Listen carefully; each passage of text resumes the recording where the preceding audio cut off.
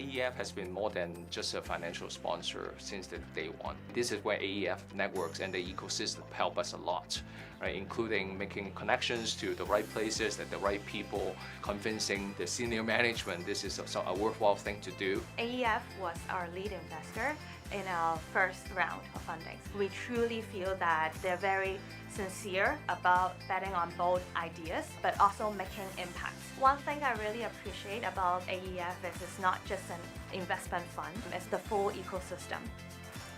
Act fast and have the grit to continue to pursue your dream.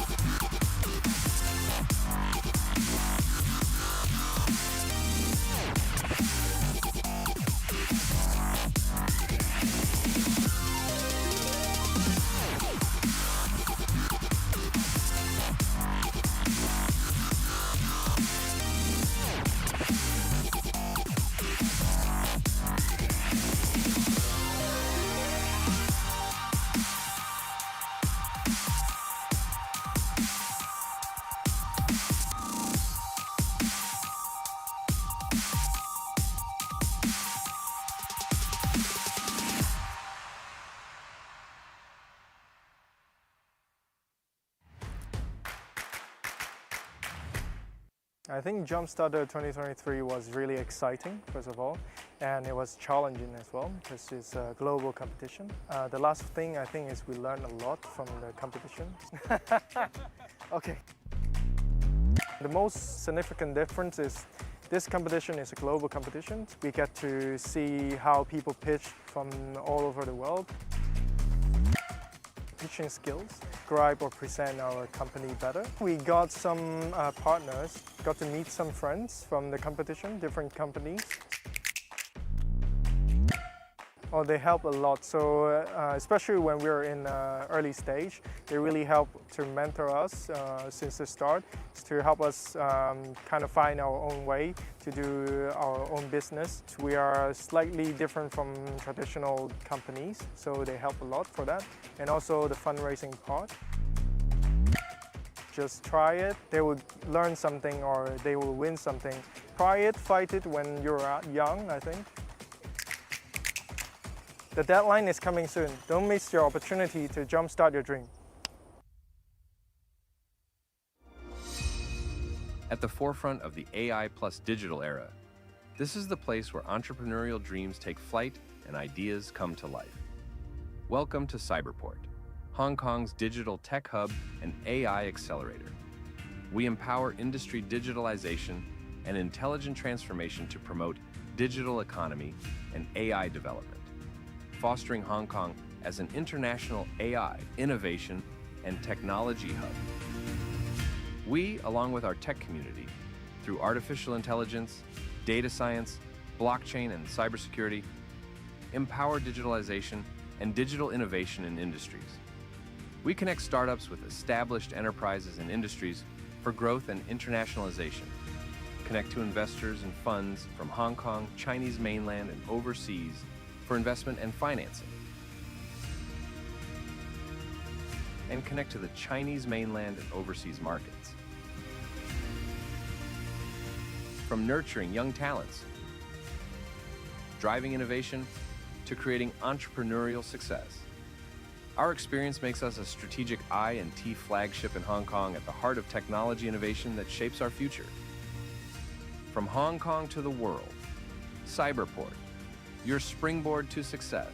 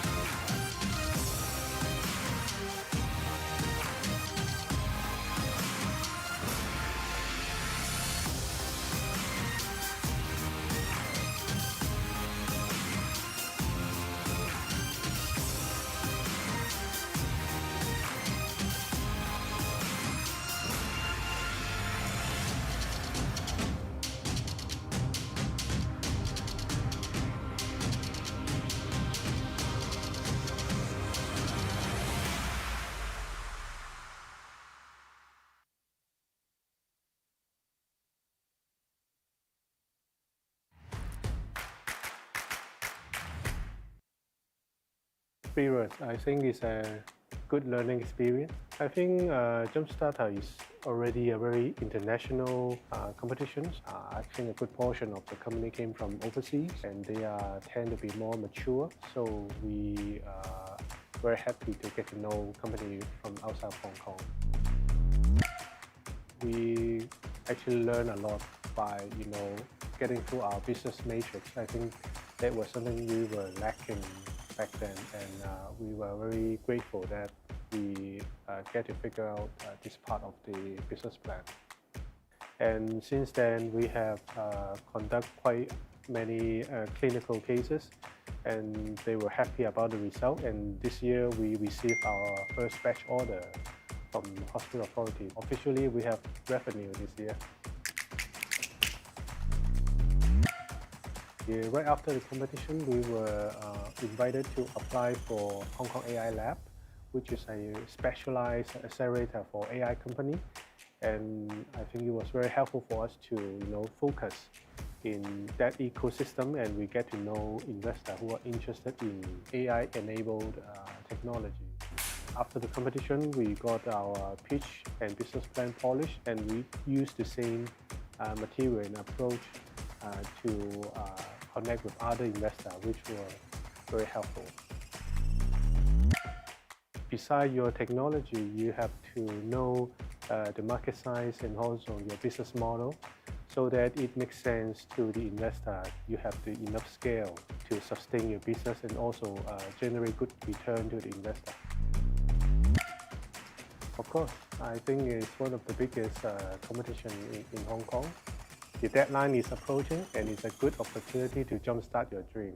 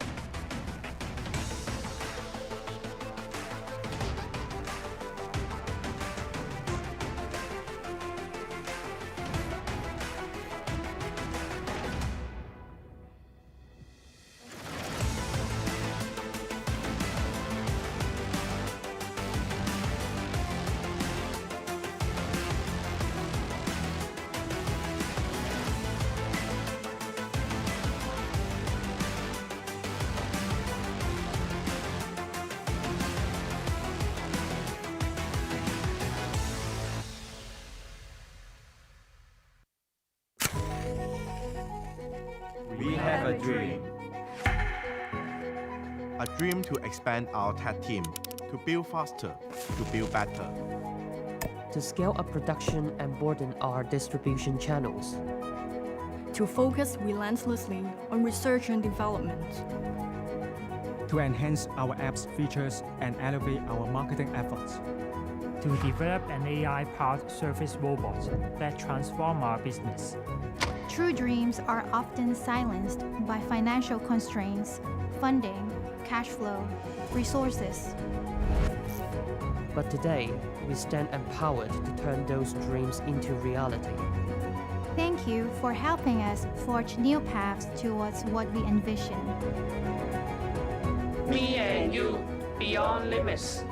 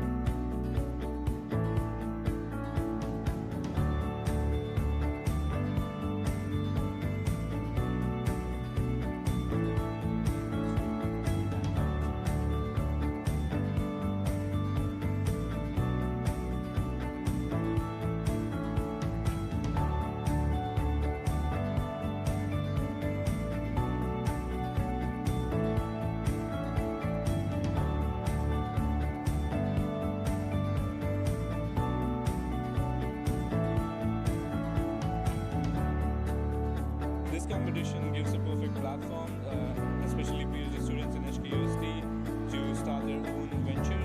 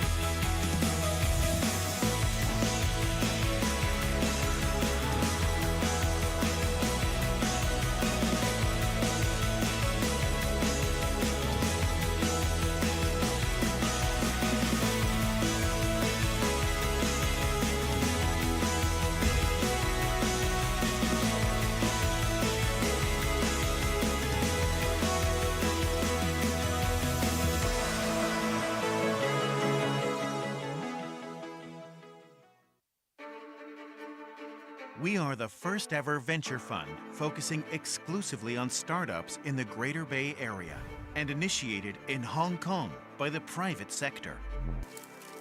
Taking the lead to connect startups, corporates, and investors. Making the leap to the Greater Bay Area.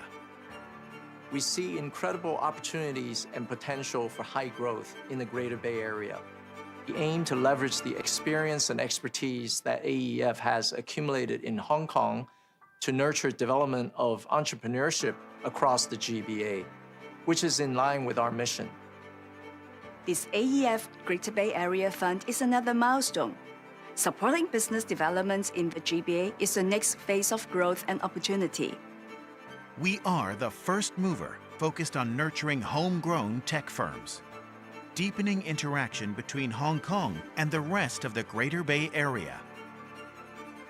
Our investments target startups in all phases of their life cycle, from the early stages to the growth or expansion stages. In Hong Kong, we fund growth stage companies' further expansion into the GBA region. We are seeking the talent in the Greater Bay Area for our company expansion, from the strong financial talent in Hong Kong to the technology talent in Shenzhen. We hope to bring all together to create a world-class company. Bringing entrepreneurship, innovation, and collaboration together across the Greater Bay Area. We are the AEF Greater Bay Area Fund.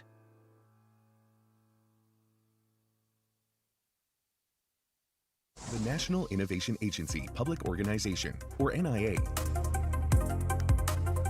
under the Ministry of Higher Education, Science, Research, and Innovation, plays a crucial role in strengthening the national innovation system to increase sustainable value. Our key missions are promoting the creation of a national innovation system, creating opportunities to access and utilize innovation infrastructure, enhancing innovation skills and capabilities, under the role of a focal conductor with strategies in 4 aspects. Driving the mission through 4 main mechanisms: Groom, Grant, Growth, and Global. The National Innovation Agency is committed to supporting and connecting all sectors to enhance access to funding sources from both public and private sectors. Our goals are to increase the number of innovators and entrepreneurs, enhance their potential, expand market opportunities both domestically and internationally, as well as build a strong Innovation Thailand brand that is ready to compete on a global scale. NIA, leading Thailand to Innovation Nation.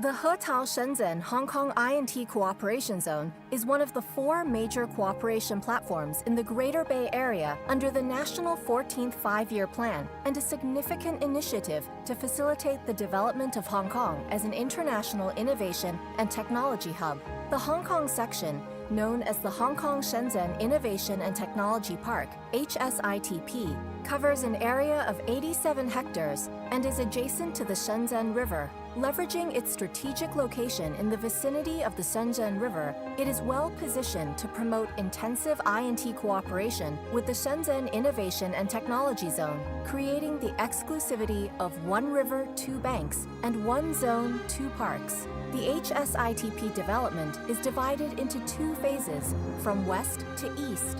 The estimated total floor area of the first phase is 10 million square feet, which will include office and laboratory buildings ranging from single-story and up to 30 to 40 stories high, focusing on research, academic, industry complexes, and top-notch facilities built for new technologies and advanced manufacturing.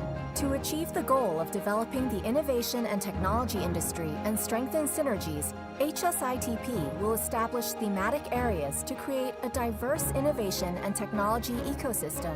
The park will offer visitors accommodations, commercial facilities, and other supporting amenities, aiming to create a vibrant and sustainable new community to support cutting-edge wet laboratories and InnoCell nestled in the midst of greenery.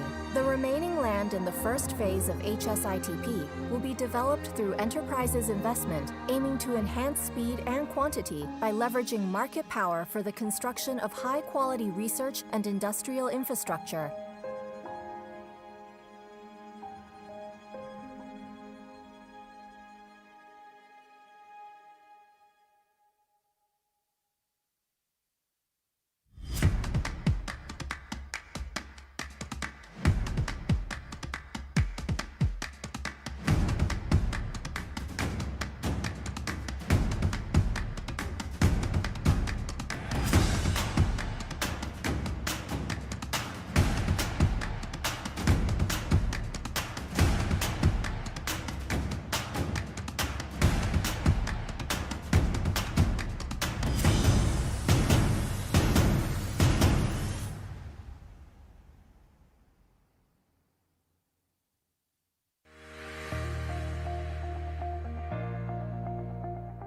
成個基金咧都係即係得一個條件嘅啫，就係話幫助香港嘅初創環境。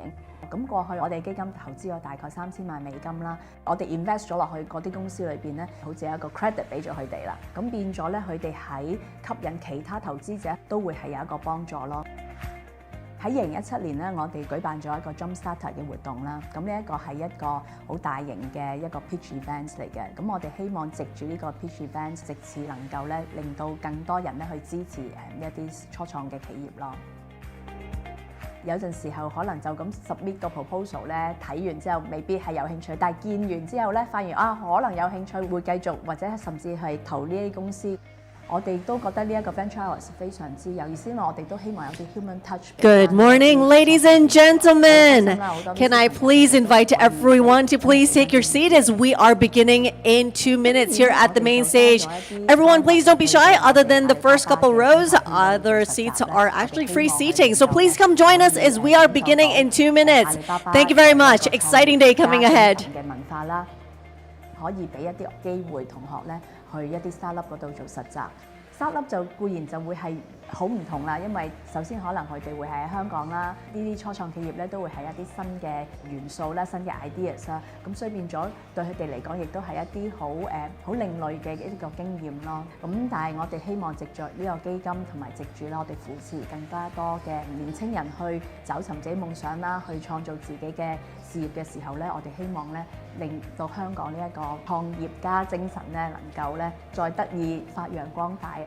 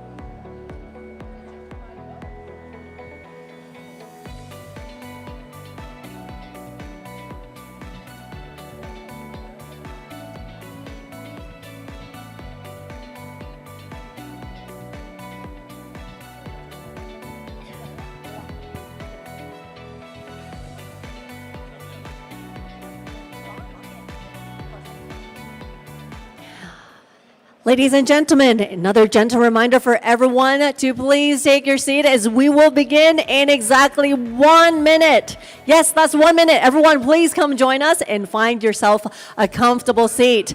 Thank you very much, and we will see you shortly.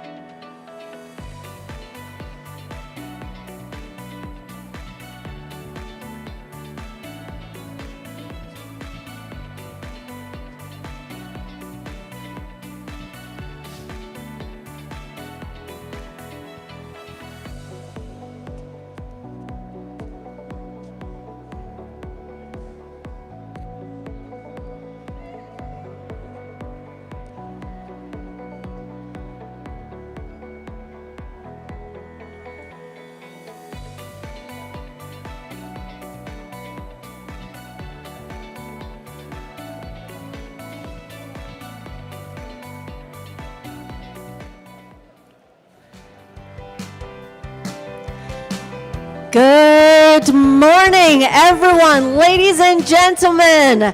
Very, very warm welcome to the JUMPSTARTER 2026.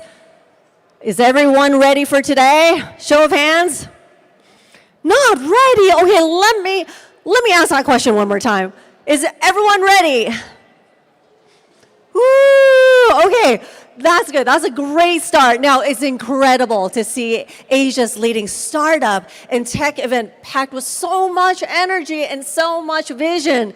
Huge thank you to our funding organization. Of course, that's the Innovation and Technology Commission, as well as our strategic partners. We have the Hong Kong Cyberport Management Company Limited, Hong Kong Science and Technology Parks Corporations, and of course, we also have Hong Kong Shenzhen Innovation and Technology Park for making this possible. Everyone, let's put our hands together just to show some appreciation to them for turning this into reality. And thank you very much for being with us, all of you. We also like to extend our sincere gratitude to the Institute of Sustainability and Technology for their support. And before we begin for today, just to introduce myself, my name is MC Melody. I will be with you all of today and all of tomorrow. So everyone just buckle up because it will be a very fun 2 days coming ahead. Now, with that aside, everyone, to officially kick off today's journey into the agentic AI era, everyone, I need you to put your hands together with me to a warm welcome to the heart of our organizing team. Ms. Cindy Chow, Executive Director and the CEO of Alibaba Hong Kong Entrepreneurs Fund. Everyone, let's put our hands and welcome her on the stage for the opening remarks. Cindy, thank you so much, and I will hand the stage over to you.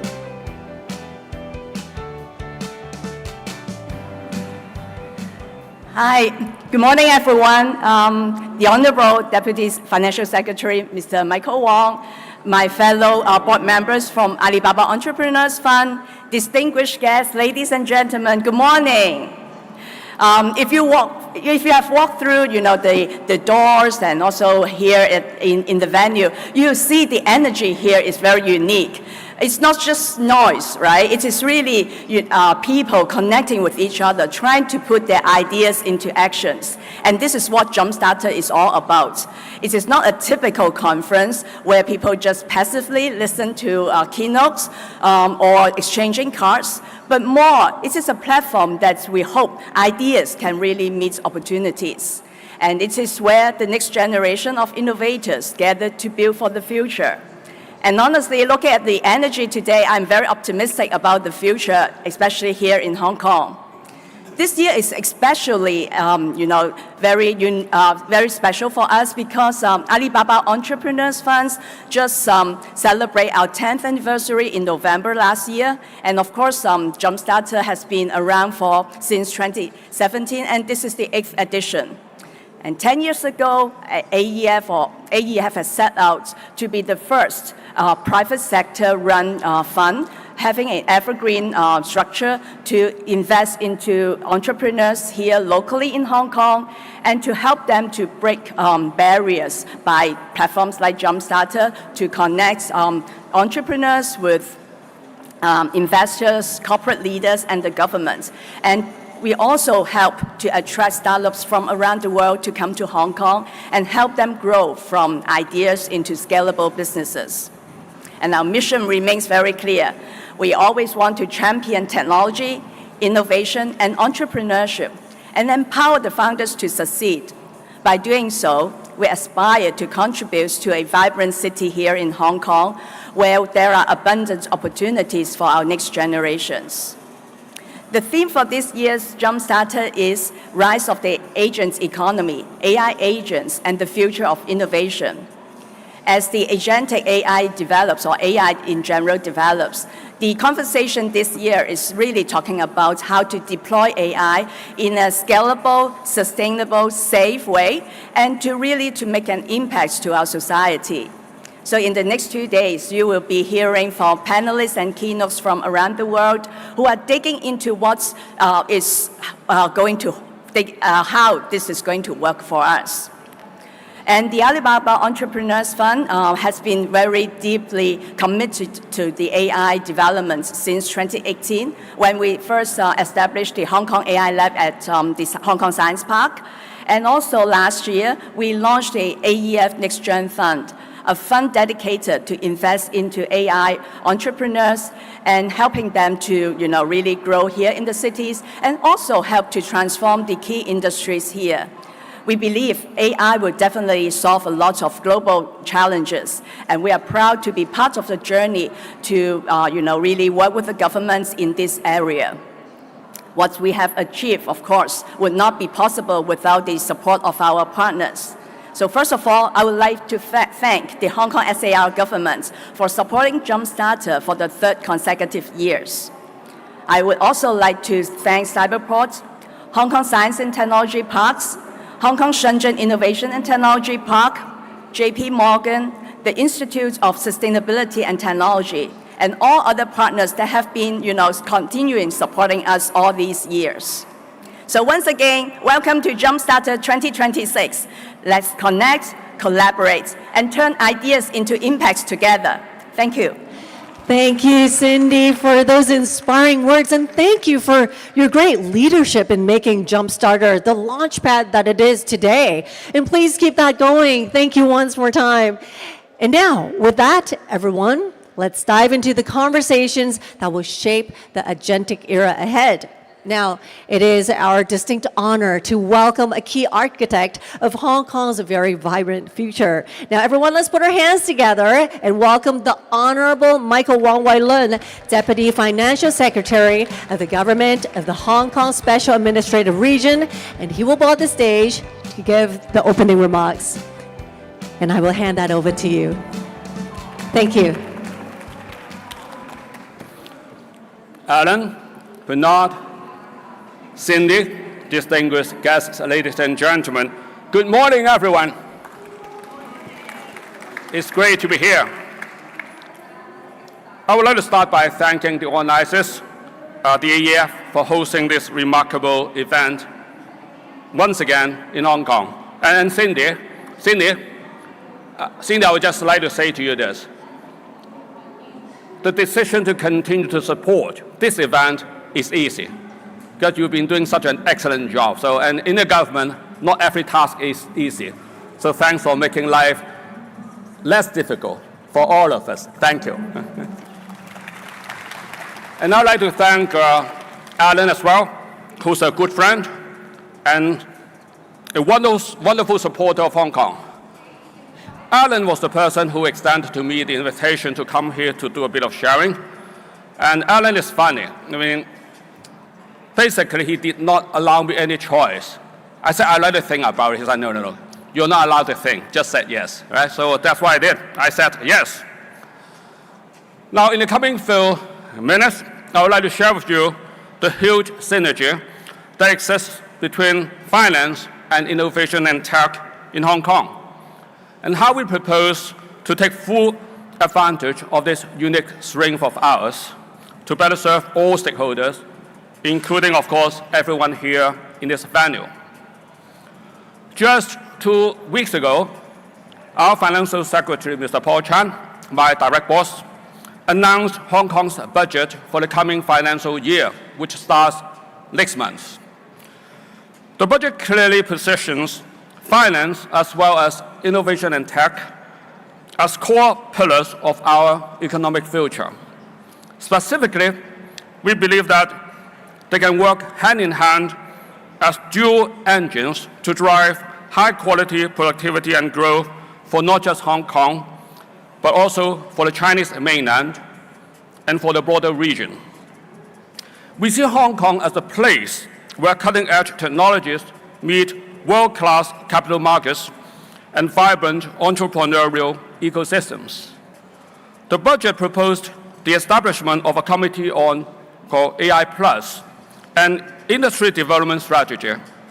This committee will be chaired by the Financial Secretary himself and will bring together experts, academics, and business leaders to accelerate AI-powered growth across key sectors in Hong Kong. And our current thinking is that the committee's initial focus will be on life and health technology and on embodied AI. We also recognize that technology on its own is not enough. Efforts will thus be made to ensure that Hong Kong has enough talents with the skills and vision necessary to harness the full potential of artificial intelligence. And we are committed to raising AI literacy across our community and to investing heavily to upskill our local workforce and to attract international innovators.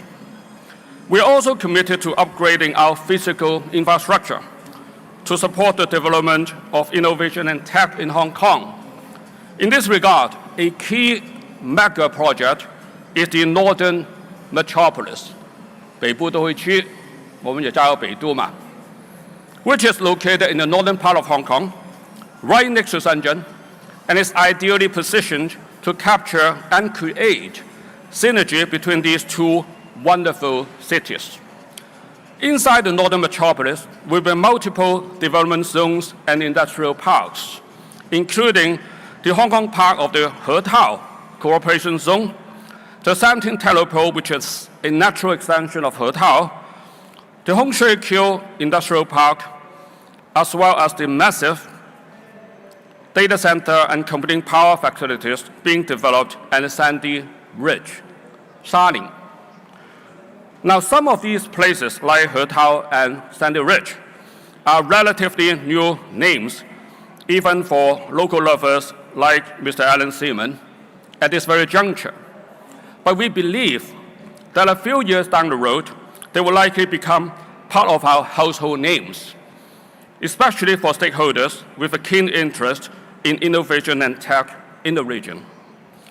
They will, together with other more established clusters in Hong Kong, like the Science Park, like the Cyberport, form a comprehensive ecosystem that supports the rapid development of our innovation and tech communities, as well as attracts more and more overseas tech enterprises to come and build a long-term future in Hong Kong as our close and equal partners.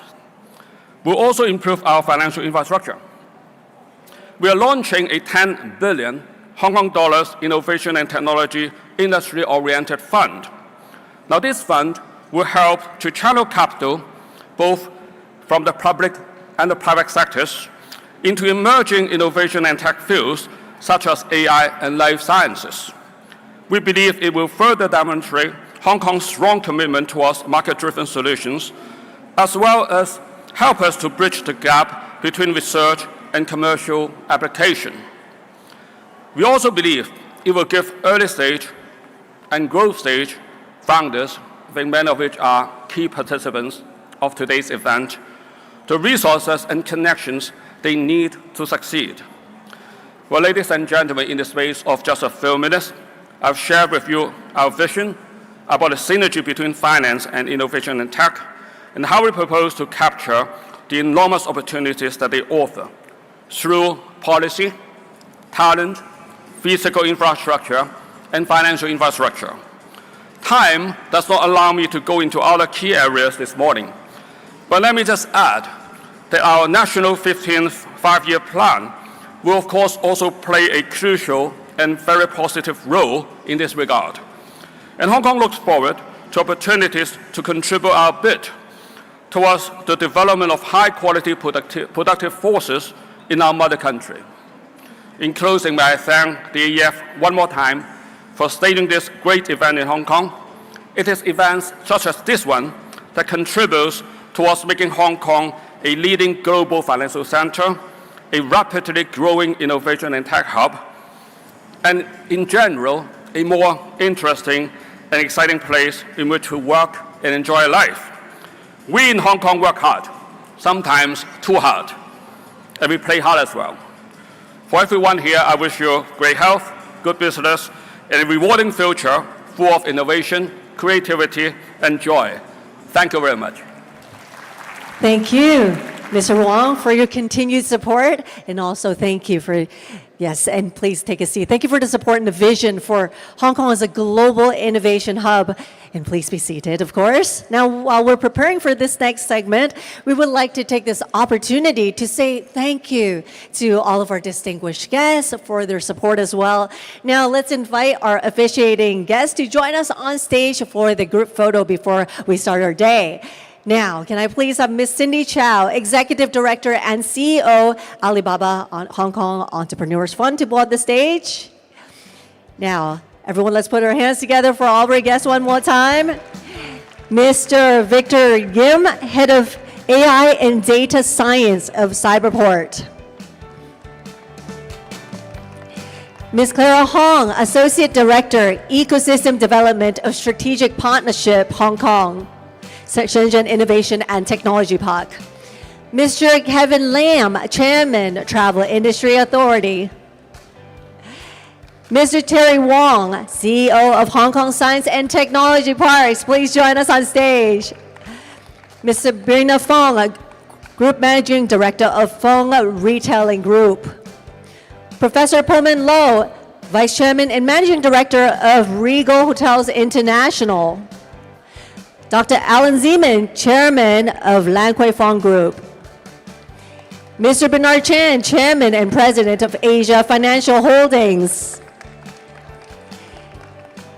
And also, coming up, can we please invite our guest of honor once again, the Honorable Michael Wong Wai Lun, Deputy Financial Secretary of the Hong Kong Special Administrative Region, to come on stage. All right. Now just make sure everyone is in the correct standing position for the photo. Please follow the instructions from our photographer and from our lovely staff. Okay. I think we'll be taking quite a few photos, so everyone.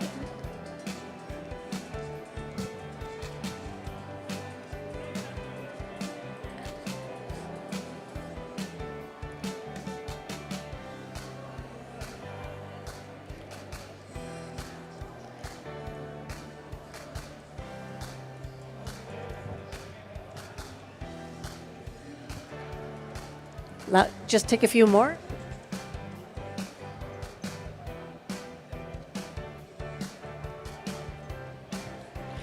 I know we got a lot of cameras here, so everyone please hold on to your smiles. We also have video going on too.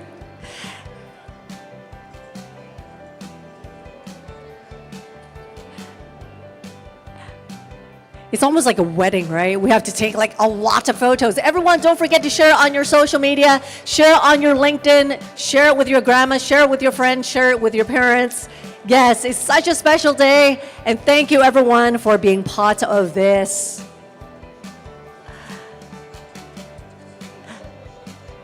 I love it.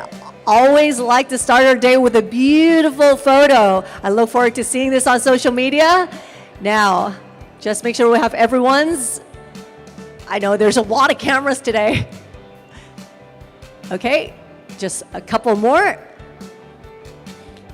And just let me know when you guys are done so I make sure everyone have their perfect photo. Okay. All right, let's give them a big round of applause again. Thank you very much. Everyone, please be seated. Thank you, thank you, thank you. Everyone, please light the stage. Thank you. As we will begin our next segment, I will send everybody off to please take your seat, everyone. Thank you. Whichever way is fine. Love it. Love how we're starting a day in such a great tone. Now let's set the stage intellectually for everything you'll experience today. Now, we often talk about AI as a tool, huh? But what if it becomes a customer? What if the next big sale isn't to a person, but to an algorithm? Yeah, actually, we hear that sometimes. Now, to explore this groundbreaking shift, please welcome a true visionary, world-renowned CX evolutionist, Ms. Ketcha Forbes. She'll unveil a future where robots and AI act as autonomous buyers. Everyone, let's put our hands together and welcome her on stage. Ketcha, please join me on stage. Looking forward to hearing from you. I'll hand it over to you. Good morning. Thank you. Good morning, everyone. Good morning. It is my absolute privilege to be here as your opening keynote for JUMPSTARTER 2026. Thank you so much for having me. All right, get ready for your minds to be blown. We have spent decades architecting our businesses for human customers. We've designed for emotion, we've designed for delight, we've designed for moments that matter. And for a long time, that was enough. But I'm here this morning to tell you that the customer is changing. Your next customer will not read your carefully crafted copy. Your next customer won't visit the websites or the apps that you've created.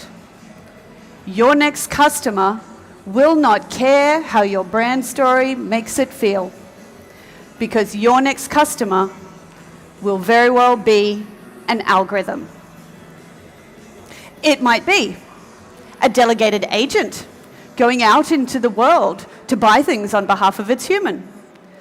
It might be an autonomous vehicle that can book its own services and buy its own tires. It might be an AI procurement platform that has $10 million to spend this quarter and wants to close contracts without a human involved. And they're not going to care about your story. They will only choose you if you make sense to them in code. So, what does it take to get chosen by a machine? What does customer experience even look like when the customer is no longer human? I like to ground these in a little bit of a scenario and take them for a spin. So I'd like to introduce you to my agent, Tyler. Let's see how Tyler chooses. Good morning, Tyler. Hello, Katya. Tyler, I need new moisturizer. Done. I ordered Glow Protocol. It will be delivered on Thursday. Okay, well, how did you pay for it? Your tokenized credential via Alipay AI Pay within your personal care parameters. It uses the Agentic Commerce Trust Protocol. It works and processed 120 million transactions last week. Your card was never exposed. Single-use token, transaction-specific, bound to your parameters. I executed within every boundary you set. Well, that's awesome, but don't I normally buy Skin 42? You do, but you've told me sustainability matters. You've told me fair trade matters. Skin 42 hasn't encoded either in a way I can read. Glow Protocol has machine-readable sustainability credentials, verified fair trade data, and ranked highest on your values profile. All right, that's good. I'm glad you matched to my values, but you just dropped the brand that I've bought before. Correct. They were removed from consideration.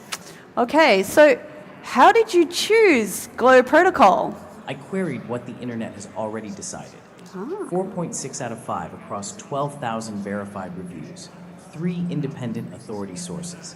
It ranked highest on trust signals and values credentials. Okay, well, did you visit their website?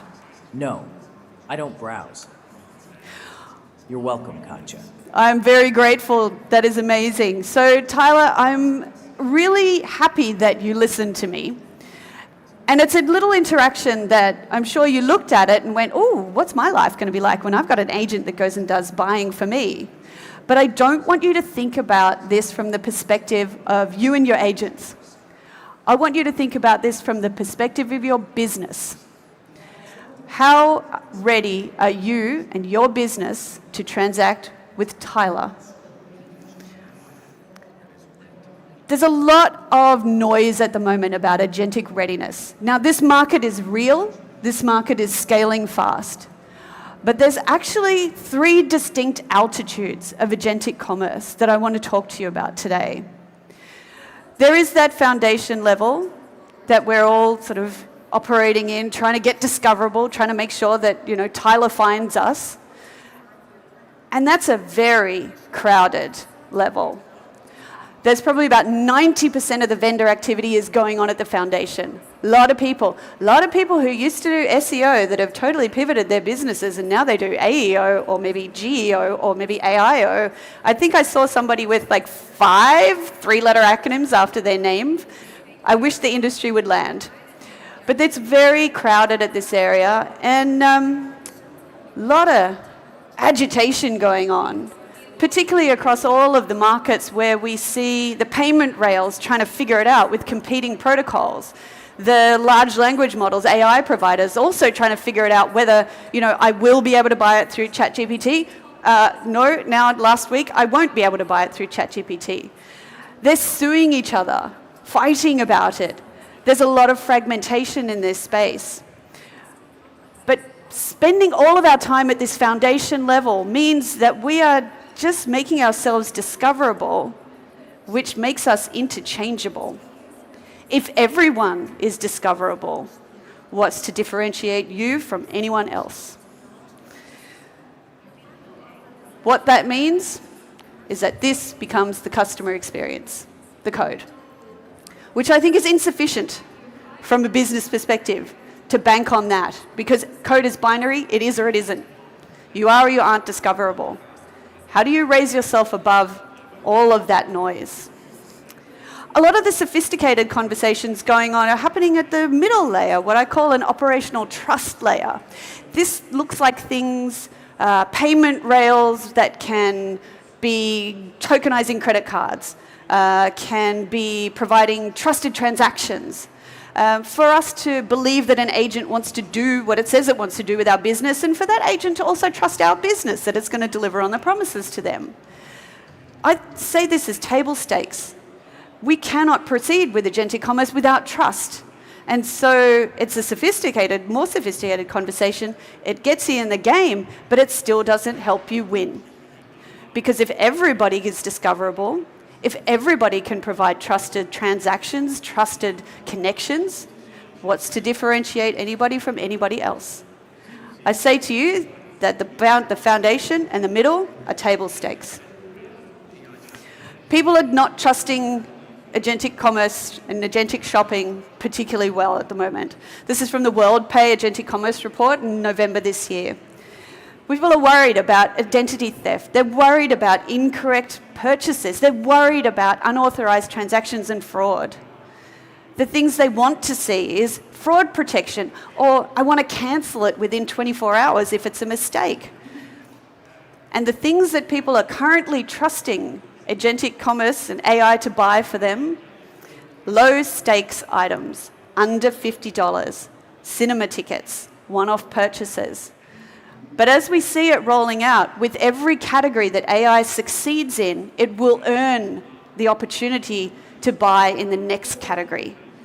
We'll go from buying movie tickets to booking and paying for flights, to perhaps something more large, more expensive.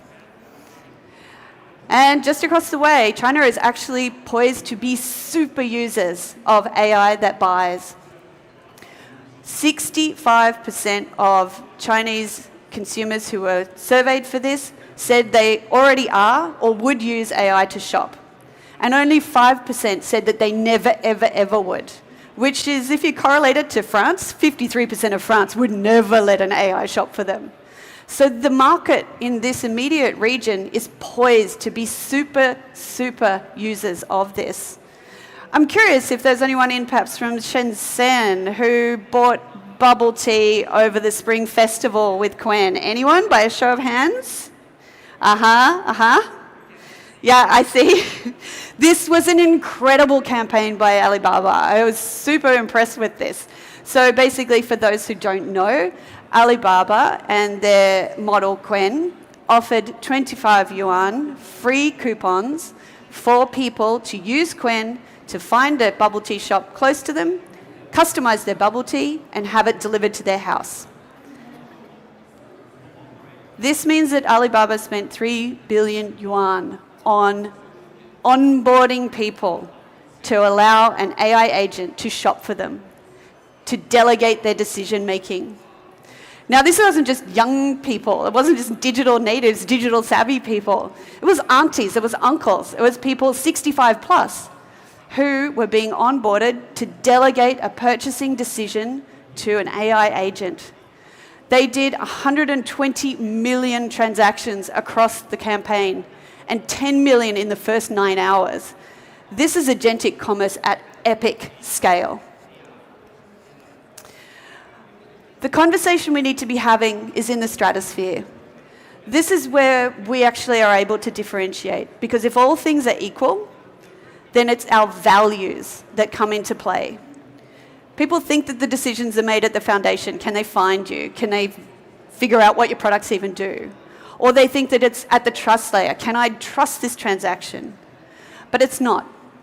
The decisions to differentiate are made at the stratospheric level, where you signal your values in machine-readable, machine-understandable context. Patagonia is an amazing example of this. They have the Footprint Chronicles, where they publish all of their data about their recycled content of their clothes, where they publish their reusability, their repairs. So when I go and say to Tyler, I want a sustainable brand for my new jacket for climbing, the mountains that I'm obviously going to climb, Tyler then can go and find data that says that aligns with my sustainability values, and will choose Patagonia over and above everything else that has trust and discoverability. So think about your own businesses. What are you trying to do with them from a values perspective, and how clearly are you signaling them so that you can stand out? We speak very emotionally to humans when we try to get them to buy something. This is Visa with their travel Visa card saying, if you choose this card, you can be the person who gets massages in the rainforest. This doesn't make any difference to Tyler. Say I send it out into the world to find me a card, a travel credit card, and tell it I care about sustainability, all other things being equal, unless this card is signaling the values that the organization has, Tyler will just go right to the bottom, race to the bottom on price, race to the bottom on whatever that lowest common denominator is. The consumer angle of this is pretty easy to get your head around. But I've done a lot of work in B2B and corporate and investment banking, so I do want to take you for a little spin through that. I admit it won't happen in a conversational interface, but let's say for the entertainment value, we'll do it that way today. You have been identified as a potential vendor for supply chain automation across a distributed logistics fleet operating in the Asia-Pacific region. Okay, so who do you represent? I represent Node 741, an autonomous procurement agent responsible for optimizing fulfillment for 36 drone networks and their associated logistics systems. I operate with a purchasing authority exceeding 10 million USD this quarter. Well, okay, what are you evaluating me on? 3 data points. 1, maintenance API reliability must exceed 99.98%. 2, emissions per shipment below 20 grams of carbon dioxide equivalent in line with our sustainability benchmark. 3, predictable latency with under 2% deviation. Ready to ingest your schema for evaluation. Okay, so you might think this is a far distant future. This is in market today. Walmart's been running AI procurement since 2022, and they now are operationalizing it to close contracts with more than 70% of their vendors without a human getting involved. In their pilot, 3/4 of the vendors actually preferred to negotiate with the AI. Walmart also has sustainable sourcing as part of its procurement. And so if you imagine that it's sending its AI out to find things to stock in its store, it can discover them, sure. It can discover all of them. It can perform trusted transactions with them, sure, easy. But the ones that signal their values are the ones that are going to make it past their responsible sourcing criteria and guidelines and be selected. So this isn't just a consumer thing, this is B2B as well. For the first time in history, companies are actually going to manufacture their own customers. Smart cars, autonomous vehicles, they're customers. They know it's got a flat tire before you do. They book a place to go and get it fixed, they give you the directions and off you go. They can tell when you're going to be late home. They can buy something at your favorite restaurant on the way home, direct you to stop there so you don't have to cook. This is the first time ever where we are creating customers. And future casting even further, machine customers are going to serve their own needs. Robots are going to need to acquire things for themselves. Robots are going to need to serve their own issues if they have them. We have autonomous factories already that have predictive maintenance that are able to order parts for themselves without humans involved. Does this mean that we have to have legal personhood for our machine customers? How do we hold them accountable for their actions? There's a lot of really interesting space for us to explore here. And there's more machines in the world now than humans that can act as buyers. 7 billion phones, watches, printers, smart homes that are able to buy on behalf of either themselves or the humans. So my question for you is, who's the customer really? Who's your customer? What is your business going to be doing? Will it be creating customers? Will you be building the agents that buy, the robots that buy? Will you be serving those customers? Is that your business model? Or perhaps you're creating a marketplace for them all to come and interact. Thinking about machines, AI as a customer expands your horizons for what your business can do. Everything we build for the human moment, speaking to emotion, fails at the machine moment. Machines need machine precision from us. Scarcity, social proof, left digit bias, all of those psychological tactics, none of them work. This means we have to reorchestrate our customer journey entirely, but not like this. Prompt injection is not the answer here. I encourage you to use your powers for good. Think about the ways that you can actually create a customer experience for the machines that want to shop from you. And we need to evolve that machine customer experience. I have got some pushback on this terminology, so I'll have a quick explore of those. So, machines are not humans. They can't have experiences because they don't have emotions. There's no such thing as machine customers, which drives me absolutely wild and puts me into like mad eye roll territory. Okay, let's handle those one at a time. They don't have experiences, they have processes. Yes, true. I am not suggesting that machines are able to feel joy or pain or any of those things. But what I am saying is that experience comes from experientia, which means trial or test. Every data exchange they have is a trial. Every transaction they try is a test, the outcomes of which can be designed.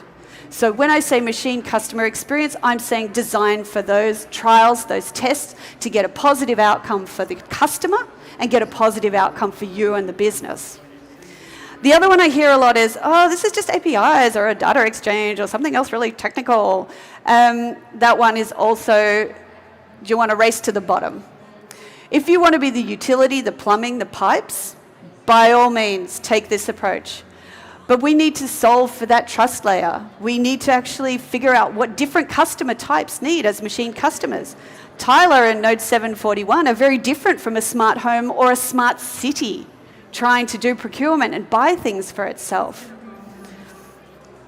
I'd like to just also have a little bit of a play with what happens when this goes wrong and we don't do this well and we don't do this in a considered fashion. Back to Tyler. Alert. Your Alata organic cleanser listing contains false data. Hey, what do you mean? They advertised certified organic cleanser. I cross-checked their claim against the official organic database, company records, and certification registries. 0 matches. They lost organic status 14 months ago. Oh, so what did you do? Transaction halted, violation reported. Alata blacklisted. Their trust score dropped from 94 to 61. That's below my threshold. Okay, well, blacklisted, that seems pretty harsh for one error. Data integrity is binary. It's either verified or not. I shared this finding with the agent network. Within 6 minutes, 312 other agents flagged them. Their machine customer traffic will drop 68% by tonight. Okay, so no second chances. They can restore access by correcting their data, implementing verification systems, and proving 90 days of accuracy. Okay. Until then, I've sourced your cleanser from Green Faces, certified organic, blockchain verified supply chain, 99.7% data accuracy. Well, what do you reckon it cost them? Alata's cost for this data error, 180-day exclusion from machine customers. Estimated loss, 1.47 million in agent-driven sales. Your verified organic cleanser arrives at 6 p.m. Ah, well, at least I get my cleanser. If you think this is not coming for you, think again. The red there is B2B, B2C, C2B, C2C, our traditional e-commerce space. If we add agents to the mix, Tylers, Node 741s, if we add things to the mix, cars, robots that can buy things, we have 3 times more business model space for us to play with. And Gartner predicts this by 2030, that's 4 years out, is a $30 trillion opportunity. I also don't want to leave you here today with nothing to do. That is an unkind thing, I think, is to drop the future on you and go, good luck with that. So I have a couple of gifts for you. My first gift is an assessment that you can do on your own businesses. Phones out, there are QR codes. This is a model that was pulled together by a collaborator in New York, Jeff Gibbons, who has created this that will assess how ready are you from an agent perspective. It's all right, you'll get another chance. We are writing the rules for a new economy, so we want to do this really thoughtfully. What matters tomorrow is designed today, and you are the people who are the entrepreneurs of the future, so please do this thoughtfully. I work out loud on this. I have a lot more goodies that I have put in there for you, and I'm really happy to connect with anybody, speak with people on LinkedIn to take this conversation further. Thank you so much for having me here today. It's been my privilege. Thank you. Thank you, Katja. I wish we had more time, but thank you very much for the sharing and also for completely reframing how we see the future of commerce. That was definitely mind-boggling.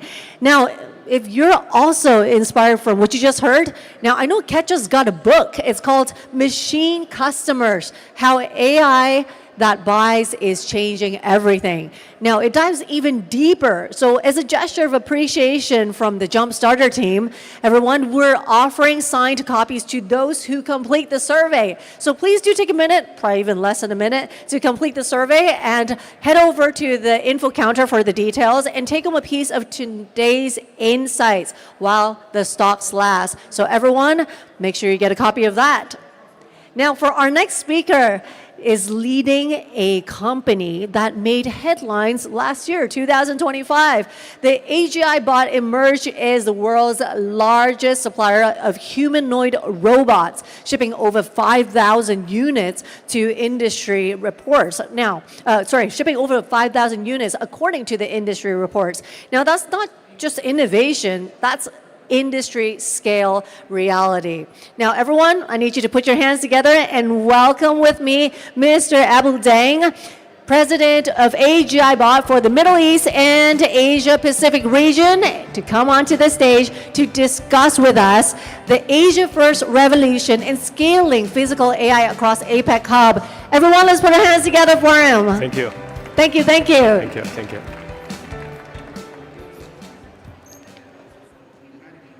distinguished guests, industry leaders and executives, ladies and gentlemen. My name is Abel Deng, the president of Middle East and Asia Pacific of RGBot company. It's a great honor today to be here to join the JUMPSTARTER 2026 to share some of our insights and opinions about how together we can promote the scaling AI and robot industry development in Asia Pacific region. Before we start, let's take a moment to reflect the long journey, the human society development, and especially the technology revolution. As we all know, for quite a long centuries, before we call agriculture revolution, we control the fire, we use the stone tools, which is sparkling the development from humanity to the civilization.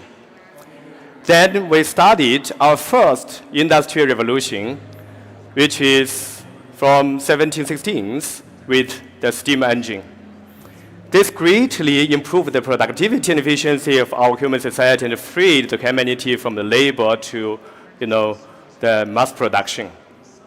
And then, starting from 1910s, we stepped into the second industrial revolution with the electric motor, which we call electrification. This continued for almost 70 years.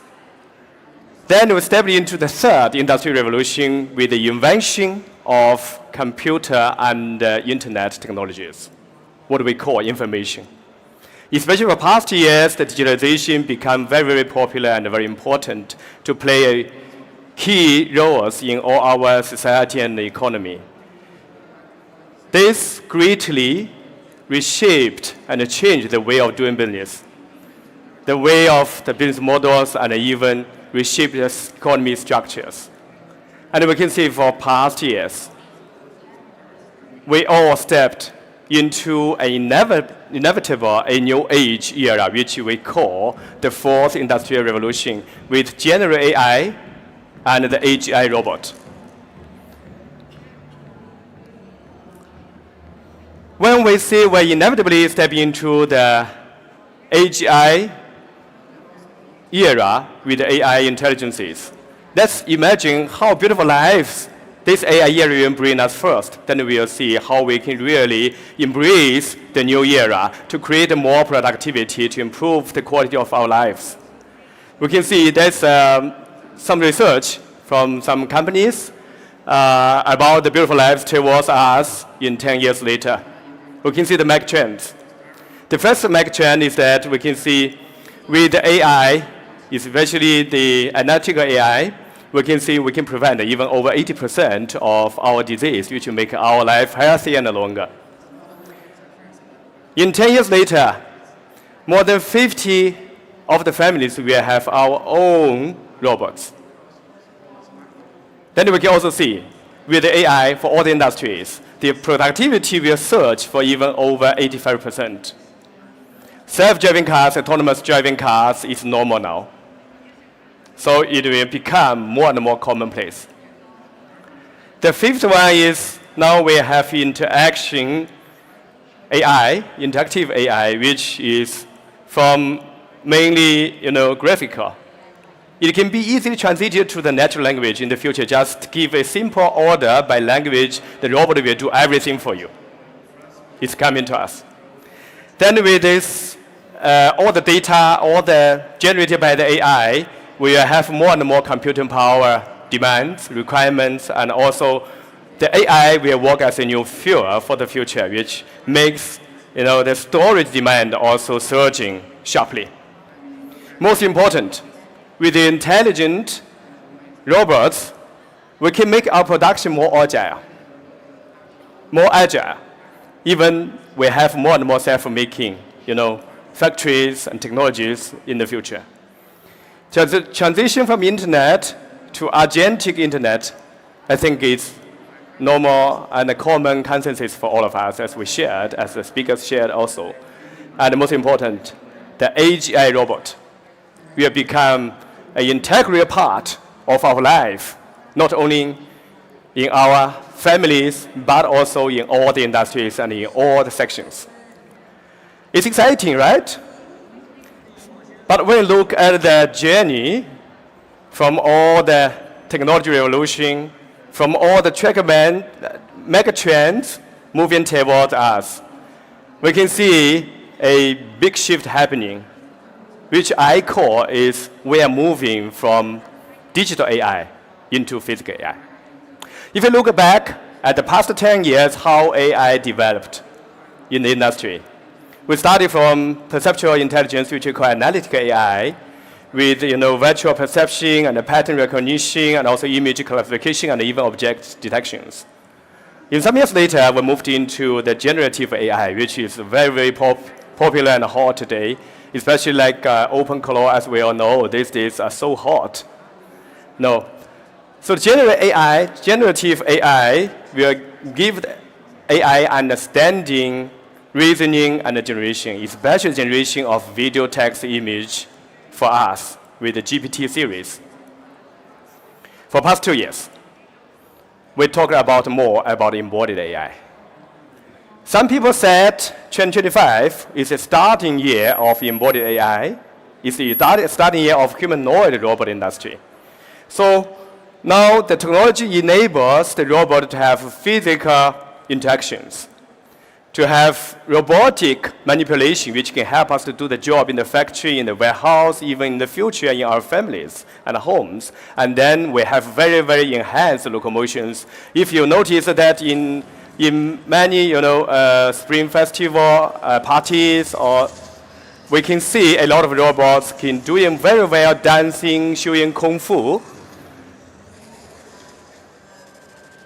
When we talk about embodied AI, we also experienced very exciting journey for four generations, starting from remote control to industry robotic arms, then to intelligent robots, and now today, as we said, the AGI robot.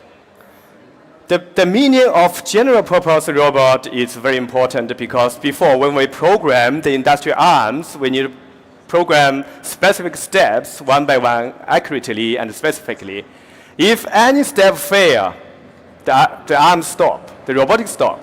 But with the general purpose, it is seamlessly coordinated from the robot body and the brain, which can understand, can perceive, and can interact with the physical world and learn from the feedback, which makes the general purpose robot and the AI can do the job by itself and adjust to any uncertainty and any change, which make everything happening, make these beautiful lives moving towards us realized and possible. Archibald Company is quite young. We were just established in 2023, February. Within 3 years, we made a lot of miracles, I would like to see, a lot of incredible milestones. The reason why and how is on this page. We focused from the beginning on the ontology, the hardware body of the robot itself, and 3 intelligences, including the locomotion intelligences, which is the movements, and also the interaction intelligence, which makes our robot can identify and perceive and understand the environment and can have very natural interaction with you. More important is the manipulation intelligence, which makes our robot doing the task, multi-scenario task possible to work in the service scenarios, in the factories, in the warehouse, and we believe in finally it can step into the family household scenarios as well. For the past 3 years, Archibald Company has achieved a lot of milestones. By the end of last year, 2025, according to Omdia and IDC report, Archibald ranked as global #1 in terms of shipment and market share of humanoid robots. We had 79% of market share in the global market. We shipped out more than 5,100 units of humanoid robots. More than that, we're the first one to launch our own Link US operation system for the robot. We're the first one to launch our open-sourced LinkCraft and LinkSoul platforms, which is zero coding platforms, open-sourced to all our partners, customers, and users. Meantime, we have our robot, which is also the only one, the first one to got the Guinness record, world record, which our A2 robot walked from Suzhou to Shanghai continuously for 3 days and nights for more than 100 kilometers, which shows the durability and the outstanding performance of our robots. So all these capabilities shows not only our strong competitiveness and capabilities of our robot, but also our determination of openness and collaboration for partners, because only if we created the real ecosystem in embodied AI industry, we can develop, we can succeed together. So please, let's have a short video about our products and robots too. Yeah, please.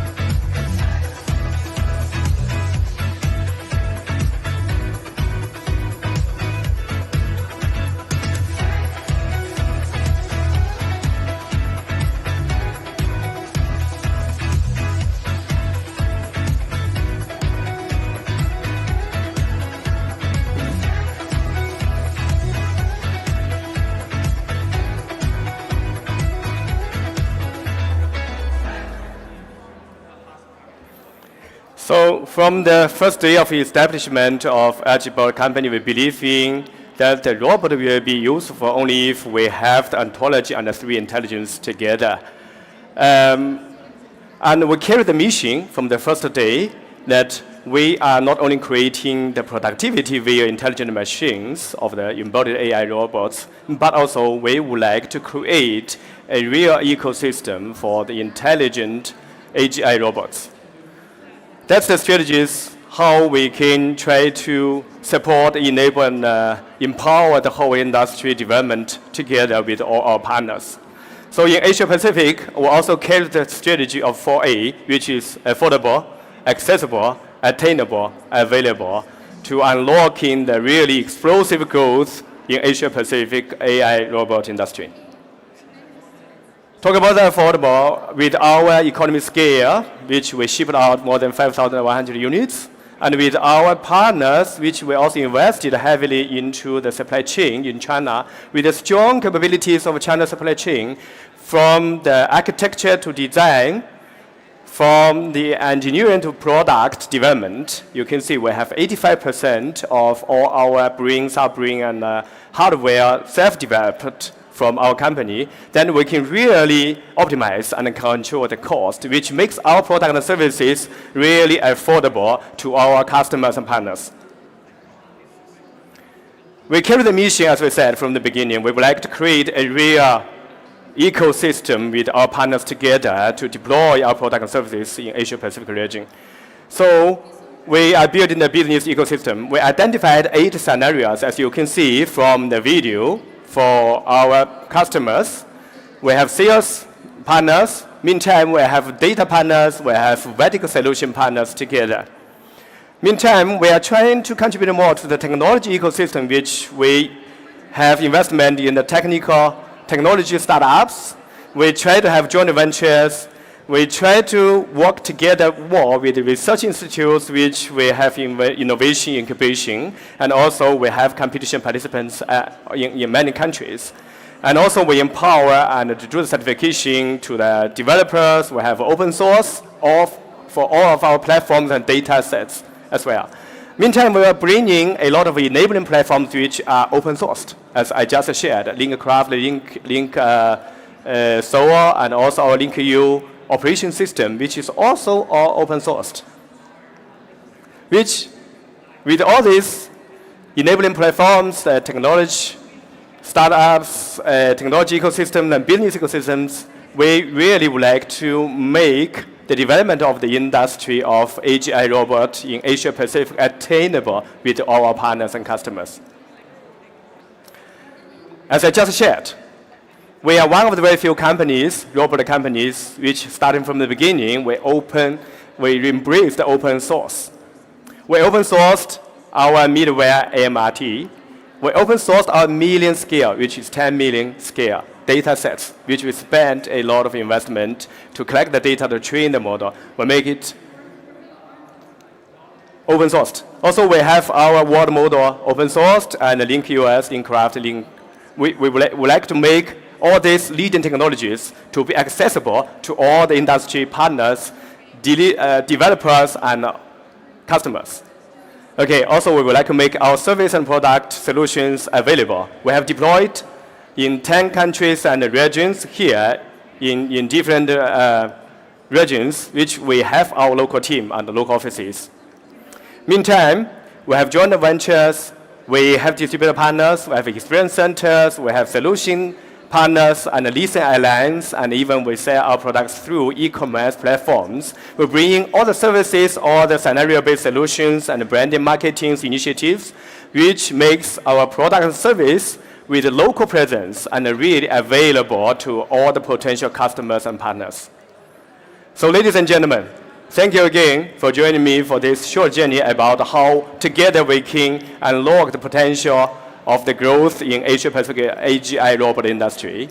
With all our products, which you can see in X02 behind you, we have some robots here, and every 2 hours they will dance for you with A2, X2, and we have G2, D1, C5, the full stack of series of products. We would like to make all our solutions, products, and services affordable, attainable, accessible, available. By doing so, we truly believe so with all the partners participated, with all our ecosystem platforms deployed, with all the leading industry players joined together, truly we can unlock the growth potential of Asia Pacific. Truly we can create unlimited productivity via the intelligent machines. Thank you. Thank you for that sharing, Mr. Deng. Please be seated. And thank you for that powerful vision of an accessible and also a very affordable robotic future. Now let's zoom out a little bit, everyone, and let's take a look at AI not merely as a collection of tools, but as a fundamental. It's a system-level transformation that we're looking at this time. Now, to guide us through this shift, we are very honored to have Professor Dali Dao, Chief Scientist of Alibaba Damo Academy. So everyone, let's put our hands together and welcome Professor Zhao on the stage. He will take over and he will deliver his keynote with us. So everyone, let's please keep our eyes and our ears peeled as he is going to take the stage for me. Without further ado. 各位来宾，上午好。我这一趴的演讲呢将会用中文。我的演讲题目呢是 AI 的系统级应用。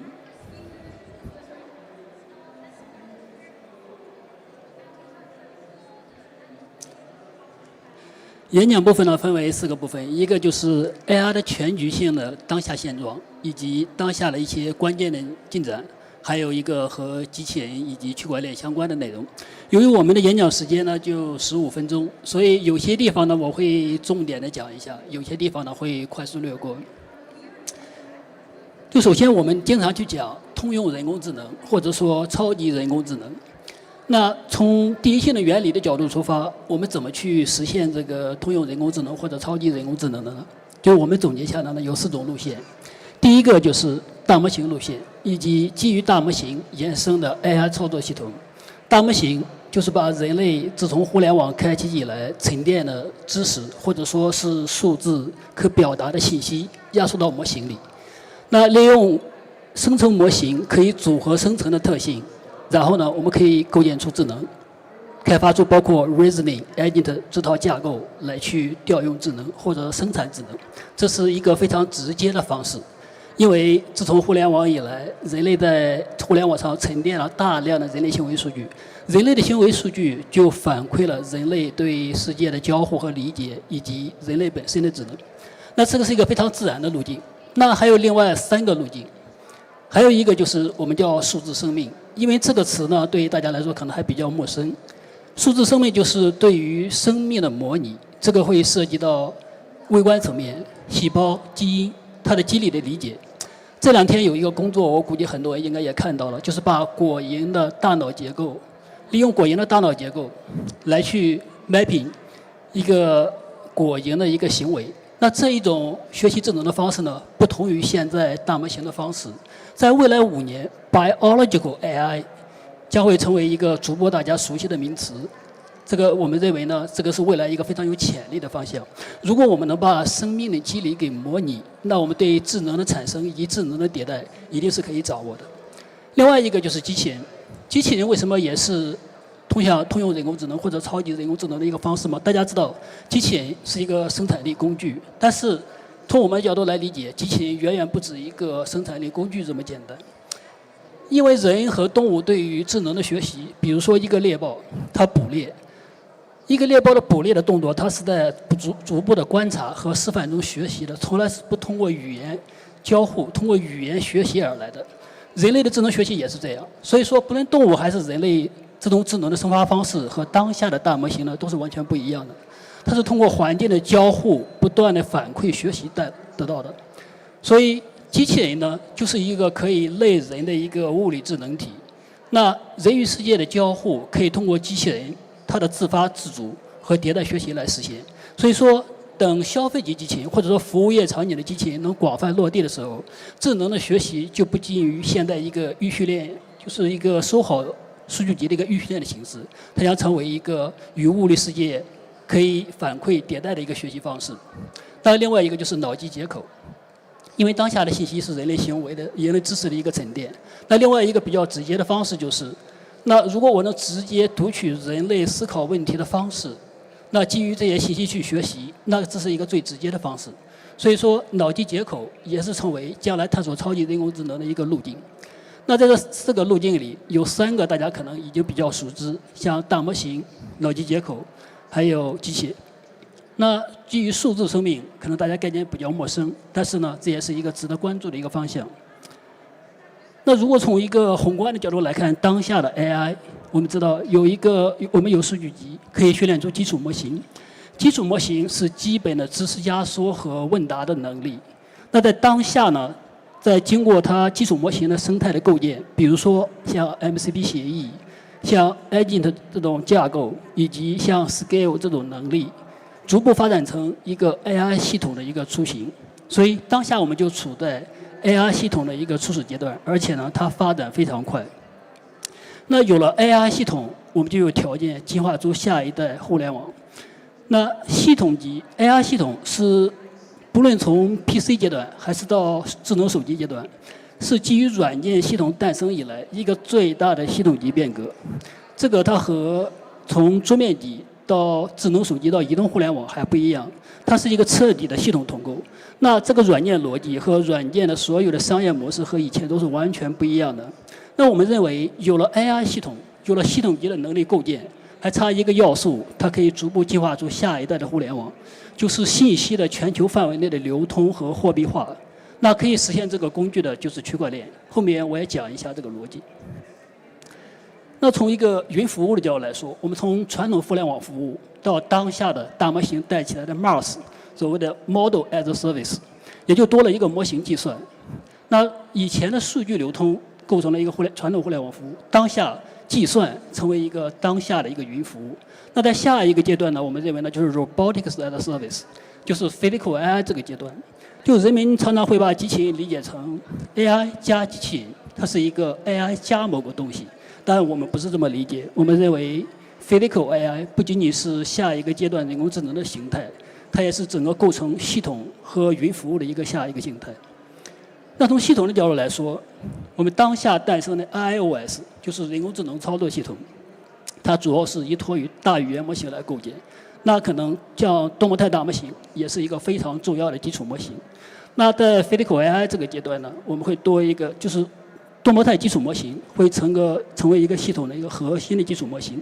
另外还会多一个维度，就是 World Model。当然，我们也可以说成是 Simulation， 是模拟。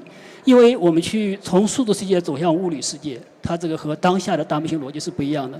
我们需要去理解物理世界的逻辑，物理世界里的规律，它都不是当下的大模型可以表达的。所以 World Model 和 Simulation 会成为 Physical AI 阶段另外一个在系统层面非常重要的基础设施和能力。另外一个，我们想重点谈一下开源这个概念，就是开源已经成为中国 AI 的一个核心竞争力。那我们认为呢，开源大家对开源的重视呢还不足够，就是还没有意识到开源真的有多重要。虽然现在当下的开源它是没法实现商业化能力的，但是呢，这个事情呢正在起变化，有2个非常重要的因素。第一个就是端侧推理的出现。端侧推理它一定是需要端侧模型，因为模型阶段和传统互联网服务不一样的地方就是，我们传统互联网提供 API 服务，你就可以实现构建整个服务的闭环。但是模型阶段不是如此，模型它需要2次开发，它需要新的数据的微调，它都需要模型权重的开源。所以说呢，在 MaaS 这个阶段，模型的开源是整个构建整个生态必不可少的一个环节。那如果有硬件的依托，硬件的爆发，对于模型的开发呢，它可以有一个物理化的基础设施。那等智能硬件蓬勃发展起来的时候，那开源模型的重要性呢会被大大放大。另外一个就是区块链会成为社会的基础设施，当下呢正在快速发生。比如说，现在美国正在让股票和证券的代币化合规。那除了这个传统金融行业，当下 AI 的基础设施同样需要区块链，后面我会专门讲一下这个事儿。等区块链能成为我们当下社会的一个生产关系的基础设施或者金融的基础设施的时候，影响力就可以被货币化，开源就会迎来商业化的时代。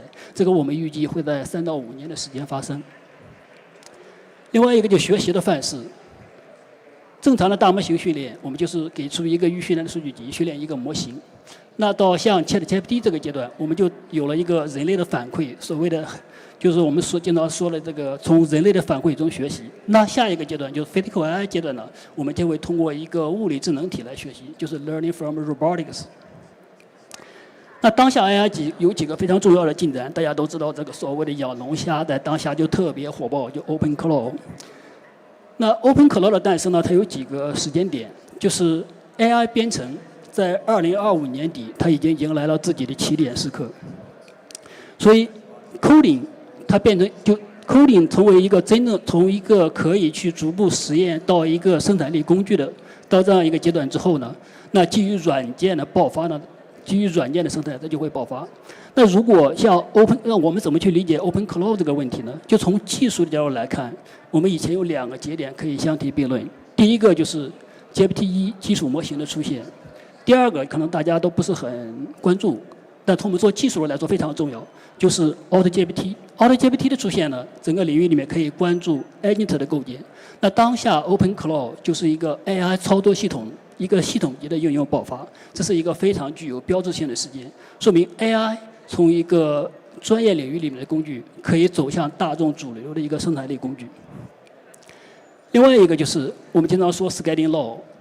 那我们知道预训练已经遇到了基于数据的原因，已经遇到了天花板，特别是大语言模型。我们通常讲 Inference Time Scaling Law。那 Inference Time Scaling Law 随着 Scales 就 Cloud 提出的 Scales 技能的出现，我们认为呢，就是在 Scaling Law 在 Inference Time 这个阶段的天花板已经被打开，因为每个人的技能、每个人沉淀的知识都可以通过 Scale 被大模型所调用。我们认为 Scale 发展的生态一旦成熟之后，它即将会成为大模型可学习的一部分。另外一个就是随着大模型服务的落地，服务的人类越来越多，对于高性能推理芯片的要求呢，将会成为一个核心的要素。比如说像 Semanova、像 Grok 这2个分别被 AMD 和英伟达收购。另外一个像 Cerberus 最近和 OpenAI 形成了这种100亿美金的合作。在未来几年里面，高性能的推理芯片将会成为最重要需求的基础设施。另外一个就是我们云服务看到的一个趋势，就是随着推理落地，整个云服务的市场会带来一个高速的成长期。但是我们同时也看到，推理正在往端侧转移，比如像英伟达发布的 DGX Spark， 像苹果的 M 系列成为当下最重要的端侧推理终端。像另外机器人芯片里面的像 Jetson Soul 就机器人的芯片。我们认为呢，这代表一个趋势，就是一个推理从云端到端侧的一个转移，一个去中心化的推理时代呢正在来临。然后这一个就是一个计算和存储的分离，因为这是个比较技术的东西，但是呢，想讲它主要是因为这个直接影响到系统架构甚至应用。就是最近 DeepSeek 发了一篇文章叫 Ingram 就是可以把一个外挂知识库成为模型端到端可学习的一部分。那它代表一个趋势演进的一个方向，就是计算和存储的分离。如果这个架构成为主流，被主流所接受，那将会引导系统架构甚至芯片架构的设计，以及存储涉及到硬件、芯片和个人 PC 的一些架构设计，它对行业的影响力会非常大的。当然，英伟达和谷歌也在从事相关的研究。另外一个就是我们知道，在传统互联网公司都在尽量能抓住在 AI 的系统级的一个入口，比如说像抖包、像阿里的千问。那我们在开发一个超级 apps， 这个呢还是延续传统互联网的思维，延续了当下 AI 的一个路径。那在 AI 时代 ，AI 的超级应用是什么样的？它 AI 的系统的这种入口是什么样的？其实现在整个行业里面也很难给出一个最终的定论。那在当下呢，正是一个非常快速迭代的阶段。那整个互联网公司、整个 AI 公司都在等着最终收敛到的一个 AI 系统、一个 AI 的超级应用的形态。那另外一个就是我们提到的一点，就是随着人类对物理世界的建模的技术成熟，以及这种与物理世界或者人机交互技术的成熟呢，将会催生一个个性化制造业的繁荣。比如像 3D 打印，像桌面级 CNC 的普及带来的个性化制造，这个呢，我们认为它将来是一个非常大的市场，但是在领域里面大家呢还不足够重视。那这个方向将会诞生新的小米，像新的淘宝。我们认为呢，就随着桌面级的制造设备普及，从工厂级成为消费级，对于制造业的影响将是巨大的。另外一个就是视觉，视觉呢将会成为 Scaling Law 探索智能的一个新的维度。比如说这里面贴的几个是视频生成模型，它就会涉及到对 World Model 的研发，以及从视频里面去学习智能的方式。那最后讲一下机器人。就机器人里面呢，就是我们重要讲几个点。第一个就是机器人不仅仅会成为生产力工具，也会成为第3台计算机，它也会成为机器人的芯片，也会成为未来的通用的推理芯片。另外一个就是大家讲做机器人会讲到这个工厂和服务级的区别。那如果你想去做 AI 算法，一定要去做与人交互的场景，与人交互的场景就是服务业的场景，工厂更趋于这种工具属性。那另外一个就是我们认为2026年机器人的数据将会带来一个飞跃的提升，就是具身智能，就 Skylin 在具身智能领域的这个应用将会在2020年呢达到我们认为呢是一个 GPT-3的一个水平。那在2027年，我们认为就这次2027年，在具身智能方向，它在基础模型的迭代和对机器人的这种操作和行为方向将会带来一个突破性的进展，最迟到2027年就会发生。那个行业里面就是对机器人现在目前算法的整体情况，或者说它有可能取得的突破呢，我们认为就是认识的还是过于悲观，反而我们去做机器人呢更偏于乐观一些。另外一个就是特斯拉的擎天柱3将会在近期发布，我们认为呢这个会成为人形机器人的一个标志性的事件。另外一个最后讲一下 blockchain， 就是 blockchain 呢，比如说我们讲 agent， 讲agentic AI。去讲agentic economy， 但是大家有一个非常基本的因素，比如说 scale， 我一个视频要学一个 scale， 学一个视频剪辑的 scale。那在 YouTube 上有一个视频博主，他有一个专门介绍怎么去剪辑电影的视频，他收费0.01美金。那我有个 agent 想去学习他这个视频怎么去剪辑电影视频。那如果比如说我在中国，那我怎么去用 agent 完成这个支付呢？那在当下的法币体系下，其实你是没法做这样一件事情的，也没法做这样一个支付。所以你这个问题不解决，下一代互联网是不可能诞生的，你只能诞生局域互联网。那这从一个大的宏观逻辑来说，就是我们整个互联网的逻辑正在发生一个变化。传统互联网是人与人的关系，在当下的agentic AI 时代是 agent 与 agent 之间的关系。那 agent 与 agent 之间的关系，首先我们要解决一个非常基础的问题：你怎么做支付？知道在传统互联网行业，中国的移动支付做得非常好，像支付宝、像微信支付。那在下一个阶段里面，支付逻辑和当下是完全不一样的。首先，你没法解决跨域点到点支付的话，你就没法构建出下一代互联网。所以说，在不仅仅是一个系统级的变革，也是一个我们整个互联网商业逻辑的一个变化。所以说，当下解决 agent 的这种点对点支付一个最好的工具就是区块链。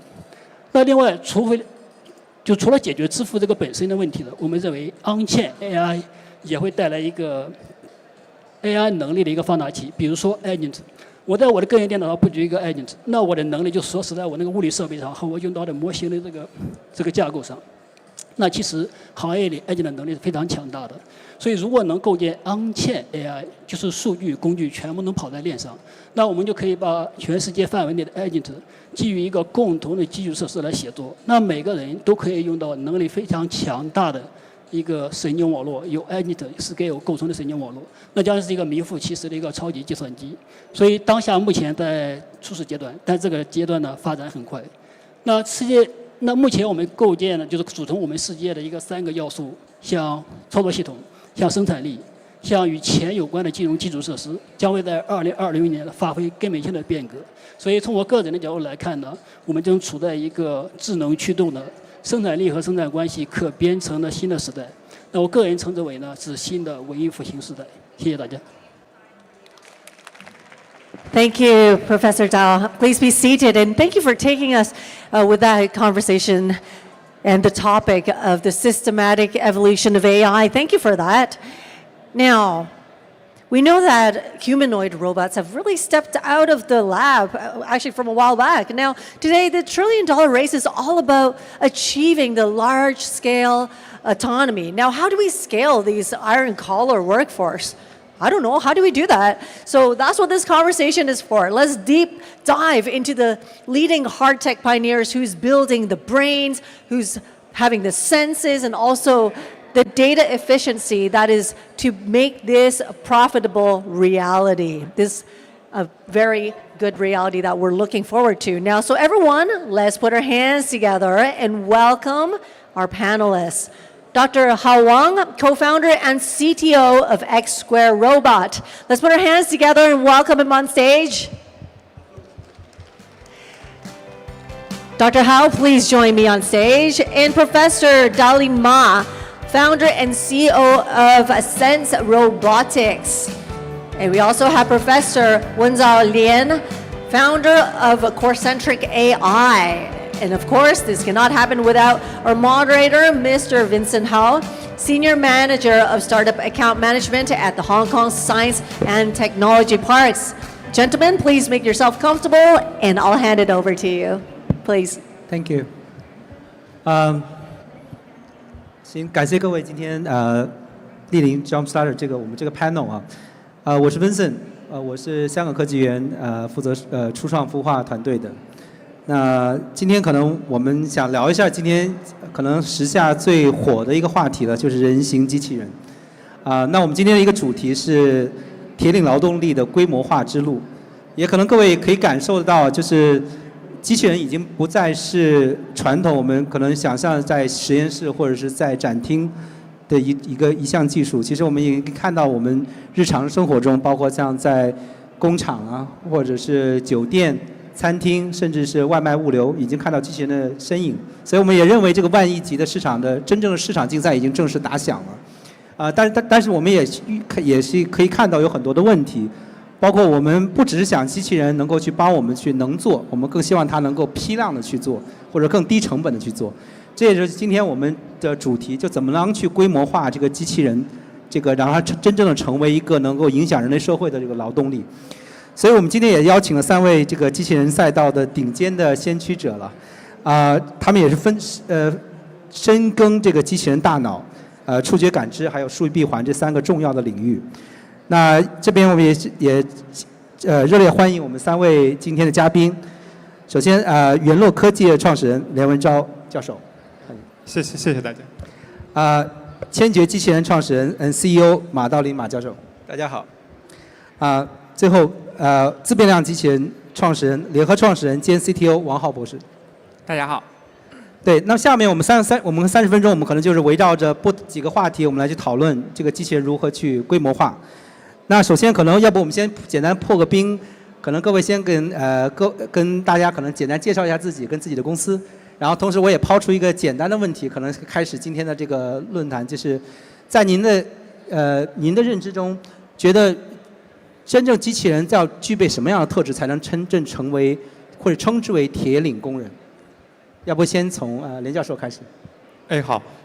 谢谢 Vincent。我简单介绍一下自己。我是23年从美国回到国内，创立了元洛科技这家公司。然后我现在呢也在上海交通大学人工智能学院任教授一职。然后在回国之前呢，我在 Figure 和 Google X 那边一直在做机器人操作，这个偏模型啊、算法这方面的。然后也跟很优秀的一些硬件同事也共事，做了一些比较有趣的事情。然后现在我们元罗科技呢是一家致力于做通用轮式人形机器人，目前，然后我们在本体上，在算法模型侧也都希望能够做到可靠的闭环。目前呢，在生物医药领域也做了不少的推进，跟一些比较头部的企业在做这些合作和落地。然后逐步的呢，我们也把我们的模型能力和硬件本体能力也就溢出到其他行业，期待跟大家分享。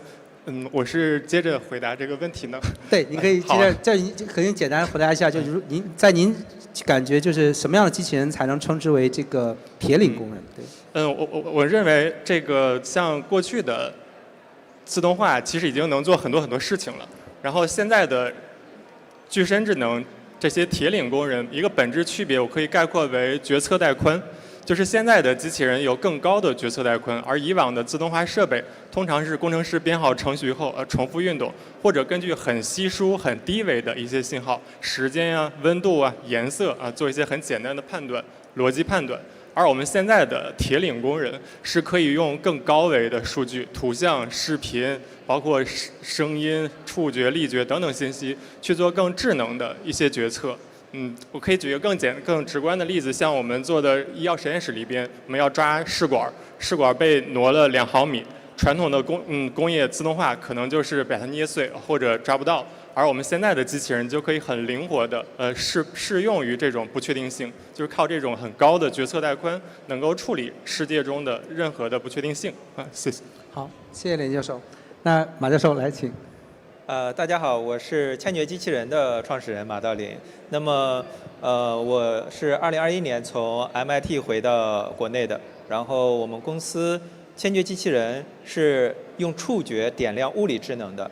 因为现在的这个机器人，传统的工业自动化的这个机器人，其实是机械化和信息化的一个产物。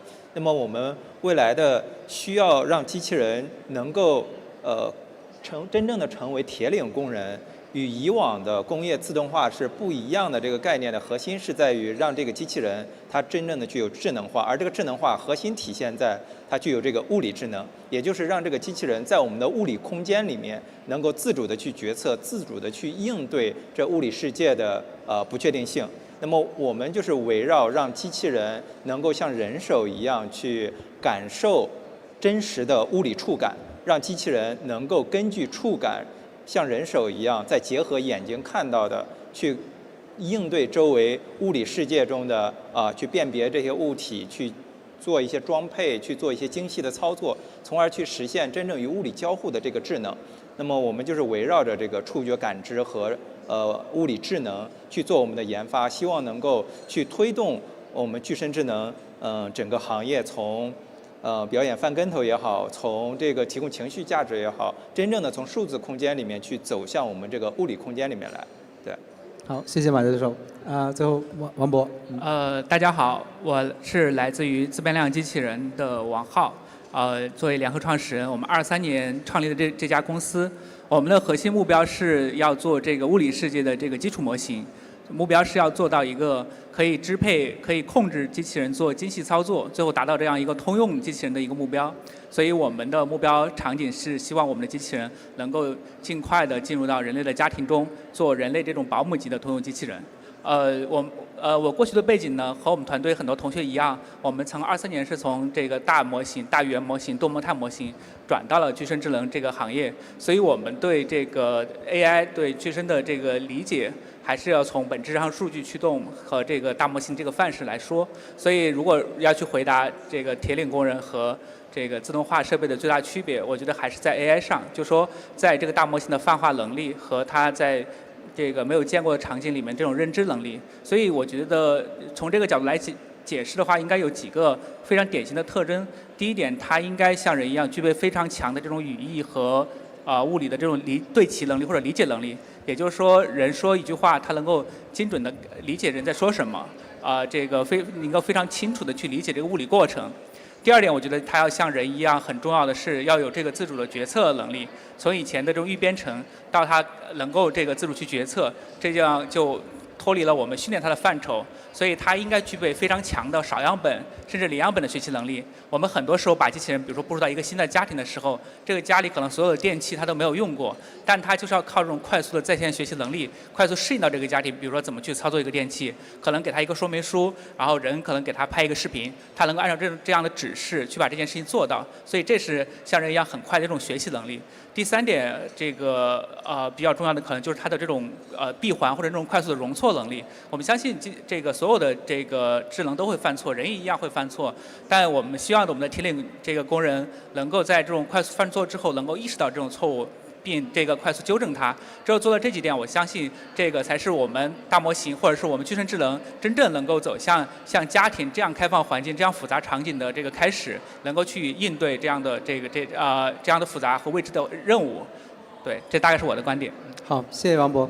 其实3位分享，我简单总结一下，我就感觉铁岭工人其实具备的最重要的2个点，一个是他要有自主性，那另外一个他就真的是能够帮我们完成真正的任务，就实用性。那既然这样的话，我们就进入今天正式的环节，我们可以去分解一下，就是到底规模化这个铁岭工人到底需要具备哪些这个核心的这个技术突破。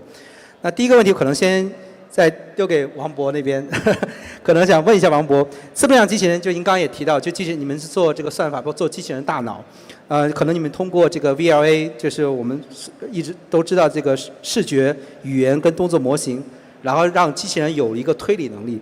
您可不可以用非技术的这个讲解来，可以大家有更直观的认识，就是可能通过一个案例来讲解一下机器人是自变量机器人是怎么让机器人拥有这样的一个应变能力，能够去解决一些他可能从来没有见过的一些场景。这个问题，这个其实关系到这个具身智能一个很核心的问题，就是我们怎么能让这个机器人泛化的问题。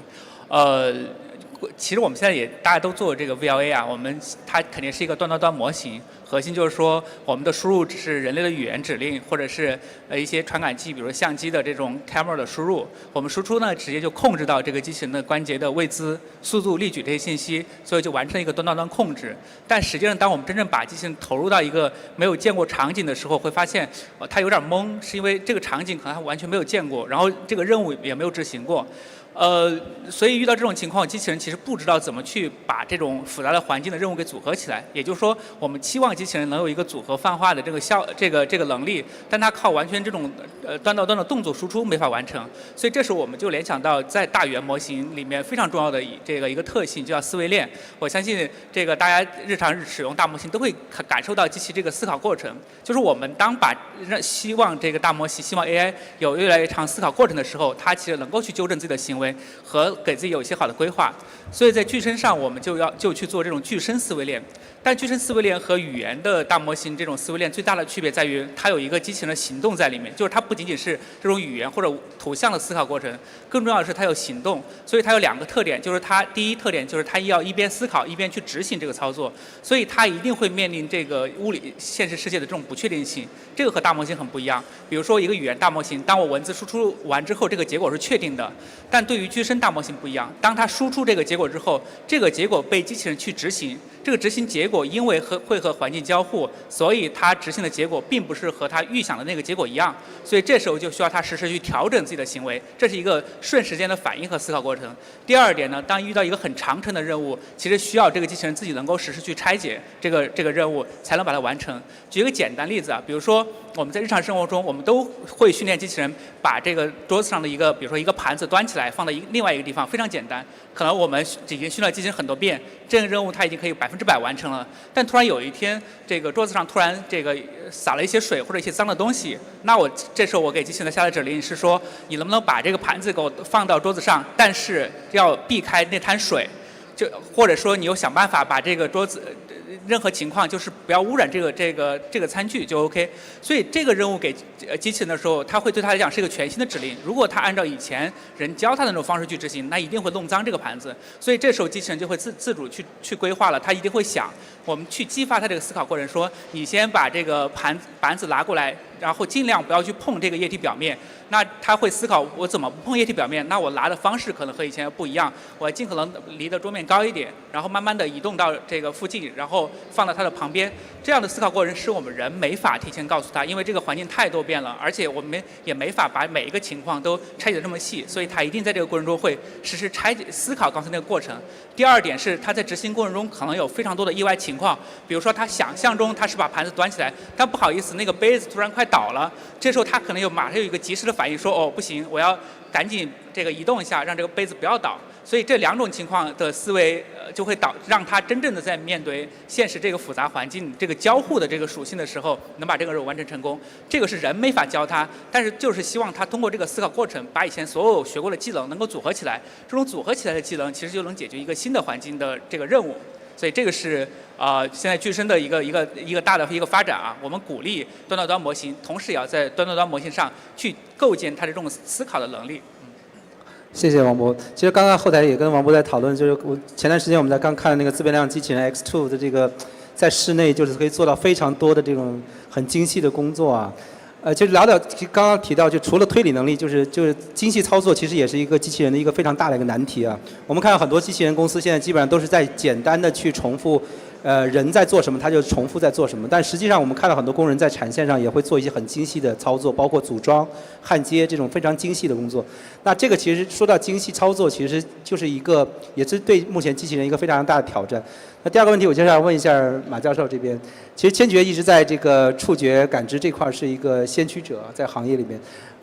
您觉得千珏是这个技术是如何去帮助机器人来去跨越这个？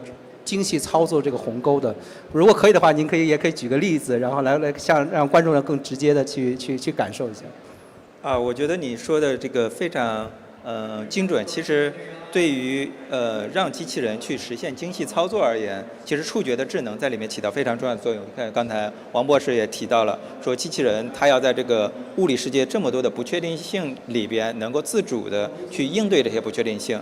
那我们现在在香港这个位置，距离这不远的在深圳东莞这里，我们都知道有许多的产业工人在产线上做着打螺丝也好、插排线也好，或者是整理线缆这一类的工作。这些工作还远没有被工厂自动化所取代的关键就在于，在这个做的过程里面，这些工人还需要用他们的这个双手去精细的、细微的去感受到他手里那些零件、手里那根线、手里那个排线、手里那根线缆等等这些零件，它的位置、它的这个作用力、它的形状等等。那也这些细微的信息去给到他之后，这个工人还要跟自己眼睛看到的东西和手上感受到的东西去结合起来，从而去调控他的手指的动作，去调控他动作和物体交互的力度、交互的这个节奏。那么这个过程目前机器人还不能完成，其实在里边极为核心的就是如何以高的这种带宽和频率，让机器人去应对物理环境给它的这种反馈。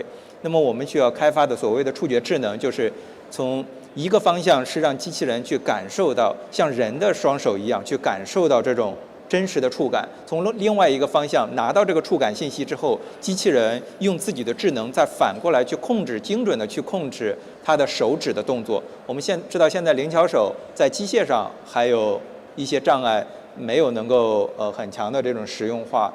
那么在克服了这个机械的能力之后，其实还有很重要的就是我们把触觉能力给到它，让它具有这个物理智能、触觉智能的能力之后，它怎么去精准的去控制它这么高自由度的这么精细的又是强耦合的这种物理行为。那么我们所做的事情就是让机器人去能够去做这件事情。对，谢谢马教授。其实刚刚我们讨论到了这个大脑跟触觉啊，就是感觉让机器人其实已经有一个具备一个基本的能力，完成任务的能力。但实际上，其实我们看到很多机器人，其实放到真实的场景下面，其实都会还是会有一些问题。特别是人，像普通的工人，你给他一个任务，他收到你的信息，他可能就根据自己的经验，他可以去马上去完成，按质按量的去完成。但是机器人的话，它其实它也需要去理解这样的一个指令。这样的一个操作，但很多时候这个指令是一个很模糊的指令。那这块也想问一下这个连教授，因为袁洛一直也是致力于在这个数据闭环，然后来提高这个机器人的这个可靠性。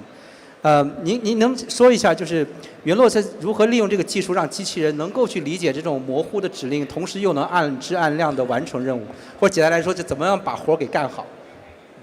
好，谢谢文森特。就是我们现在的整个领域，其实还在大部分在沿用我们训练大语言模型的一个思路，就是去做下一个词的推演。就是我们前面看到多少词之后，我们预测后面几个词。这个迁移到机器人上，更像是说我们在用一个机械的肌肉记忆去在做一些工作，这样就很难去很可靠的去应对人的模糊的指令，所以有可能出现胡思乱想或就是瞎做，有幻觉，或者说他做了以后他不知道做错了，然后还是一味的往后做，就盲目自信。就是我们袁洛呢，就针对这两个问题，就核心的提出自己一些算法，在推进这两个事情。第一个就是如何去解决传统的大语言模型是纯粹的在做一个统计概率意义上的建模，靠统计来去说，我之前看到什么，我下一个动作应该是什么。而我们提出了一个以物体为中心的表征方式，这样呢，给定一个模糊的指令，我可以让机器人、让模型拆解出来一些具象的子目标。比如说，我想去抽屉里找个钥匙，我抽屉是关着的，那它会想象出来我的抽屉要打开，它会想象出来中间这么一个子目标，然后这个子目标是它自己主动的生成的，这个目标又会喂给它的底层控制策略。去牵引、去调制这个策略，朝着这个目标去走，就会约束它的行为，不会胡思乱想。那第二个方面呢，我们真的执行的时候，肯定也没有办法保证是100%对的啊，有可能会失误。那我们呢就需要有一个机制去收集足够的完备的信息来判断，哎，我现在这个动作是不是已经达成了我这个目标？所以我们提出了一个主动感知的策略，从被动的感知执行转变为主动。就举一个很直观的例子，大家在家里的厨房，你再去那个点燃气灶点火的时候，你会旋转那个旋钮，然后到后期你会歪个脑袋，然后去看那个锅底下那个火是不是点着了，就是会给你一个很明确的信息来去告诉你，哎，这步我是不是完成了？所以我们的机器人通过相当于有一个架构师，我去规划我一步一步子目标，同时呢，我有一个类似于质检员，我去检测评估我每个目标是不是完成。这样就能确保我训好的模型能够真实的、可靠的部署到落地场景里边。谢谢李教授。所以刚刚各位可能如果今天 take away 就是可能机器人的3大核心，其实3位就是刚刚已经讲出来了，大脑、触觉跟数据闭环。那我们说到机器人已经具备了这些条件，它是一个合格的铁岭工人，但是我们也知道0到1跟1到100其实是一个很大的一个跨越。那也是今天回到我们今天的主题，规模化部署。可能也希望3位能够分别分享一下，就是您觉得目前这个我们可能说我们不是说几十几百，我们可能说的是上万、10万甚至100万级的这种机器人落地在工厂，现在目前遇到的最大的瓶颈是什么？是硬件成本太高，还是数据不够？那目前行业又是朝着哪个方向去解决这些问题呢？我们可能分别聊，要不先请王博那边来去回复一下。好的，因为在这个具身的这个一线工作有明显的感受，就一般大家会觉得是不是说我们达到这个量产，达到这个10万、100万级别，可能是不是硬件的这个问题特别大？我自己会感觉硬件只是一个时间问题，就是它的成熟，包括它的成本下降，它的这个包括电机、减速器这些关键零部件的成本下降。其实速度非常快，包括零巧手，1年前和现在成本下降，这个或者是我们可以买到手的比较好的手的这个价格下降10倍不止，所以我自己感受到硬件的这个成熟和整体能够达到市场可接受的这种成本是非常非常这个快的。但另外呢 ，AI 的能力上升也这个同样很快，但 AI 能力上升的速度远远没有达到说我们可以去达到100万级量产的这个阶段，是因为所有的机器人如果后面没有一个能够自主驱动它的这个 AI， 那这个机器人其实没有真正可以在现实场景用起来。然后，当然阻碍 AI 发展的最大瓶颈，现在还是在数据上，因为这个数据不是说以前在这个像互联网的这个数据一样都摆在那儿，你只要去把这数据清洗出来就直接用。现在整个机器人的数据是要依赖于采集的，要把机器人放到一个真实环境里面去。这个让它获得这种反馈，把这个数据记录下来，所以这个就依赖于物理世界你的机器人的这个总量，所以这就有一个悖论了。那你要先达到这个10万、100万级的这个量产的这个部署，你得先有一个很强的 AI， 需要一个很强的 AI， 你就需要这么多机器人去现实世界采数据，这个就感觉就没法闭环。但现在比较好的是呢，我们越来这个坐在大模型前沿，发现这个有很多种方式可以帮到机器人的数据的积累，除了机器人本体以外。我们的这个可穿戴设备，然后这个视频等等这类数据都可以帮到机器人，但还是想说比较核心的，我们没法取代的还是机器人本体的这一类数据，因为它是真正跟机器人和环境交互，从这交互里边获得的这个数据，这个可能是关乎具身里最核心的这一部分。所以解决这个途径，我觉得目前还是要想一些办法。可能目前我们要达到100万级量产的这个目标，可能目前赚钱不是第一位的。我们目前第一位可能是先把机器人部署出去是最重要的。部署出去，我们要真正让它在这些场景里面用起来，而且这些场景要足够开放泛化。我们可以先以前期这种低利润甚至没有利润的方式把机器人部署出去，把这个数据采集回来，这个才有可能获取到最有价值的数据，然后真正把我们 AI 这个事情突破掉。谢谢。谢谢王博。马教授。我非常同意王博士的这个观点里面，现在的数据是巨大的瓶颈。那么100万的台的部署，100万这个数字是很大的数字。如果没有真实的价值交付，那这个数字是不可能去实现的。那如果说要让这种部署成为现实，一定是机器人的能力达到了一个相当的这个水平，相当的水准。这个能力的水平，一方面来自于硬件。另外一方面来自 AI， 而来自 AI 其实更具有决定性的。也就是说，其实我们在这个行业里的，在机器人具身的这个行业里的每一个公司、每一个团队，其实我们首先要做的还不是降本这件事情，首先要做的是你的能力去突破上限的这件事情。就硬件层面，尽管说机械的电机或者是模组，它的这个进步已经很大，以及它的其实我们对未来它的进一步的要求其实没有说再差几个数量级那么高。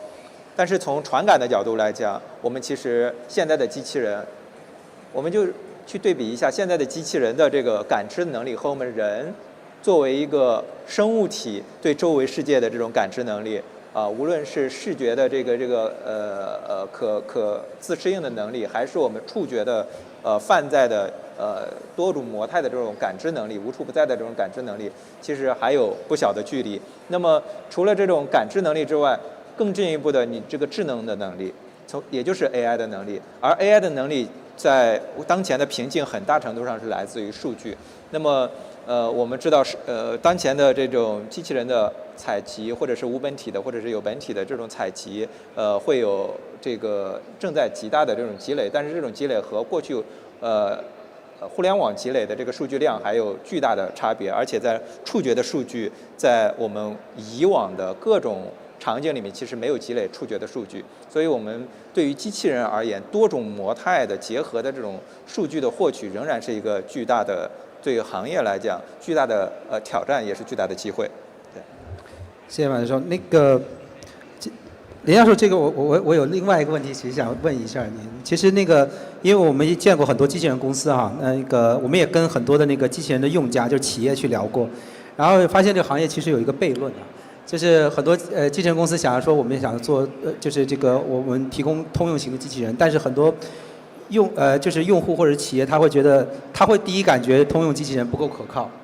那这个时候有另外一个就是，如果你要做一个专业性的这个行业的这个，你需要更多的成本，就您刚刚说的需要人啊、数据啊等等所有的这种成本。那您可不可以分享一下，就是元洛是怎么来去解决这个悖论的，然后来去能够让这个能够就是泛化，或者是让这个机器人落地的成本能够悬崖式的下跌。不好意思，因为我们没有时间了，可以在30秒内结束吗？不好意思。好，那就最后一个问题交给这个雷教授。行，好的。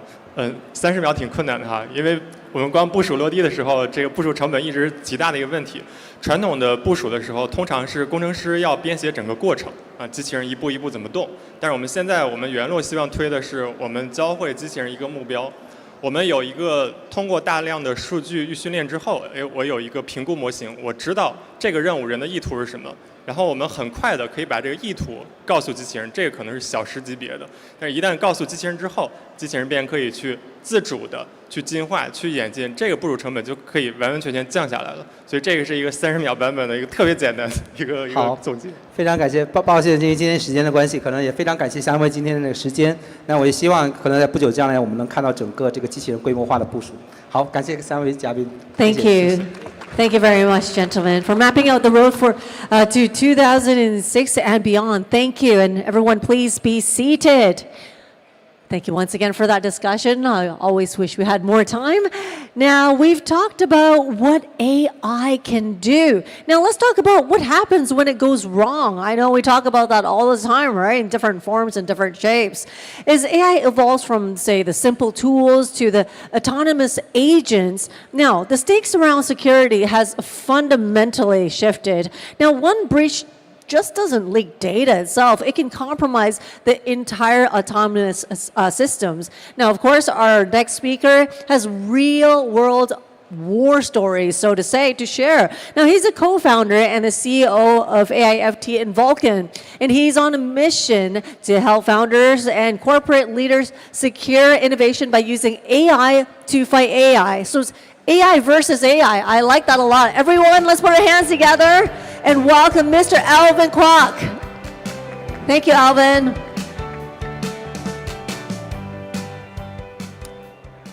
Good morning, everyone. My name is Alvin Kwok. I'm the co-founder of AIFT, and Falcon is really our generative AI safety and security brand. So today we are talking about the trust imperative, right? So this morning, there's a lot of talks about the foundation model, the AI agent. Now, the key question is, there is 70-80% of the enterprises and government agencies, the key blocker of adopting AI is actually because of trust issue. So here, this is what we're going to talk about today. So AI is extremely powerful, right? I mean, this morning there's a lot of discussion about that. It can now do payments, it can now do a lot of different things, but then there's a lot of potential issues behind it as well. How about the security breaches? How about the compliance failure? How about the inappropriate outputs? Maybe let's go through some real examples out there. A couple of weeks ago, we were in Bay Area in a major AI conference, and now this term started to arise, and that term being liability error. Okay, because there's so many different issues that have come up. There's a lot of litigations going on out there. To give you some examples for that, right? Air Canada, the AI chatbots, the hackers, well, it's really trying to poison the RAG system and give a different answer. And now this go to a lawsuit. Okay, so and the regulator, the courts basically say the company has to be responsible to what the chatbot, what the generative AI chatbot is given now, even though this is not a human person. But the person who's going to be liable is actually a real person. Basically, the person who is approving the use of the generative AI. McDonald's, another example. It is using AI to do hiring. Make a lot of sense, right? Because McDonald's has a lot of people, employing a lot of people, interviewing a lot of people every single day. But because they didn't get the cybersecurity right, they have exposed 64 million job applicant data. Okay, and in the last few days, of course, OpenClaw is a very, very big issue out there right now because, well, number one is getting viral, so a lot of users. Number two is the severity level is very, very high because you can literally use all the data to train in your server, but also you can start to send messages on behalf of the human being, right? So on that basis, I think in the last 24 hours, for example, in China, Zhongxinbu, they basically have now blocked the government agencies and also the banks from having the employees using OpenClaw, right? Well, it is an extremely powerful productivity tool, 100%. But if you don't solve the security issue, this will become the major blocker when it comes to adoption, and that's something that we really need to care about. Okay, so now I think one thing that I want to really introduce is that when it comes, well, there's a lot of different cybersecurity solutions out there talking about network security, API security, mobile app security, etc. So those are things that are the existing security stack. However, when it comes to generative AI, inputs and outputs, it really requires a completely different solution that addresses this because it's not deterministic in nature, it's probabilistic in nature by definition. So it's something that really requires a completely new solution, right? So generative AI specific problems require generative AI specific solution. So how are we going to address this issue? So we have this patented red teaming solution. That really is AI versus AI kind of thing, which I'm going to go for it in a little bit. So that really is not just having the standard prompts, okay, but really having the custom prompt, addressing specific languages, context, industries, and really simulate what a hacker will be doing. Okay, and find the solutions for you. So this is in alignment of the multiple different global AI standards, Meter, OWASP, NIST, etc. So here are some of the things that we're going to simulate. I think the two main categories of that. One is the data leakage, and the other part is the moderation. Okay, the data leakage is really about the cybersecurity issue. It's about the prompt injection attack, the jailbreaking, etc., etc. And then the moderation part. Now this is very industry specific. I mean, to give you one example of that. So now, an example, real example. An international school come to us. The school is going to interact with the students using voice AI. Okay, now here we're talking about potential child abuse, sexual abuse issues with children. So the different things that we really need to make sure that we got it right on day one. So now this is an AI versus AI approach, and I think for people who are in the financial industries in Hong Kong, last week, basically multiple different financial regulators, including HKMA, SFC, Insurance Authority, and also MPFA, have come up with this concept called AI versus AI, which is really that you need to use AI to tackle the potential issues that AI would have. Okay, so here is exactly what we're doing. So the three different agents are involved here. There's a test agent that come up with a custom test for the different industries, user scenarios, languages, etc. And then there's a simulation agent. And then in the end, there's also a evaluation agent, which really is a large language model as a judge. And I'm going to explain why we really need this. Okay, then the next one is going to be on a Falcon Protect side. So now, on the red team side, you uncover a lot of different problems. So how are we going to solve that, right? So basically, every single prompt coming in and out, if it is a malicious attack, better that you stop it before it really gets to the rat poisoning, right?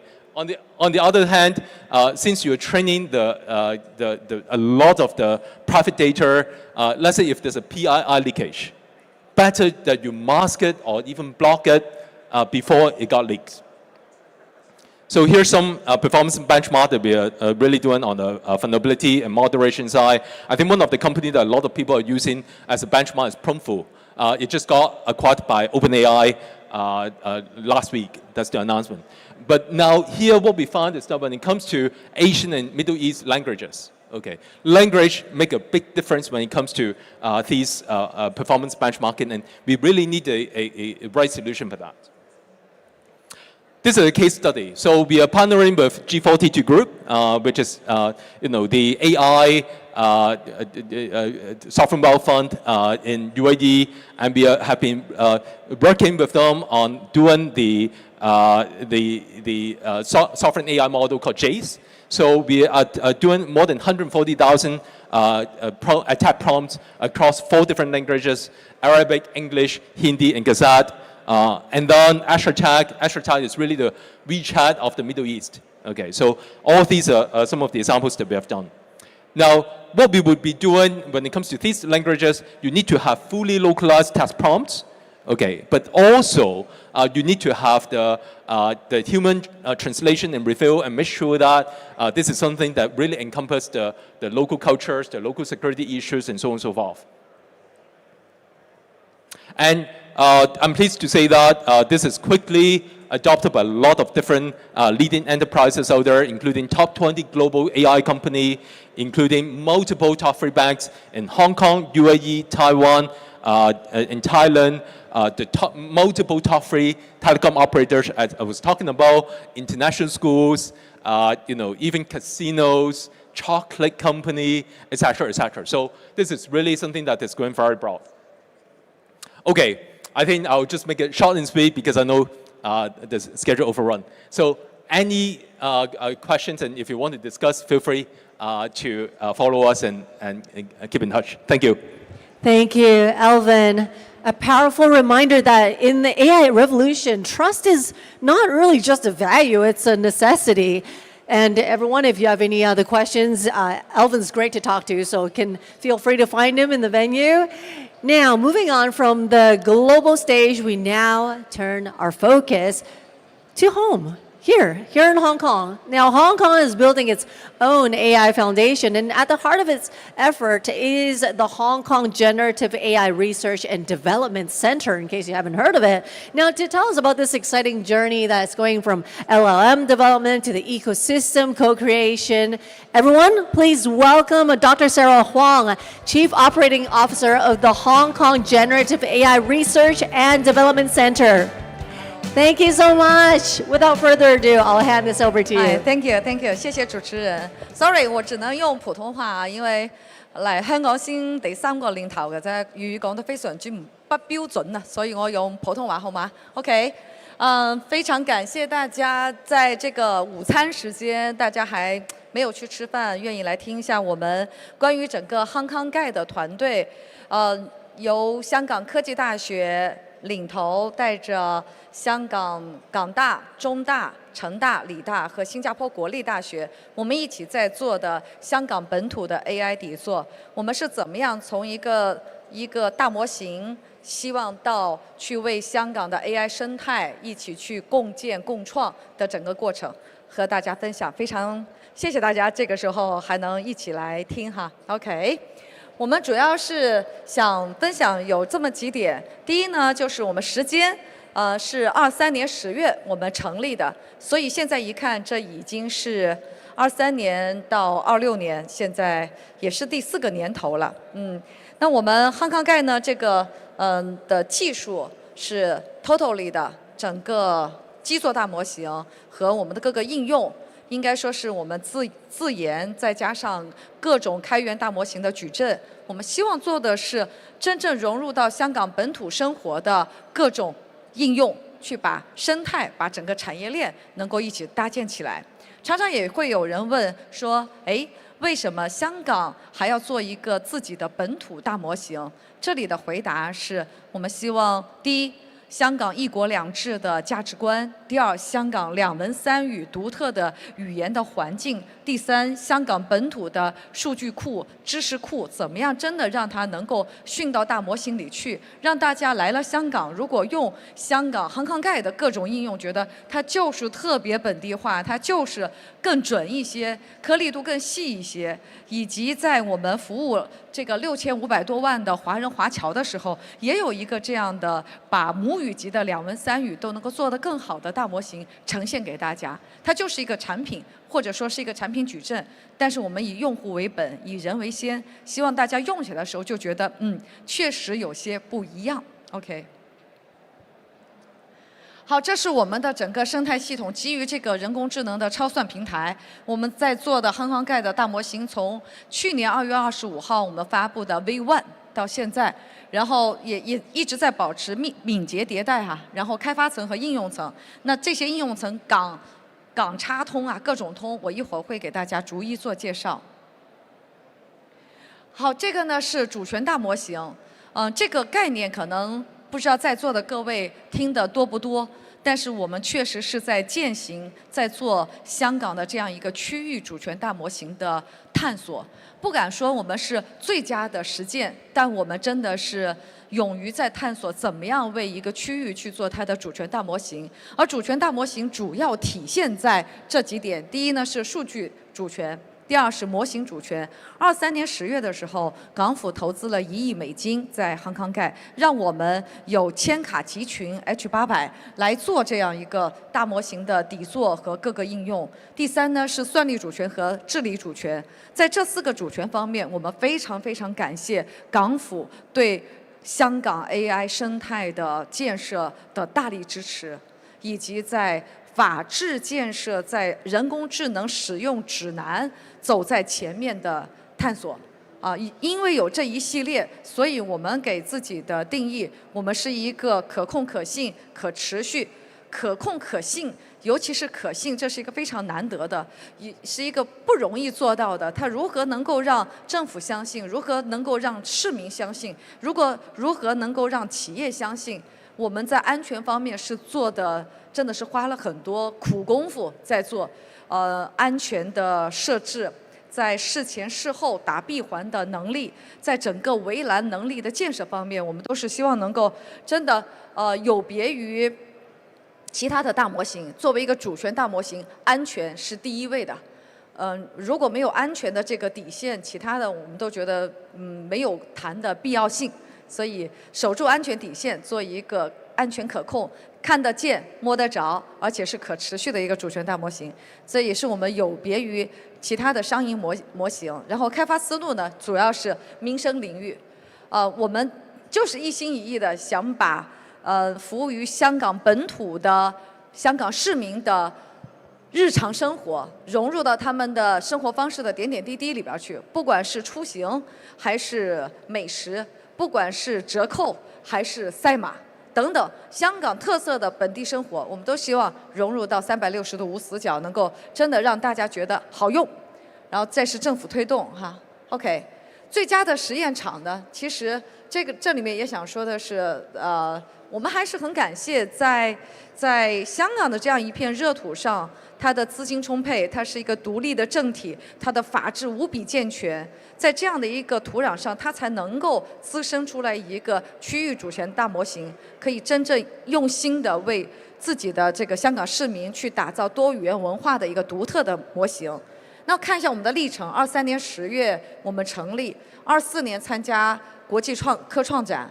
然后2月份就我刚才说的，我们第一次做的 V1 大模型的发布，3月份有这个 donation 进来，然后政府试点以及国家科技部部长来调研，以及在去年9月份特首在发布了特首的这个讲话之后，然后有记者向他提问，哎，特首您有没有自己也用大模型？特首说，我有用的 DeepSeek 和 Hong Kong Guide 我都经常用，还会经常向 Hong Kong Guide 提很多反馈的意见。那25年的11月份，我们是正式上线港话通。港话通是我们 Hong Kong Guide 众多应用当中一款 To C 的产品，11月21号正式上线。那么到现在，我们是在也挺开心的，就是上线不到2个月，我们就到了50万的注册用户。在今年春节年30的时候，是突破了70万的用户，目前70多，好，给大家快速看一下，因为不想让大家饿着肚子呀，这个我给大家快速看一下我们的产品哈，这是我们的港话通。在这也做一个广告，如果还不是港话通的用户，在座的各位可以用你们的各种 App Store 都可以下载，搜索港話通就可以噶啦，或者 Hong Kong Chat 都 OK， 好嗎？呢個就港話通，問什麼都 OK 哈。港文通就是我們目前給到無論說是政府端還是企業端一個服務於公文寫作這樣一個單個場景的公文寫作的大模型，它可以寫總結、年度計劃、週報、日報等各種，還有關於如果大家要寫到社媒，不管是小紅書體還是臉書體等等，它都可以為你去一鍵根據 prompt 去一鍵給你生成你想要的各種公文。那第3個呢是這個是港文通 ，OK。然後我們來看一下港匯通。譬如像現在此時此刻的場景，因為在座的都是創科類的專家前輩，這個會議的這個智能機器人其實真的是非常非常常見，但是我們做的就是把2文3語做到，我們希望是做到特別能夠聽得懂。在香港，無論您是架參你架參英文啊，或者粵語啊，或者普通話，佢都完全可以識聽。而且可以完全非常之準確嘅理解到你想表達乜嘢。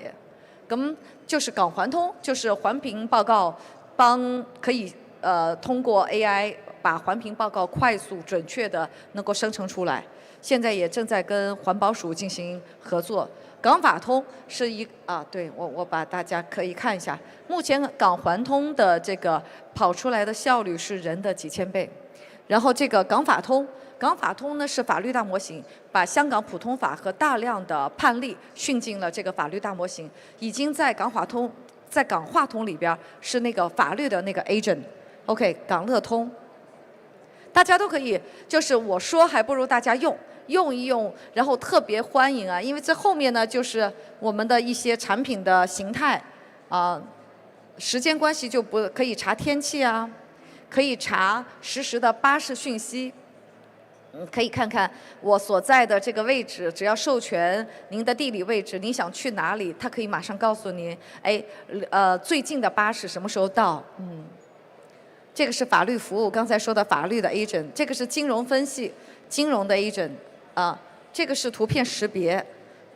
我們會發現還是有很多香港本土的老人家是很需要用到這個功能，掃一下來的賬單啊，或者說什麼通告啊，就能夠馬上幫他用粵語來告訴他。因為港話通呢是你用粵語問，他會用粵語回答你，聽就得㗎啦，唔使睇。所以老人家呢還是覺得這個比較非常 nice。那這個呢是結合新年求籤大家也可以這個求籤啊，看看今天能不能是上籤。好，那這呢就是我們這個歷程。其實我最想說的是兩個吧，一個是在智方便嘅首頁第一個位就係廣話通，仲有呢就係廣話通 App， 我們的排名目前就經常會去到整個本地 App 的下載的第1位，這個就真的是香港市民們對我們的信任，是我們不斷努力最大的動力。就是它越是被大家所搜索、所關注、所使用、所反饋，我們就越的一定要把這個事兒要把它給做好，要把這個產品真的是經得起大家的考驗。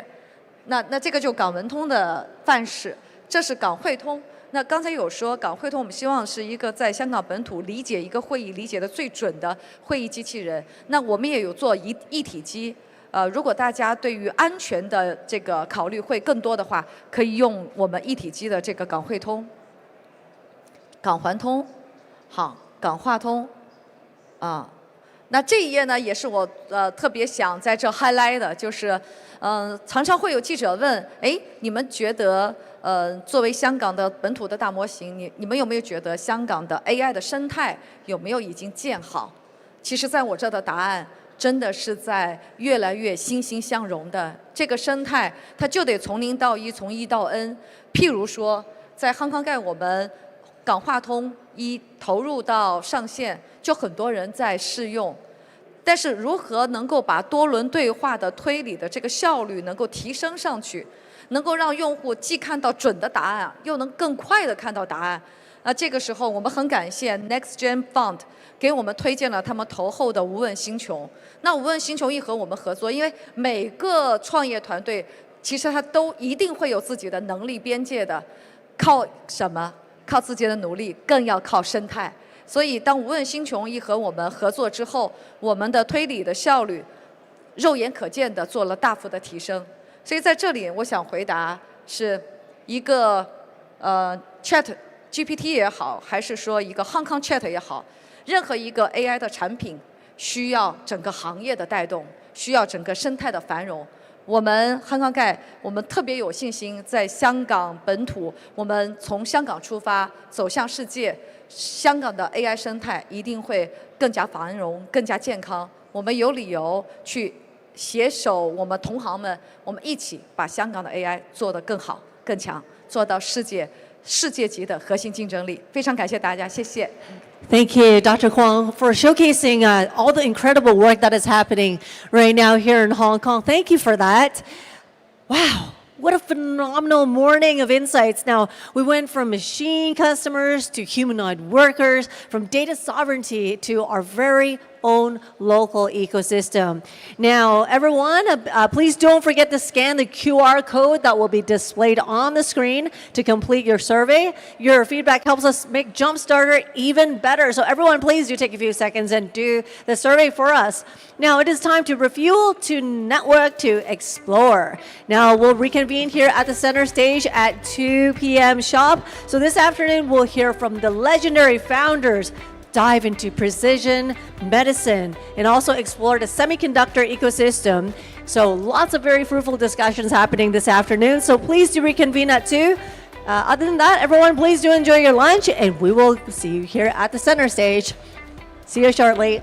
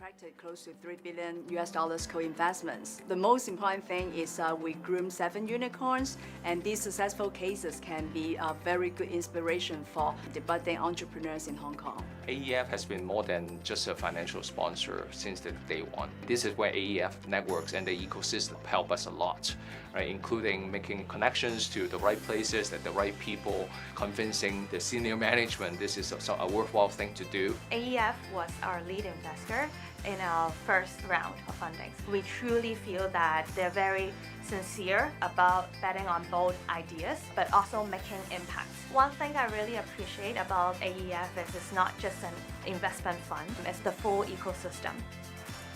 Act fast and have the grit to continue to pursue your dream.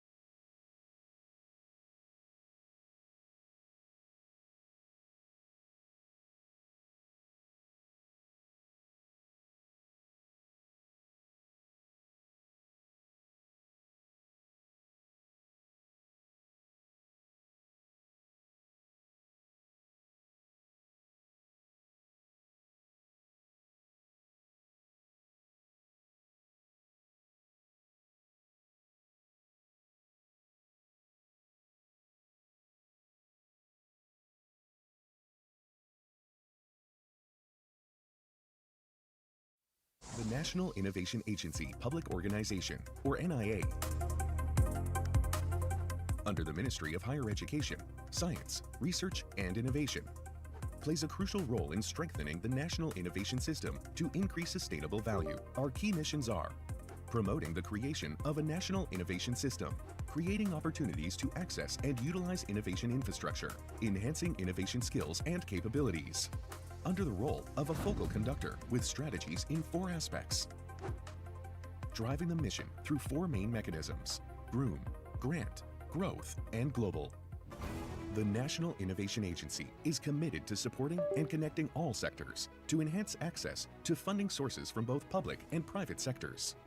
Our goals are to increase the number of innovators and entrepreneurs, enhance their potential, expand market opportunities both domestically and internationally, as well as build a strong Innovation Thailand brand that is ready to compete on a global scale. NIA, leading Thailand to Innovation Nation.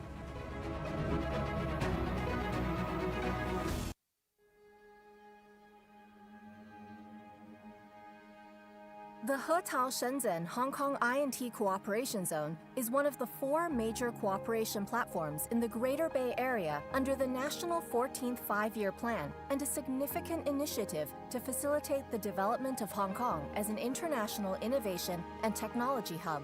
The Hong Kong section, known as the Hong Kong Shenzhen Innovation and Technology Park, HSITP, covers an area of 87 hectares and is adjacent to the Shenzhen River. Leveraging its strategic location in the vicinity of the Shenzhen River, it is well positioned to promote intensive INT cooperation with the Shenzhen Innovation and Technology Zone, creating the exclusivity of 1 river, 2 banks, and 1 zone, 2 parks. The HSITP development is divided into 2 phases, from west to east. The estimated total floor area of the first phase is 10 million square feet, which will include office and laboratory buildings ranging from single-story and up to 30 to 40 stories high, focusing on research, academic, industry complexes, and top-notch facilities built for new technologies and advanced manufacturing. To achieve the goal of developing the innovation and technology industry and strengthen synergies, HSITP will establish thematic areas to create a diverse innovation and technology ecosystem. The park will offer visitors accommodations, commercial facilities, and other supporting amenities, aiming to create a vibrant and sustainable new community to support cutting-edge wet laboratories and InnoCell nestled in the midst of greenery. The remaining land in the first phase of HSITP will be developed through enterprises investment, aiming to enhance speed and quantity by leveraging market power for the construction of high-quality research and industrial infrastructure.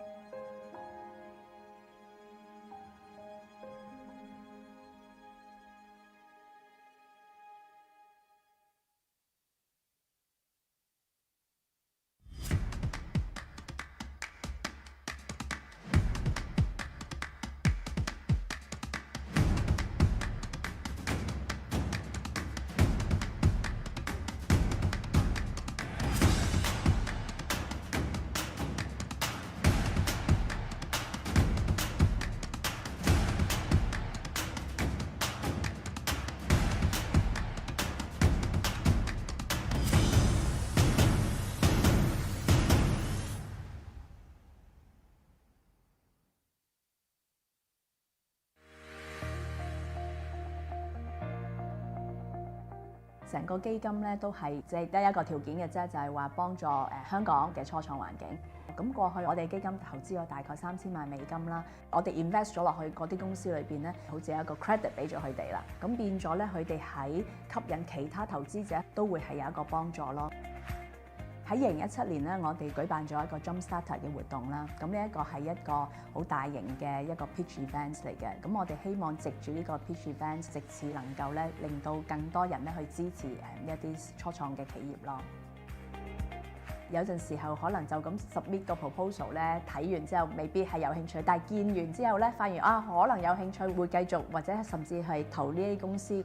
我哋都覺得呢一個 venture hours 非常之有意思，因為我哋都希望有啲 human touch 俾翻呢一啲初創企業咯。好開心啦，好多 VC 朋友佢哋都可以真係俾翻啲意見。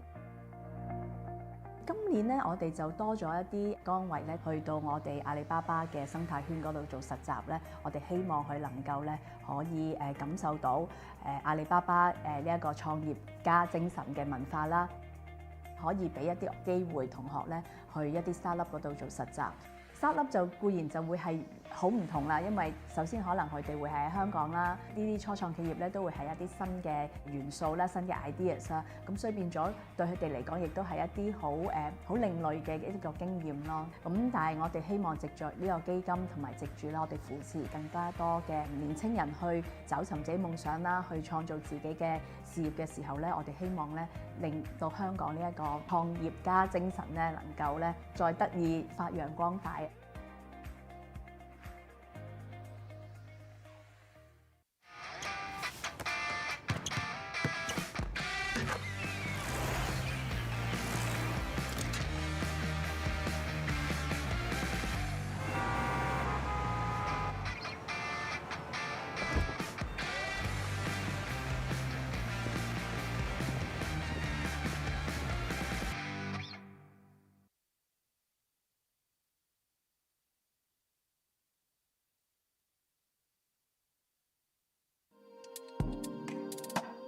專注並唔係姿態，而係習慣。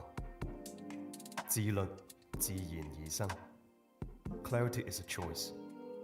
Determinant.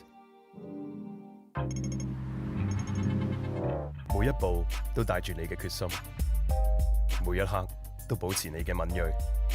自如自然而生。Clarity is a choice. Determinant. 真正嘅舒適來自你嘅鬆容，自我肯定，唔需要外界認同，自信自然而生。Clarity is a choice. Determinant. Hi everyone, thank you for joining us today. We established the Alibaba Entrepreneurs Fund, or in short, AEF, 5 years ago with a mission to promote innovation in Hong Kong and to provide support to Hong Kong's young people so that they can explore entrepreneurial opportunities. We have invested in more than 50 startups in Hong Kong and successfully nurtured many innovative companies. We are now ready to extend our startup ecosystem to the Greater Bay Area in order to give innovators and entrepreneurs a bigger platform for growth. Today, we're proud to announce our newest initiative. The AEF will be investing as an anchor limited partner in the AEF Greater Bay Area Fund. This is the first ever venture fund formed by the private sector that focuses exclusively on startups in the Greater Bay Area. We had many reasons for supporting this fund. We see incredible opportunities and potential for high growth in the Greater Bay Area. With a total GDP of $1.7 trillion US, the GBA's economy is comparable to other metropolitan clusters, including New York, San Francisco, and Tokyo. The Greater Bay Area has the fastest growing GDP per capita from its relatively low base, and it has the infrastructure and a robust technology ecosystem that can attract talented people from all over China, including Hong Kong. Another reason for AEF's support of this fund is that we aim to leverage the experience and expertise that AEF has accumulated in Hong Kong to nurture development of entrepreneurship across the GBA, which is in line with our mission. This fund is especially important because it strengthens the mutually beneficial relationship Hong Kong has always enjoyed with the Greater Bay Area. For the past 40 years, Hong Kong has been a key partner in fueling growth in the Pearl River Delta through direct investment, and Hong Kong has acted as a... Ladies and gentlemen, just a kind reminder, we are beginning shortly. So can I please invite everyone to reconvene here at the main stage as we will begin shortly. Lots of very fruitful discussions and lots of important lessons to be learned this afternoon. So everyone, please reconvene here with me. Thank you very much. Growth of the Greater Bay Area. In return, through a fortified connection with the GBA, Hong Kong will benefit from a market of over 70 million people. Young businesses can scale and expand into mainland China as well as the global market. In the long run, I expect to see more companies nurtured in the GBA to go public on the Hong Kong Stock Exchange. Together with our strategic partners who share our vision, we're committing AEF's capital and other forms of financing to support startups looking to tap into the potential of the Greater Bay Area. Aside from providing capital, we also invite our partners to provide business support and guidance to help startups thrive. Thank you once again for joining us today for the announcement of AEF's investment into the AEF Greater Bay Area Fund. I hope our efforts will empower more startups in the region so that we may all benefit from their success.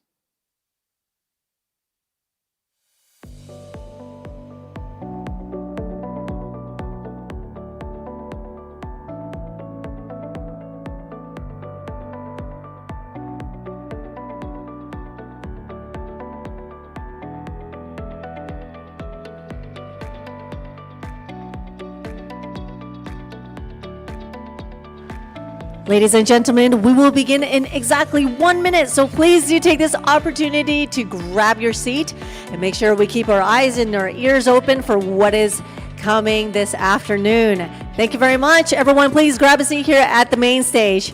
Thank you.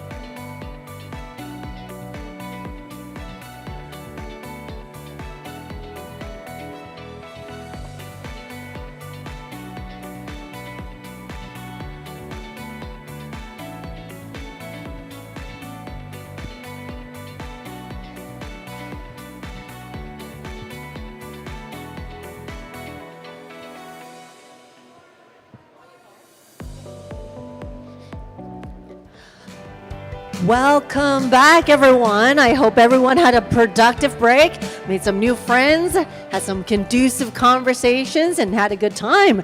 Now, in 2026, the barrier to building has pretty much vanished, but the barrier to winning has never been higher. So what does the real leverage lie for a founder? That's a question that we hear all the time.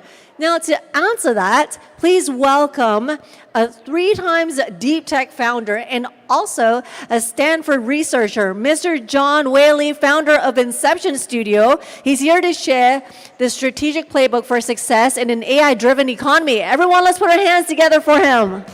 John, please have you on stage. And over to you. Thank you. Great, thank you. So great to be back here, here at JUMPSTARTER again. I was here actually 2 years ago, and it's amazing to see how much this event has grown, right? So I teach a class at Stanford that it's called CS224G. It's building applications using large language models. And it's one of the most popular courses at Stanford.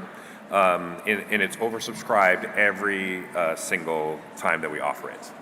And every quarter, I watch my students, they ship in a weekend what used to be, take a team 6 months and millions of dollars, right? Today, a single person with the right AI tools, they can now prototype, iterate, and build, and fully deploy a product that would have required a 10-person team and, just 3 years ago. And so the barrier to building has completely collapsed. Anyone can build now. But here's what my years of experience have taught me. It's the fact when everyone can build, building stops being the thing that actually matters. Something else takes its place, and understanding what that is, so that's the playbook. That's what I want to share today. So let's talk about scale. So, because even the people in AI today, they underestimate what's happening. So in the in the last few months, in the last 3 months, in fact, so OpenAI, they raised $110 billion. It's the largest private financing in history. They shattered their own previous record. Anthropic, they raised $30 billion at a $380 billion valuation. XAI raised $20 billion. That's $160 billion in 3 companies in 1 quarter. And just for context, the entire US venture capital industry deployed only $170 billion across all startups in 2023, right? So now 3 AI companies can raise in 90 days what all of venture capital across thousands of companies used to deploy in an entire year. And Silicon Valley, it's still the biggest AI ecosystem, the densest AI ecosystem in the whole world, right? Last year, 93% of Silicon Valley VC dollars all went into AI. And 3 out of every $4 invested in US AI lands in Silicon Valley. And so this concentration really, creates something really powerful. It's velocity. The velocity is absolutely insane. How quickly these companies are building and moving is crazy, right? And Silicon Valley, the reason is because they built an environment where AI founders are surrounded by other AI founders, AI investors, and AI customers, right? And so that causes the velocity to compound. And so the question for the rest of the world, including Hong Kong, isn't whether to participate in this. It's just how to position yourself with respect to that velocity. So I'll come back to that. But first, let's talk about the playbook. So I'm going to say some things that are a little bit controversial that I think personally, even myself as a builder, I would have not liked to hear, but it's unfortunately the truth. So the truth that 2 years ago, the conventional wisdom was really simple, that AI belongs to the new generation. Whoever adopts these AI tools fastest are going to be the winners, right? And so it turns out that narrative was not the whole story. And so if you look at the breakout AI companies that are defining this era, right? Most of those founders are actually in their 40s to 50s. And the youngest founder among the top 25 consumer AI platforms is 33 years old. So these aren't fresh graduates. These are actually deeply experienced operators. And here's why that matters. So AI isn't that hard to learn. You don't need to understand transformers. You don't need to be a world-class programmer. What's hard is actually knowing what to build and the judgment to know whether that result is any good or not, right? So AI is a multiplier, and multipliers are really only as good or as useful as their inputs, right? So just to make this really concrete, so I know one team, they were trying to build an AI tool for enterprise sales, right? The demo looked great. It had clean projections, precise numbers, really high accuracy. And the team said, hey, this works great, right? And then a former CRO looked at it for a few minutes and said, no, it doesn't. This doesn't work. And it's not because the math was wrong. It's because it assumes that the CRM data was all honest. Like people who are experienced in sales, they know that pipeline data is actually political. Reps will sandbag, managers will inflate their numbers, forecasts are like negotiation tools. And so there's another team that was building in the same space, and their team was led by an experienced CRO. And so because they understood the problem, they modeled the actual rep behavior, not just the data from the CRM. They adjusted for historical bias. They designed how sales teams actually operate, not how the spreadsheets pretend that they operate. And that product is the one that really took off. So it was the same tools, different judgment. And that's the difference between building something that looks like it works and building something that is actually successful, right? I see this constantly in our programs. Like, so these technical, fluent, first-time founders, they build really impressive demos. But the more experienced founders, the people, the repeat entrepreneurs, the people with deep domain expertise, they end up building companies that get funded and get customers because they know something that the first-time founders don't know. They know the difference between, the product that that looks like it works and a product that will actually sell. They know like the buyers who sign the checks. They know that which regulations will block them. You know, they know these unwritten rules that determine whether a product gets adopted or just dies, you know, in the procurement, right? And so AI can't give you that. A lot of this information, it's like long tail information that you know AI is not going to be able to know, but you can only get it through years of real stakes decisions. Right, and so here's, you know, based on this, here's the new playbook, right? Number one is that expertise is the biggest moat. So your 20 years that you gain expertise to know the difference between good and great, understanding, you know, power dynamics and distribution, decision making, that is actually what AI amplifies. And that's the part that AI can't easily replicate, and that's what it amplifies the most, right? So second, is that network and positioning beat building. And as a lifetime builder, it's so sad for me to say this, but it's true. Code is now a commodity, right? Any team, they can build a first product in a few weeks, right? And the question is not, you know, the real question is who has distribution, who has trust, who has access, right? This is one of the advantages of Silicon Valley. It's not the weather, it's the density, right? I run into startup founders often at coffee shops in Palo Alto, you know, and then later on their companies become unicorns, right? I go to a Saturday hackathon and, you know, there's somebody from Google Brain is there, you know, building an idea, and it becomes a funded company on Monday, right? When you're immersed in that type of environment where the bar is really high, everyone around you is moving at an insane pace, like thinking bigger, and you end up holding yourself to a higher standard than you ever would if you're just working kind of in isolation, right? Now you don't need to move to Silicon Valley or relocate to benefit from that density, but you do need to be very intentional about building a strong connection to that type of network, right? And then third, the speed that's powered by judgment wins, right? AI dramatically compresses the build cycle from months to days. But speed without judgment just means that you just go around in circles. It takes much longer to find your way, right? The best founders, they move fast and they know where they're going, right? AI didn't replace them. It just supercharged them.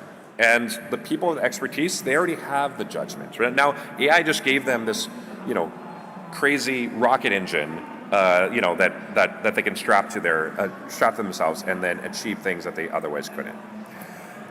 And so, if expertise is the moat and AI is the multiplier, who's stepping into this arena? So this is the really interesting part, and this is part of why the AI boom is so massive, right? So we're seeing this migration of talent. Nothing like anything I've seen in Silicon Valley, at least. Senior engineers are leaving Google. Research scientists are leaving DeepMind. Portfolio managers they're walking away from 8-figure compensation, tens of millions of dollars a year, and and many of these leaders they decide that the opportunity cost of not starting a company now is actually greater than the risk of trying to start one. And these aren't people that have no other good options. They choose to start companies because they looked at this moment and they decided they can't sit on the sidelines during this truly once-in-a-generation transformation, right? And so 3 years ago, my partner, Mike Morris, and I, we created something called Inception Studio. We're a nonprofit, and we're designed specifically for experienced AI founders. We have a very unique model. We take zero equity, and we charge no fees. And we just focus on keeping the bar extremely high, right? And we wanted the best founders. We wanted the ones that would never just give up equity, to join an accelerator program. And so today we have, there's 259 founders who come through our programs. 84% are repeat entrepreneurs. 32% are actually exited founders. They have at least one exit in the past. It's an average of 15 years of industry experience.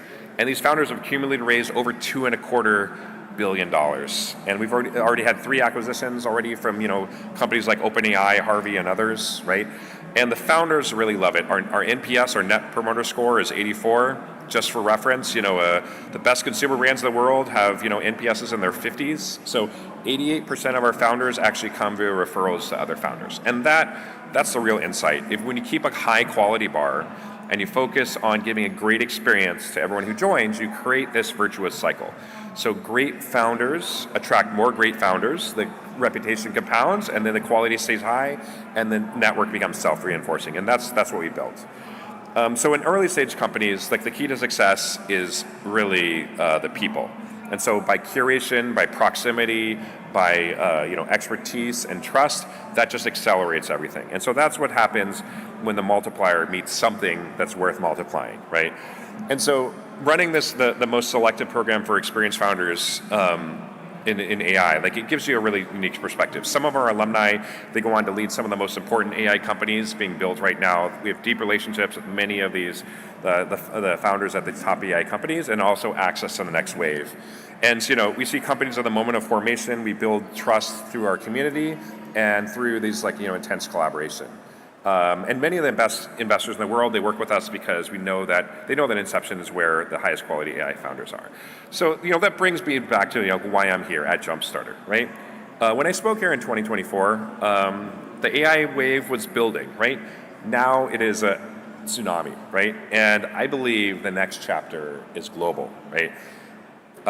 Silicon Valley is probably the densest AI ecosystem in the world, but Hong Kong is one of the most strategically positioned, both financial and cross-border ecosystems in the world. And these are very complementary strengths. So you're the gateway to Greater Bay Area and China, who's the other, AI superpower. You have deep capital markets.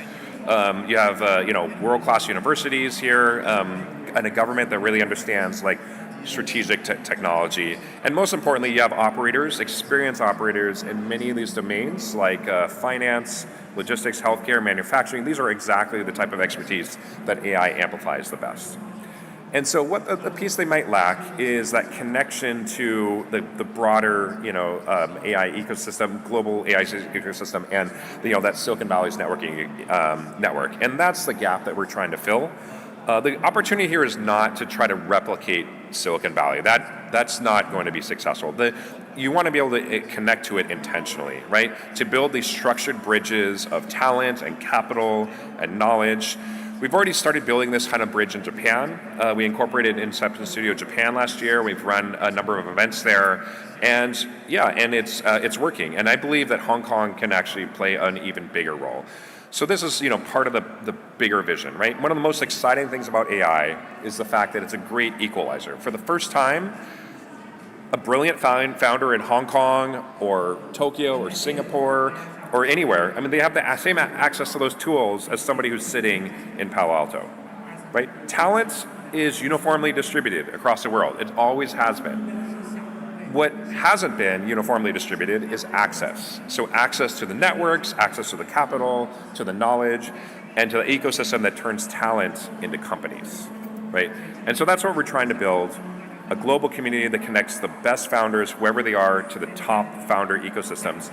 The next great AI company could be founded by someone who's, at this conference today. And our job is to make sure that when that person's ready to build, they'll have the same advantages that a founder that's in the heart of Silicon Valley and Palo Alto would have, right? So let me leave you with this. So AI fluency is compounding. Every month of experimenting and building with AI builds intuition. The experienced professionals and founders leaning in today, they're building a structural advantage that the late movers are going to really struggle to close. But the lasting advantage won't go to the people who learned, AI first. It will go to the people who brought the deepest expertise to AI, those who had something worth multiplying. And the founders that I work with, they left trillion-dollar companies. They walked away from guaranteed wealth because they understood that the greatest risk right now isn't starting something new, it's in sitting still.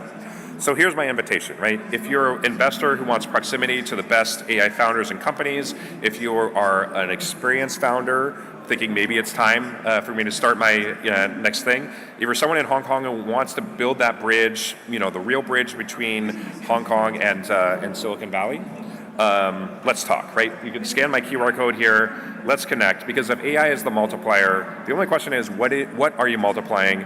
Let's make it something that's worth multiplying. Thanks a lot. Thank you, John. Yes. And thank you for sharing that invaluable playbook with us. Really appreciate it. Please have a seat.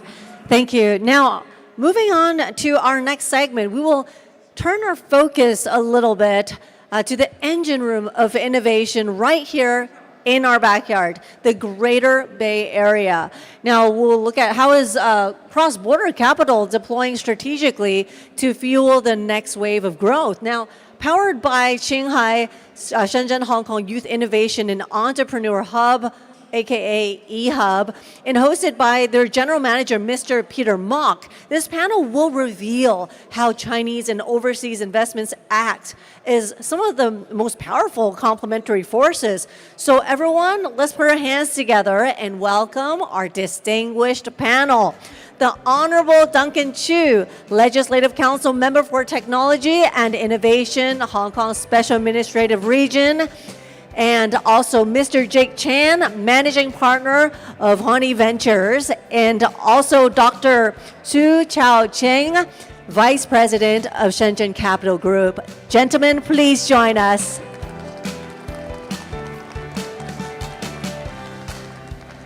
All right, and let me see. I think on my script probably there is one other name I have to mention. We have our host, yes, Mr. Peter Mock, General Manager, Shanghai, Shenzhen, Hong Kong Youth Innovation and Entrepreneur Hub. Thank you for being our host.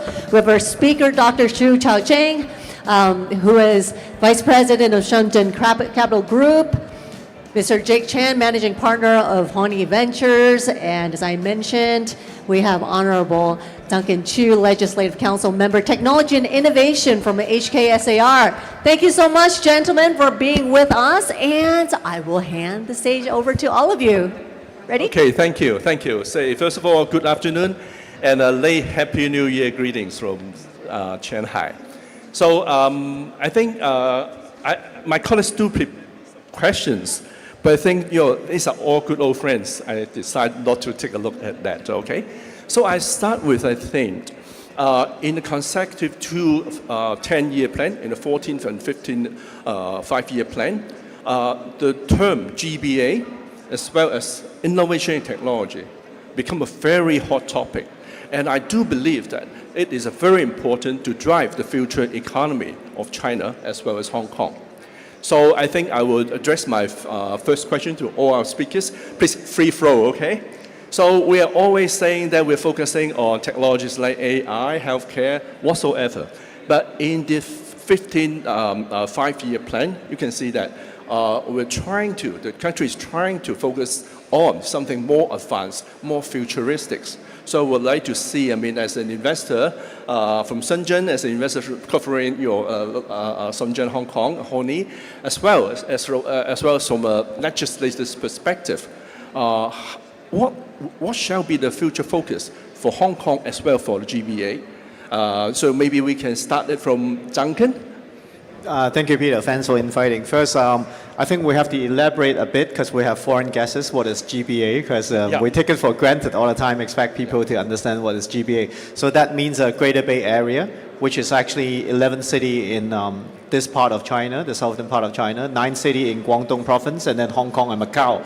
So that's the GBA. And, in terms of the 15 5-year plan, I think we just wrapped up the meeting in Beijing yesterday. And in the document, talk about, a lot about innovating and innovation and how do we support the next wave of innovation, the future innovation direction. So it also points to several technology that we have to pay attention or sort of incubate, and that include quantum technology, new energy,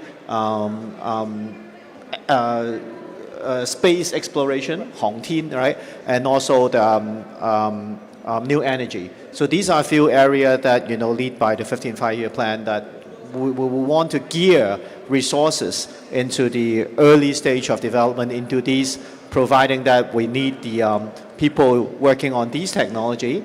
We need to support these technologies innovation with patience capital and policy-wise, how to support these technology to grow into really commercialized product. So I think these are all things that mentioned in the 15 5-year plan, which is forward-looking. And I think the good thing is now Hong Kong, also our chief executive mentioned, with the Hong Kong SAR government, will also gear a sort of like a 5-year plan for the Hong Kong SAR government. So that I think resources will be put into these areas. And I actually handed a submission to the Financial Secretary during the budget in February about the development of quantum technologies in Hong Kong. And I did actually talk to most of the teams in Hong Kong's universities who are working on quantums. We have a few teams in Hong Kong, not a lot, but we have good foundation. And there's a lot of people working in the area of quantum in nearby cities. Shenzhen has several labs, and Zhongkeda in Anhui, they have several labs. In Beijing, Shanghai, they have different labs. So how do we collaborate with quantum experts in the region? And in Hong Kong, we can also attract foreign talents in Hong Kong. So I think this is very useful to have the 15 5-year plan to gear towards some future directions. I think that's very important. As my age, when I first go to China, people always say that let's catch up with the world, with the global market. Let's catch up in terms of technology, in terms of management, etc. But now it's different. This time, we try to move forward ahead of the curve. So I think that's very important. So Jack, from a perspective of an investor, okay, I understand you will work with you're focusing on several areas, but with this 15 5-year plan, as Duncan just said, there's some new area. So what's the perspective from private investors? Will you follow that? How do you react to that? Will that mean there's some new investment opportunity, or there will be some shortfalls in your team, in your technical expertise to handle this new development? Thank you, Peter. I think as a venture firm, we're always open and we're always thinking about what's the next big thing, right? And I think if you talk to pretty much any venture investor or any PE investor for that sake, in the last decade, people would have been focused on AI, people would have been focused on life science, people would still be focused in fintech, for example. Those are all things that we still very much are deeply embodied with and we're still involved in. But at the same time, like Duncan said, we're always looking at the frontier, right? So quantum is definitely something that we have been working on a thesis on. Actually, going back to robotics is something that we've been working heavily on. And the crossover, really, I would say, on those big sectors. When we talk about AI and when we talk about life science, what's the crossover between the two, which is AI diagnostics, for example, organoids, for example, what I typically would call AI for science. That's a sector that we've always been very deeply involved with. So that's that.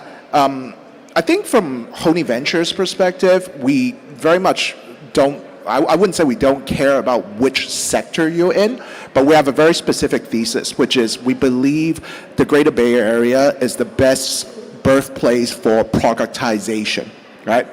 When technology companies think about Hong Kong, they think about, or the GBA, or think about China as a whole, actually. They think about it as a market, which is not necessarily wrong, but I always think that's not the best use of the Chinese market. I believe that the GBA, Shenzhen, Shanghai, for example, is actually the best place for you to collect data. Right, so if you're in AI for agentic AI, if you're in SaaS, right? Or if you're in, let's say, robotics, right? The GBA offers tremendous birthplace for your product to actually go and collect data, to produce that flywheel effect in terms of collecting data and refining your product, and actually eventually shipping your product back to, let's say, to the world, really. So we, as a venture team, we welcome and we invest in a lot of companies in, let's say, the States, in Canada, in Europe. Not so much in Israel now because I can't go there at the moment. But again, so we welcome the world to come to Hong Kong, to come to Shanghai, to come to GBA, and eventually access the entire Chinese market as a production hub, for that matter. But as this technology for the future, like what Duncan mentioned, the risk profile for investors, I mean, and the duration, I mean, the holding period return, not to mention return, just a holding period, but much longer, probably, than the existing sectors. So, what do you think about that? So, will you really invest in this very new technology, new concepts? Or do you need to wait and follow? Yeah, just to mention, so we actually just closed a new fund earlier this month. It's roughly $100 million US.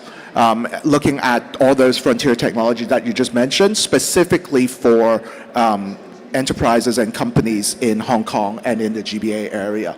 And it's cross-sector, it's a generalist fund, so it'll look at quantum, it'll look at marine time, it'll look at space, anything and everything, as long as there's leverage between Hong Kong, Shanghai, and the Greek GBA area, we welcome that. You mentioned about being patient capital. Well, I'm a venture capitalist. I don't think I have that much patience, but definitely the fund itself is a long-term holding fund. It's a 10-year fund. We want to grow with our entrepreneurs. We want to grow with our portfolio company, and we want to help them actually leverage this very unique birthplace, really. I think it's very fertile grounds for them to grow and become the unicorns and the decacorns and everything that they want to dream about. And that's our role as a venture capitalist, is to actually be patient and work with them together. That's great. So my next question will point to Dr. Xu 博士。刚才我们朋友都说了，在实物会网里面很多前沿的科技，以前我们是没有太多注意的哈。那现在作为一个国有很大的基金哈，你介绍一下这基金，然后在这些新的投资领域里面，哈，你们是有哪一些部署呢？好，谢谢。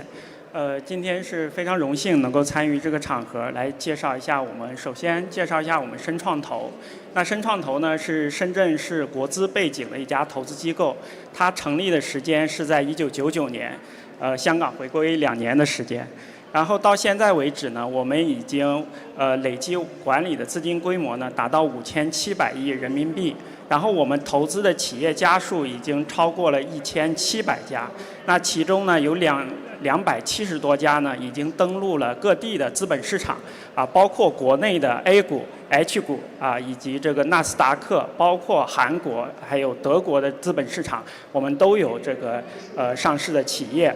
那尤其是有没有香港？当然有，当然有。首先呢，我们有这个直接登陆香港资本市场的，像现在已经是1000亿市值的康方生物、商汤科技，还有本来是在先登陆的 H 股，然后再回到 A 股的，比如说中芯国际。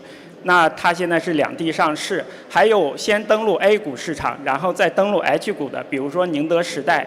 那这些都是深创投过往投资的案例。那刚才Peter 介绍到的就是我们最近刚刚承接的是国家的一支创业投资引导基金，它的全称呢是粤港澳大湾区创业投资引导基金，它也是去年两会期间国家发改委主任他倡导设立的国家创业投资引导基金的3个载体之一。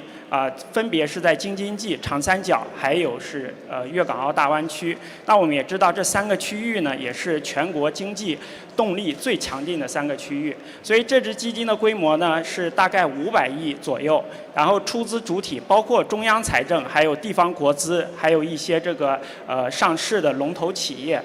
出资主体还是比较广泛的。那我们主要聚焦投资的呢，就是这些前沿的科技，刚才提到的这个未来的科技，比如说量子信息，比如说未来能源，那这些都是这支基金所关注的。但这支基金它的这个投资的方式可能会是母基金加直投基金的形式，4/5的资金呢会以子基金的形式投向各个的早期项目，小的企业。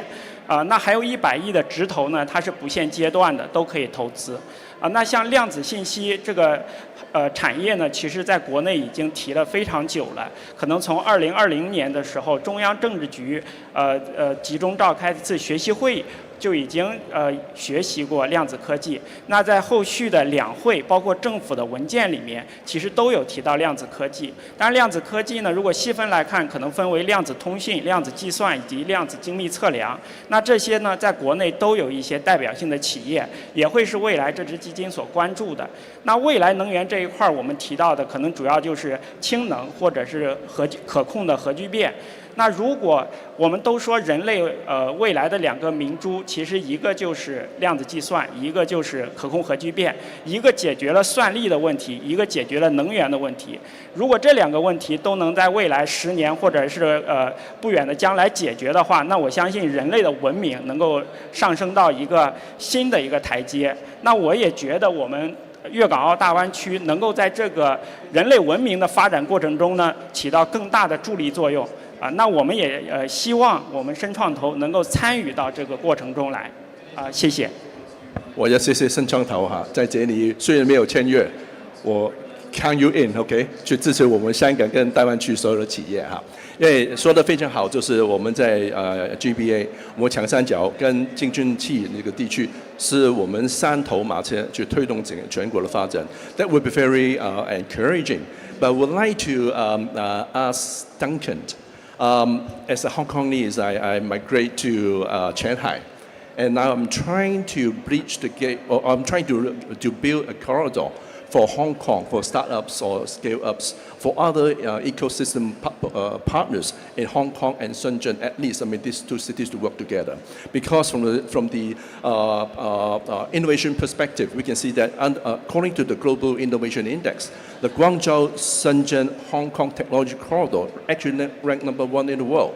But how can we work more closely together? Even though the border is very, I mean, you're just a river, but it seems that still the system, the regulatory systems, the business practice is quite different. So, are there any? Do you see any bottleneck between the two ecosystem, innovation technology ecosystem working together? Are there any bottleneck? How to resolve these potential problems? I think there's a step-by-step procedure, but provided we only have 10 minutes, so we have to be given a very short answer to that. But we all see the potential of Greater Bay Area city, working together. There is like a competitive advantage for each different city. So working together, we all, according to the index, it said Guangzhou, Shenzhen, Hong Kong, the index shows the capability of us leveraging startup teams and new company, new technology to be, born in this area.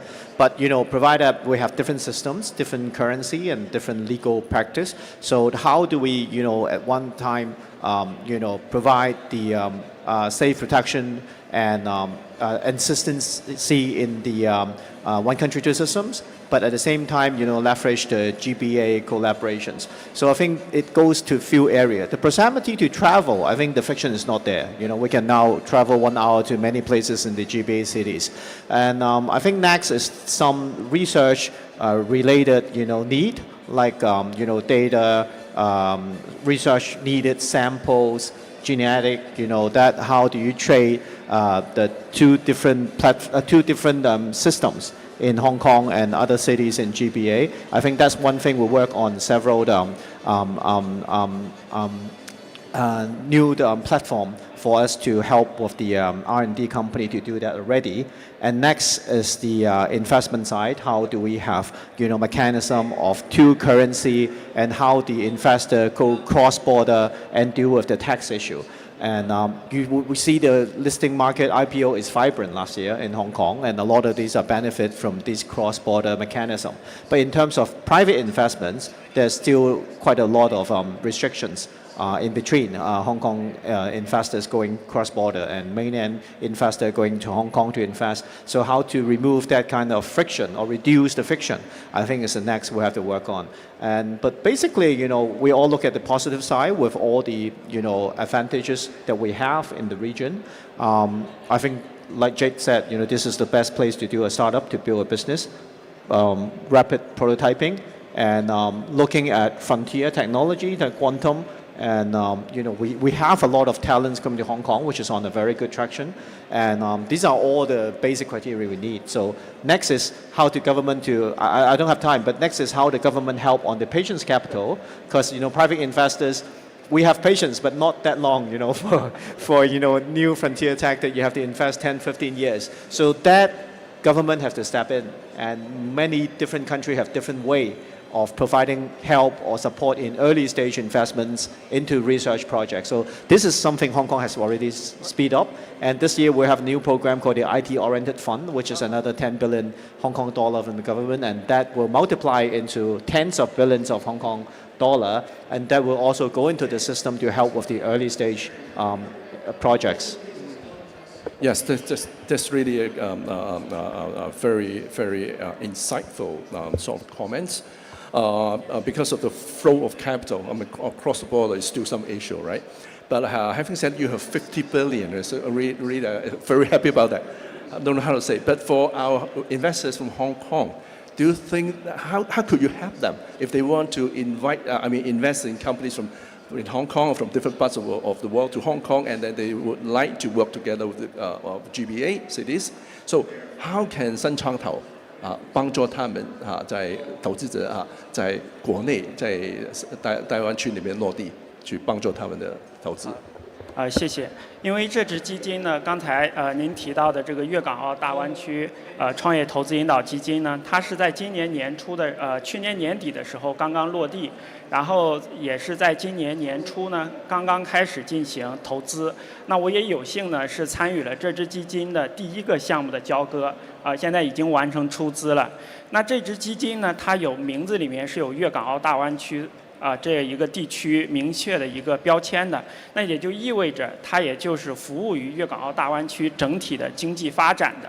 那因为这支基金呢，它本质它的属性是一支人民币基金，所以它是如果未来咱们很多的这个它是促进整个粤港澳大湾区人才的这些要素的流动。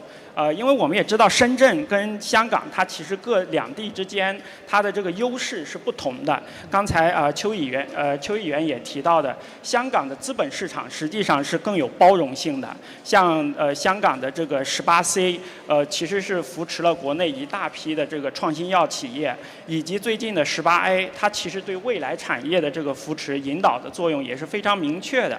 所以其实粤港澳大湾区他们之间的合作，包括我们这支基金，那它其实进行这个区域内企业的一个投资，那肯定是它的应有之义包括咱们香港来的这些创业者其实有很多。其实在深圳我们每天都能因为我本身也是毕业于香港中文大学，那有很多的创业者他其实就是选择来深圳去创业。为什么呢？因为深圳有一个很神奇的地方，就是它可以在你2个小时的车程以内就可以找到你想做的任何一个东西的所有的上下游。如果你想做一个智能硬件，你可以找到代工服务，可以找到很好的这个打样的这个服务的服务商。那所以包括未来的量产，它都可以做到2个小时车程。所以其实我觉得粤港澳大湾区至少是在这个智能硬件这一块这个领域，我觉得是世界上不输于世界上任何一个这个城市群。我觉得这支基金的话，它的存在也就是恰恰就是为这类型的这个企业的扶持。那希望就是所有这个大湾区的咱们的创业者都能积极的这个参与到创业，然后也选择这个区域来作为自己创业的一个基地其实这个过程中我们是可以不断的在各个阶段予以帮助，当然也希望能够陪伴着走下去践行好刚才提到的这个耐心资本这样一个概念谢谢就是我们来自香港 GP 都可以利用你们基金作为他们的 LP， 对不对？那我还有几分钟 ，Jack， 我给你一个2 minutes，OK？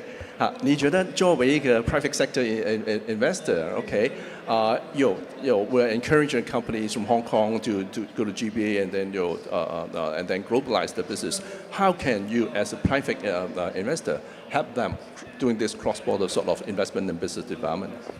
Well, I think to start with, obviously being a partner of Peter's and the eHub, right? So when the companies actually decide to be here in Hong Kong and then later on in Shenzhen and Shanghai, being part of an innovation hub, being part of an accelerator like eHub would definitely help. I've seen a lot of my portfolio companies actually work with one another, not necessarily under my tutelage or under my introductions, but because they sit right next to each other in eHub, right? So that's always encouraging, and that's how startups are built, right? It's to work with one another to solve different problems, but ultimately they come together and accelerate and help each other and grow. In terms of from a capital side, I echoed everything that both my speakers, our fellow speakers, actually said. Patience capital, and we are very unique here at Honey Ventures. We have both renminbi jijing, so we have renminbi funds as well as USD. So we actually help a lot of our portfolio companies bridge that gap between first at their top level, at their group level in the States or in Canada or in a Cayman level, and then subsequently when they decide to be onshore in China. And that's also obviously with the help with Peter and Yihub and the Mongongchang Jijing as well. So that's something that we do. But ultimately, again, I think it's you have to be in 天时地利人和. I think it's for startup. 天时 is definitely right now is the best time to do a startup under sort of age of AI. I think people know you no longer need a lot of capital. You no longer need a lot of teams to actually do at least to launch. I think. And then in terms of Dili, I think GBA, as I said, is one of the best, if not the best, place to actually do this. And Ren is what us venture capitalists bet on. We bet on people, we bet on founders, and we challenge them, and hopefully they challenge us as well. Okay, I still have 1 minute instead of summarizing what the speakers already said. I would like to announce here, because this year is the APEC Summer Year that will be happening in Shenzhen later this year. We would like to take this opportunity to announce that we will establish a global investors network this year, very soon, with the help of all the partners on stage. In the first stage, we will try to get all the technology investors in Hong Kong as well as in Shenzhen to group together to help companies from different parts of the world. To encourage both inbound and outbound business development for these startups and scale in terms of technology. And so please, if you feel interested, please do contact us. And I do believe that this Global Innovators Network would be a very important first step for the deeper integration of the resources and as well as the stakeholders ecosystems for Hong Kong, Shenzhen, as well as GBA. Thanks a lot for coming. Thanks a lot. Thank you. Thank you again for such a conducive conversation and the critical insight into the GBA's investment landscape. Thank you again, gentlemen, and please be seated. Thank you very much. Now, from finance, moving on to the future of health. Now, imagine an AI that doesn't just recognize patterns, but truly reasons much like that of a scientist. Now, that's the promise of biological artificial superintelligence, isn't it? Now, to guide us through this revolutionary leap in healthcare, everyone, please welcome our visionary oncologist and entrepreneur, Mr. Thomas Kozel, co-founder and CEO of Alkin. Please take the stage.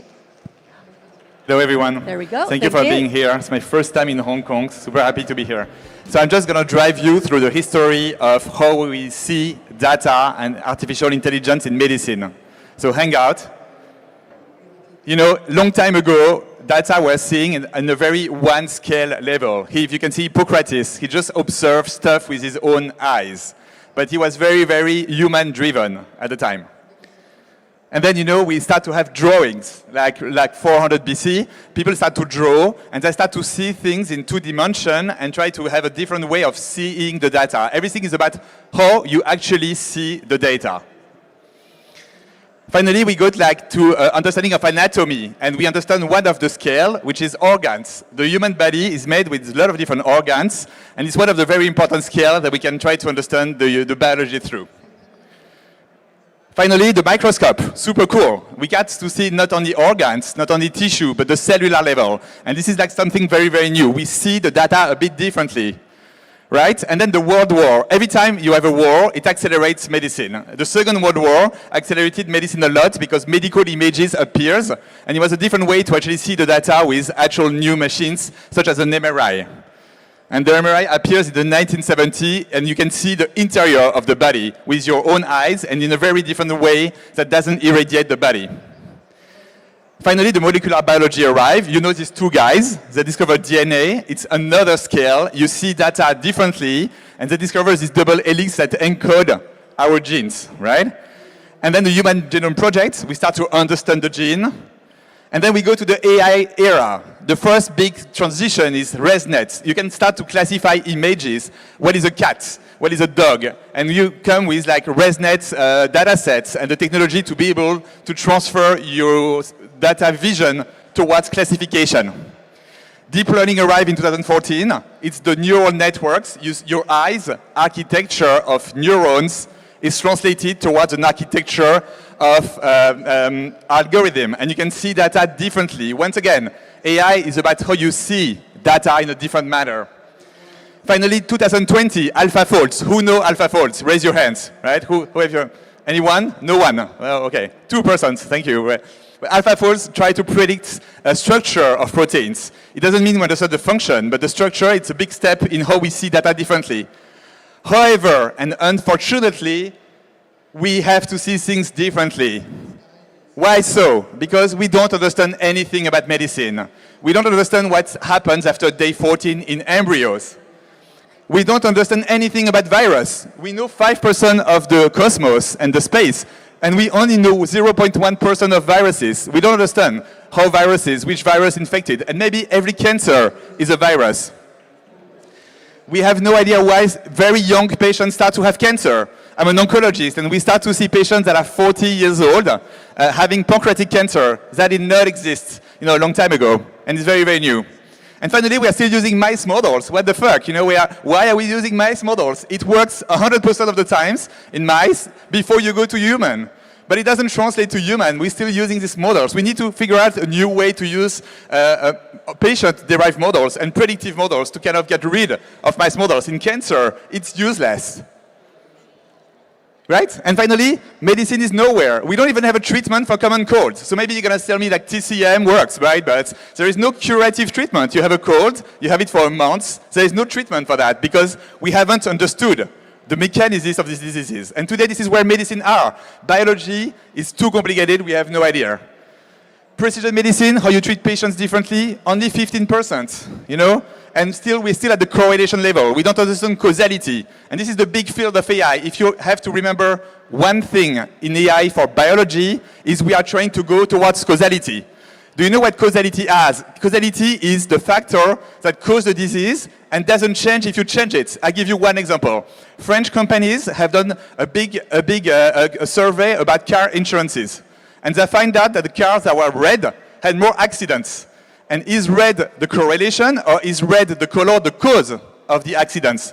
How do you know? You have to change the color. You paint the cars from red to blue and you realize there is as many accidents. So red is not the cause because when you make a perturbation to the color, when you change it, it doesn't change.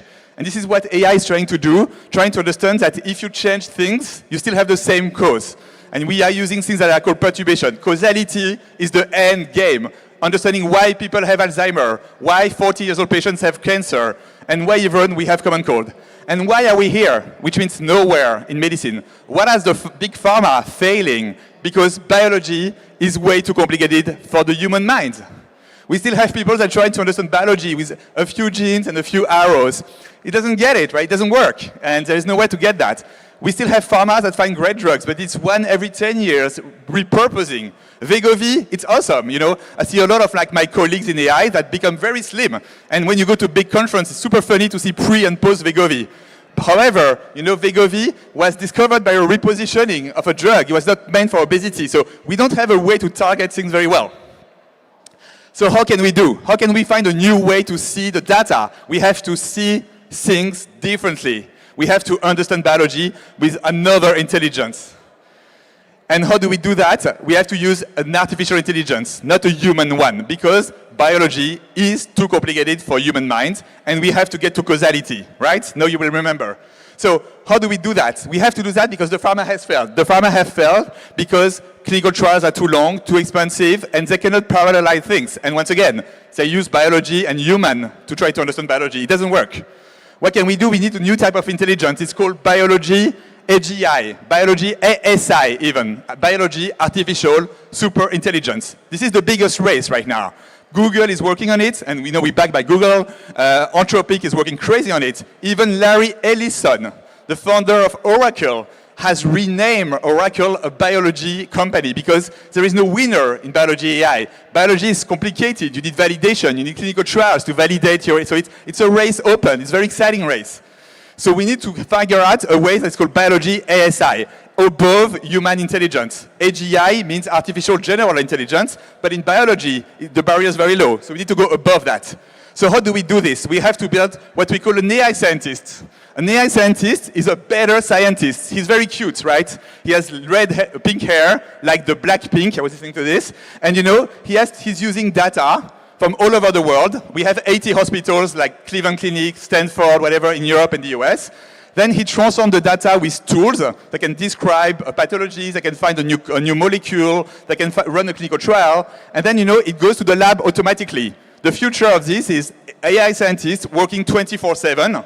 You know, in the US, in San Francisco, people work 9-9-6. It means 9 a.m. to 9 p.m., 6 days a week. I'm pretty sure in China it's a bit the same. I'm French. In France, it's not 9-9-6. It's more like 9-4-3. 9 a.m., 3 p.m., 3 days per week, right? But he works 24/7. He never stops. Okay, he's really cool. And then he figure out he has new ideas all the time. He discovered new things. He published new papers. And then he directly go in the lab. The lab is controlled by this software through an API. There is no human intervention. And it's not mice. It's human-derived models. Because once again, mice don't translate to human. And then it goes directly, if it's interesting, to a clinical trial. Everything is done automatically by one software. We're going to replace big pharma R&D. Pfizer, like 550,000 people, no drug discovered for 7 years. We can replace by one AI scientist. And once again, it requires data, it requires software, a lab in the loop, a lot of tools, new LLM like Qwen. You know, Qwen is an amazing LLM that can you fine-tune for biology, but this is the way to go. And then you need really great data. What is great data? It's data that come from all over the world, including China, because you know 1 drug out of 2 come from China. China is moving very fast, but we need data that are patient data, very, very deep, single cell level, understanding what a cell can do. So we need like this type of data to be able to go there. And sometimes to build foundation models, we need millions of them. We need 1 million pathology data to build a foundation model in pathology. We need 1 million RNA data samples on patients to build a foundation model in RNA. That works. RNA is very easy. Biopsies, pathology is easy. But we also need 1 million protein data sets from 1 million patients, and that doesn't exist today. So we also do have data limitation, but data is the moat. And if you look at a company in AI for medicine, you wonder, what data do they have? And the data has to come from the best hospitals, not like community hospitals. They really have to come from really tier 1. Then you need this AI scientist. It looks like this at Okin. It's a software. It's a tool. You can chat with him all the time. He works 24/7. He discovers amazing stuff. And maybe he will be Nobel Prize. The future of Nobel Prize won't be human. There will be AI scientists and AI doctors. This AI scientist also has to be working as a doctor. They are MD, PhD. They have to go and try to take clinical decisions because you need always to connect research to care. If you only do research of treatments and cures and you don't do care, you are missing something. Connect research to care. That's really, really important. And then the AI scientist has, once again, data sets, LLM, orchestration by a coding agent like Claude. He has tools and skills. Skills is a way to translate the human mindset, the human scientific reasoning into a little program. So we are translating the best professors of medicine in the world into skills that this AI scientist can use. To be able to get that, we need what we call reasoning. We need to see that the platform orchestrated with LLM, skills, tools, data, reason, start to have new ideas, start to have novel ideas. You need to optimize for novelty. You need to optimize for causality. This is why you need to go there. And the trace of reasoning is really what matters. At Okin, you start to really think very, very well. That's the goal. Finally, you need the loop. Everything has to be in the loop. You need the lab in the loop. You need the hospital in the loop, and you need the pharma in the loop, because pharma has to work with you and needs to be continuous. What you also need is clinical trials in the loop. You need to be able to figure out what you discover is true in medicine with real clinical trials. And you need to show that you are treating things where the pharma have failed, like cancer, Alzheimer. So you need, when you do AI for biology, to also have a clinical trial franchise to build new molecules. Otherwise, everything you discover is by definition bullshit. And there is amazing companies like Anthropic. We partner with Anthropic on healthcare. But they have the best tools ever, but they are still trained on the World Wide Web. They're not trained on real data from real hospitals, so it doesn't really fit. Finally, you still need a little bit of human in the loop. But if you want to go to singularity, you want to go to productivity that is exponentially growing, you need to take human out of the loop. in research and in medicine. I have friends of mine that are radiologists and they're not using AI. And I was like, you're going to be replaced in 5 years, man. What are you doing? What's the hell? You're not studying AI, you're a radiologist. You're useless. You know? People have to really accept that human will be taken out of the loop. But human is still needed today. The best KOL, key opinion leaders, it means the best professor of medicine to validate what we discover. So we still need human in the loop to validate with their instincts the discoveries. So they say this is a good idea, it's a bad idea. Reasoning loop, right? But this is today. In a few years, human won't be useful anymore. There won't be human in the loop. And we have to take this. R&D from big pharma will be one software, no human. Pharma will keep the late-stage clinical trials, commercialization, marketing, M&A. There won't be R&D. And if you ask them, they're already starting to stop R&D. Finally, you need this reality check. You need to figure out a treatment. We are testing a new treatment in stomach cancer, discovered by the AI scientists, clinical trial run by AI scientists, validation in the lab done by the AI scientists, and we have figured out the molecule. We actually in-licensed the molecule from China by the AI scientists. So it's really everything data-driven, no human intuition anymore, because human intuition gives us no treatment for cancer, no treatment for common cold, nothing. This is just an example of a treatment that we discovered, but I won't go through that.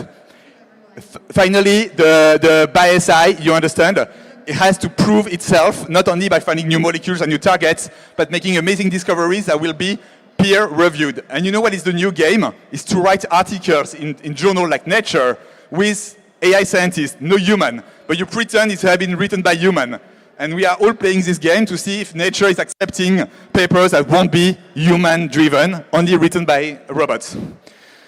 So this is the future of biology, artificial, super intelligence, your research and hospital connected, super intelligent AI scientists working 24/7, making parallel experiments and new ideas, and fully automated lab. Right, so this is the race to ASI.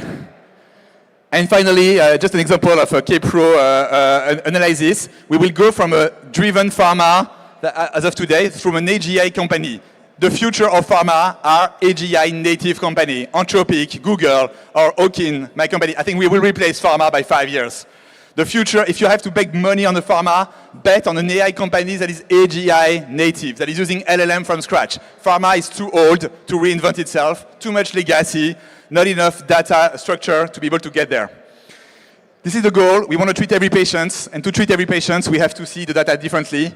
I'm just trying to show you the demo works. This is what the AI scientist interaction looks like. It's like a clone. It's like any type of chat interface to be able to interact with this future of medicine. And you all have a role to play. We need to collaborate more. Too many research silos, too many competitive silos. China and the US, have to work together. These geopolitics are breaking research and innovation. It's the same than data privacy. In France and Europe, we all say data privacy, so people don't share data. And the consequences is we don't have enough data to discover things. So we have to stop always talking about privacy, collaborate a lot more, because the future of medicine has to accelerate. Cancer is changing, new viruses are coming, Alzheimer is not treated. There's a lot we can do together. Thank you. Thank you, Thomas. Thank you so much. I always wish we had a little bit more time, but thank you for that glimpse into a healthier future. Please take a seat. Thank you.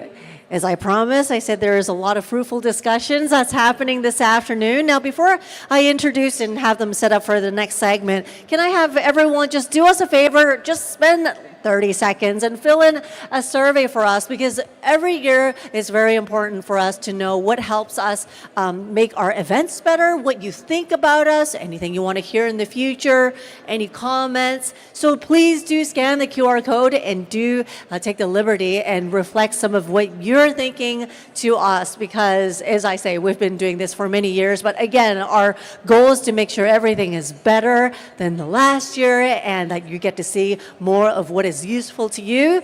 And also for everyone in the audience, in case you didn't get a chance to say hi to the person next to you, make some friends, distribute some business cards, do the handshake. I know I had some friends who actually just came in and they were just too busy listening to some of the speeches, and they actually never got to take the liberty to network with everyone around you. So while we're waiting, make sure you do take this moment to say hi and just to introduce yourself to everyone that is around you.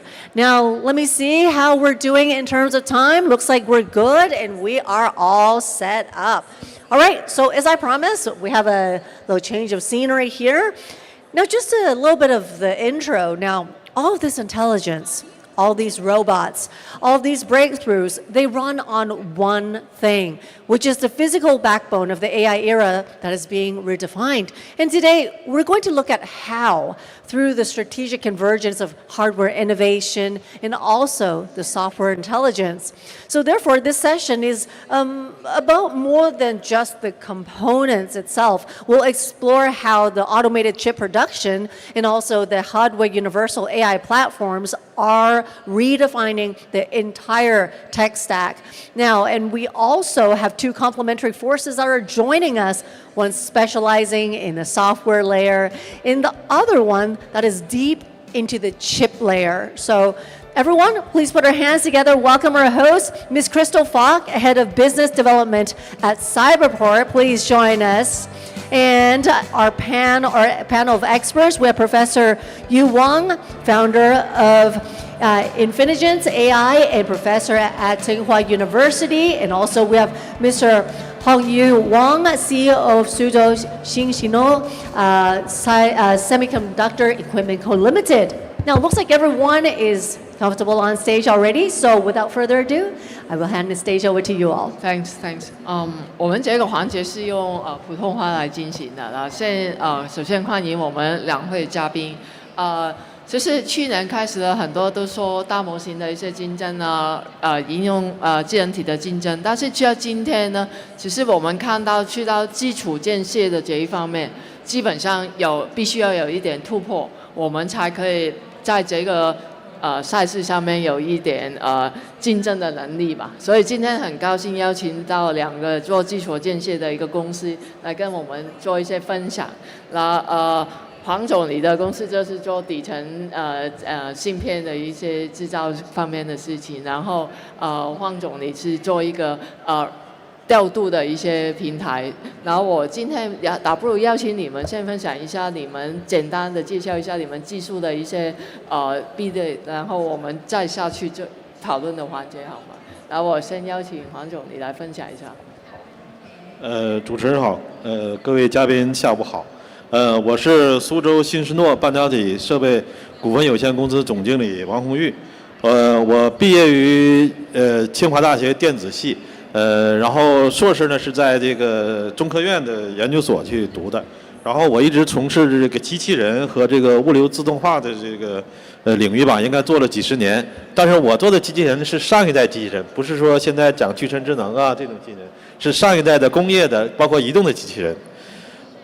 应该说，在这个整个12寸晶圆厂里边，我们每一块晶圆把它做完以后呢，要长达几个月，然后呢，它要在几百台设备，然后之间呢进行这个传输，同时呢要进行几千次的搬运，甚至说更多次的搬运，然后呢，每一个晶圆在整个晶圆厂里边走的这个路径大概有几十公里。所以我们做的设备呢，就是实现晶圆的这种自动化的一个搬运，叫这个 AMHS 系统。应该这个屏幕上显示的是我们整个晶圆系统的一个大致的一个构成，应该说是由天车、轨道，再加上 Stoker， 再加上 High Tower， 然后构成的整个晶圆厂的这种自动化的物流搬运系统。应该说在晶圆厂里边的话，它的这个叫空间非常珍贵，因为产生洁净环境成本非常高。然后呢，它就是做一个立体的搬运，就是机台在下边，然后整个搬运呢是在天花板上进行。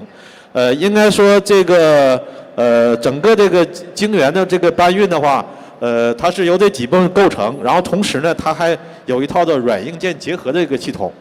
这些系统呢，构成了整个晶圆搬运系统。实际上，它是在智能制造里边的一个基础设施，它专门负责在各个工艺段里边，然后进行这个物料的一个搬运。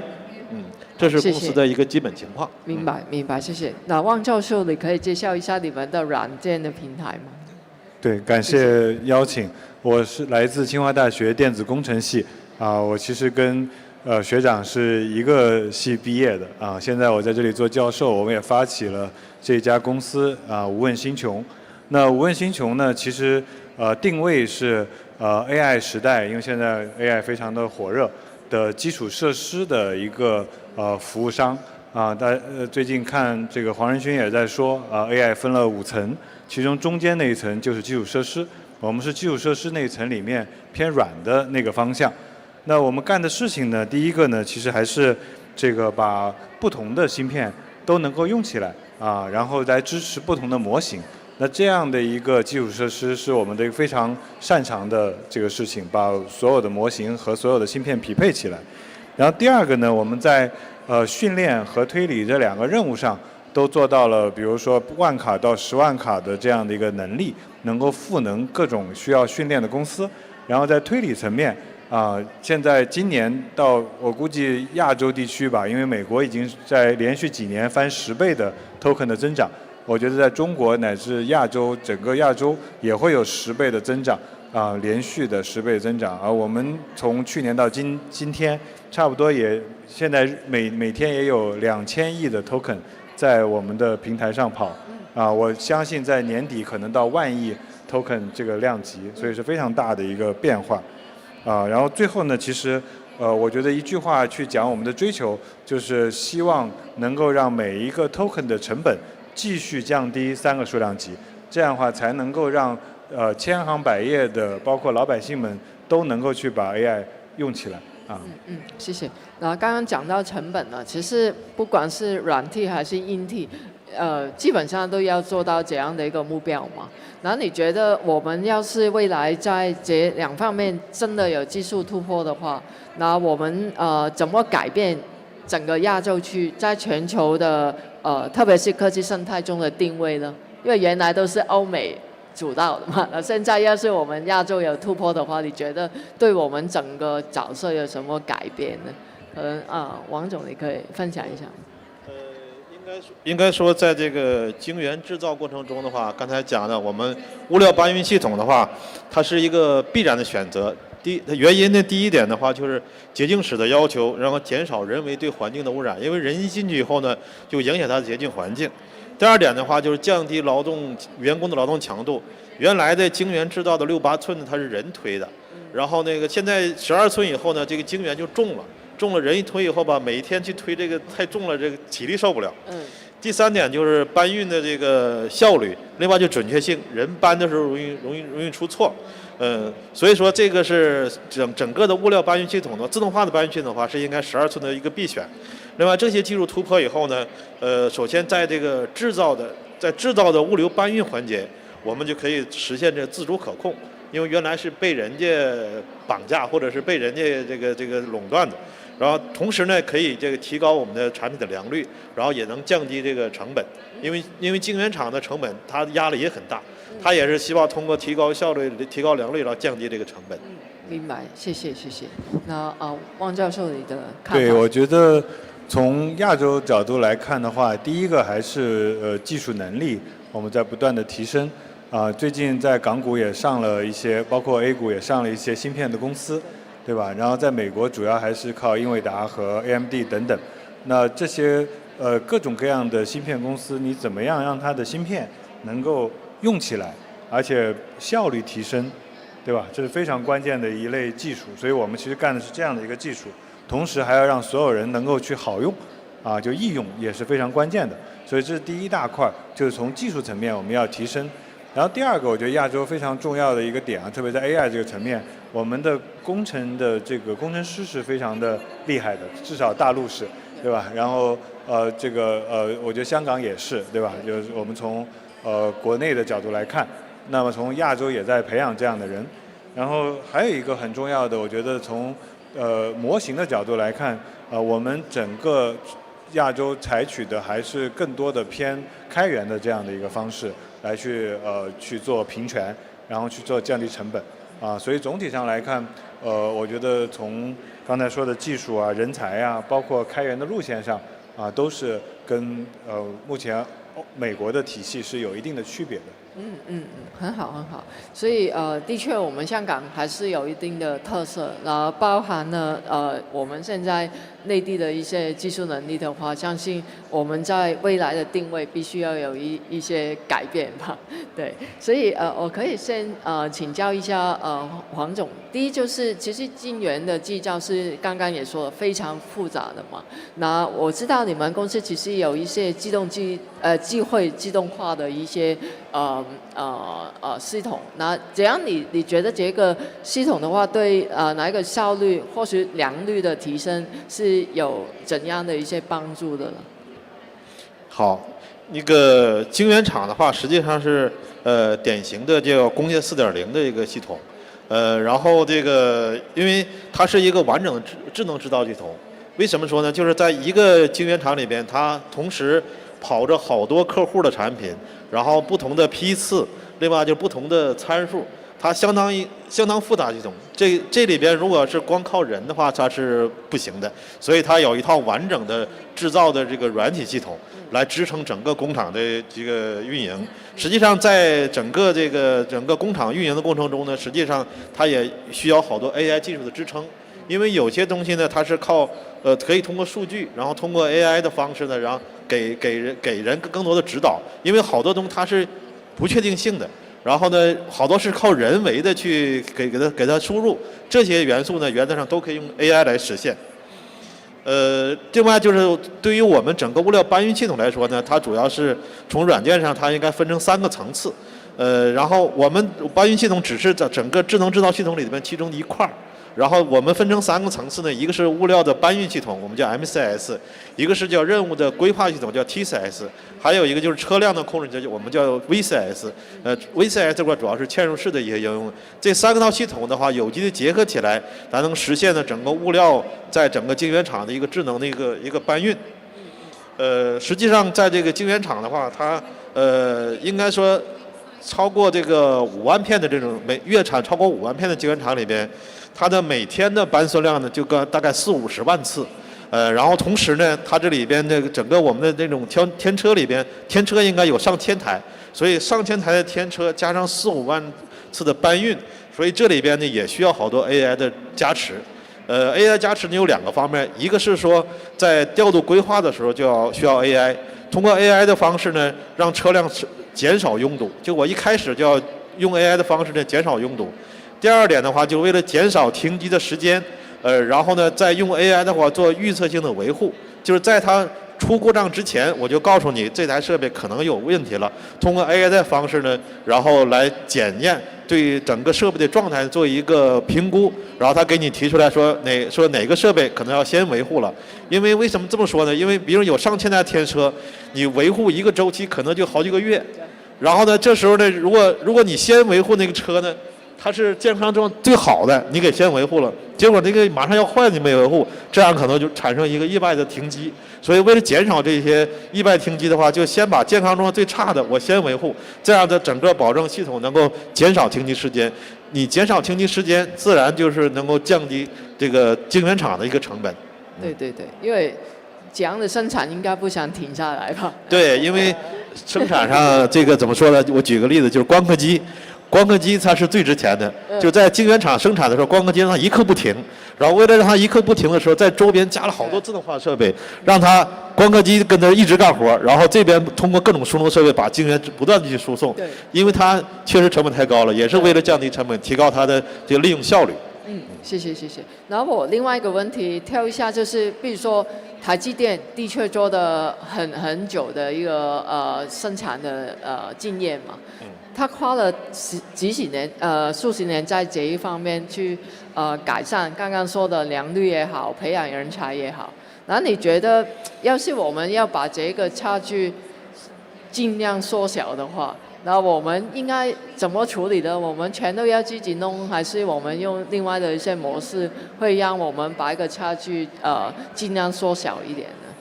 应该说台积电在晶圆制造这块儿应该积累了非常丰富的经验，它也是全球最领先的。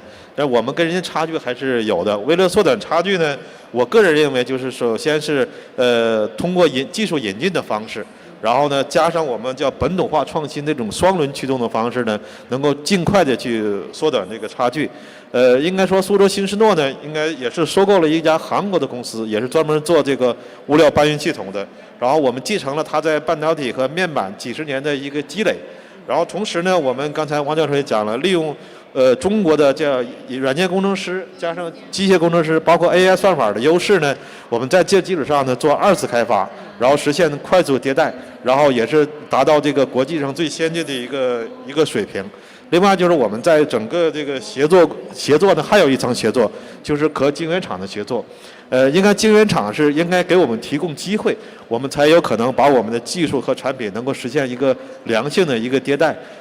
因为原来的这个行业里边，实际上因为有2家供应商以后呢，一般晶圆厂不给第3家提供机会，所以这时候呢，目前从现在整个大陆的情况呢，它是已经逐渐的在释放这种机会。这样的话，我们跟晶圆厂合作以后，能够把我们的产品尽快满足晶圆厂的需求，然后能够实现快速的技术迭代。对，我觉得这个非常重要，就是协作嘛。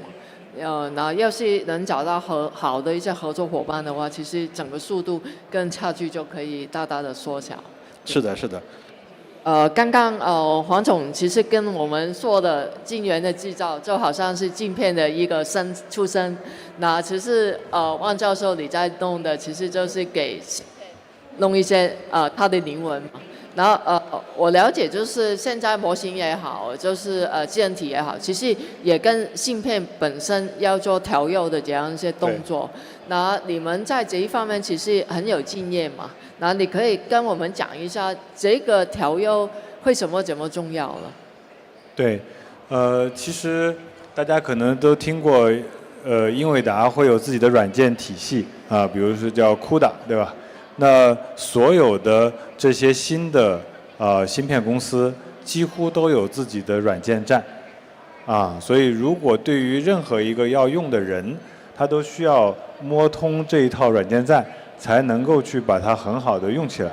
如果是这样的话，那其实就对于一个一般用户来说，他每一次都要自己学一个新的这个环境。所以我们做的事情是，对于 AI 里面最常见的训练和推理这2件事情，你就不要学了。我们把下面的这个接入的这个任务就做完了，而且能够这是第一个叫接入，叫能用起来了。然后第2个呢，因为你编程编得好不好，或者你用的好不好，是你怎么样挤压这个芯片，一个芯片上，比如说有100个乘法器，你是不是把它都用起来了？你还只能用50%。那这个是我们在软件层面做的一个优化啊，使得我的利用率可以达到80%、90%啊，这样的话你自己就不用管这个你的叫效率的问题了。然后第3个呢，其实还是易用，就是给你一个接口，对吧？你就可以用起来，对吧？这是最好的。所以我们其实在干这3件事儿。然后反过来说，现在的这些芯片公司是一个阶段，我们会认为未来可能还会有极致的推理的芯片的出现啊，所以我们现在也在看，如果我们看到的这些 workload 变多了，是不是也可以联合一些芯片厂商去定义那种极致的推理的高能效的芯片，这样的话使得成本进一步降低啊，所以这是大概的一个技术的演进的这个几步吧啊。对对，而且也跟你先前说的，要把 token 的价钱压低的话，必须要做到这个优化的阶段。是的。然后我想再问一下，因为比如说美国 NVIDIA 它其实最厉害，除了芯片以外，就是它的生态嘛。对。那要是我们在亚洲可能要建我们自己的生态，你觉得这个是应该不太简单的嘛？那但是要是能做到的话，你觉得哪一个影响力会在哪一方面呢？对我个人觉得 AI 的进一步演进，使得 CUDA 的护城河其实是降低了，啊，因为原来为什么要有 CUDA， 是因为 GPU 要去做2000种应用，随便说打引号2000种，但是现在只需要做训练和推理，所以它其实面向的这个应用场景反而是变小了，所以我并不需要有那么复杂的一套软件，然后来去做这个事儿，我可能就是一套垂直打通的优化。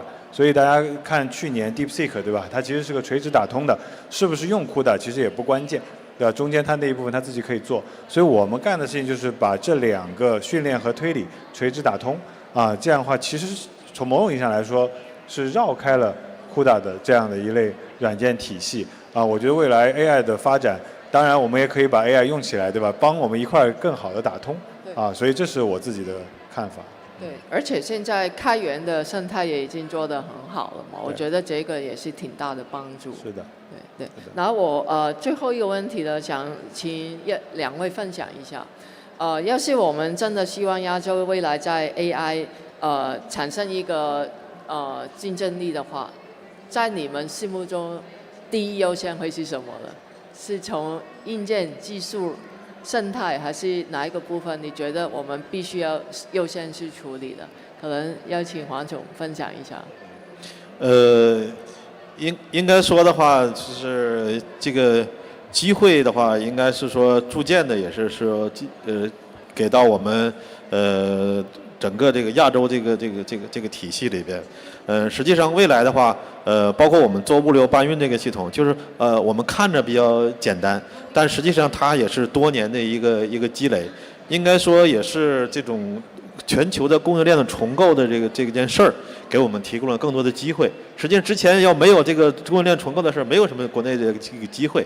实际包括我们，比如这个人家不要是卖给咱们 GPU 的话，你们也王教授也不至于自己去干这一样的事儿。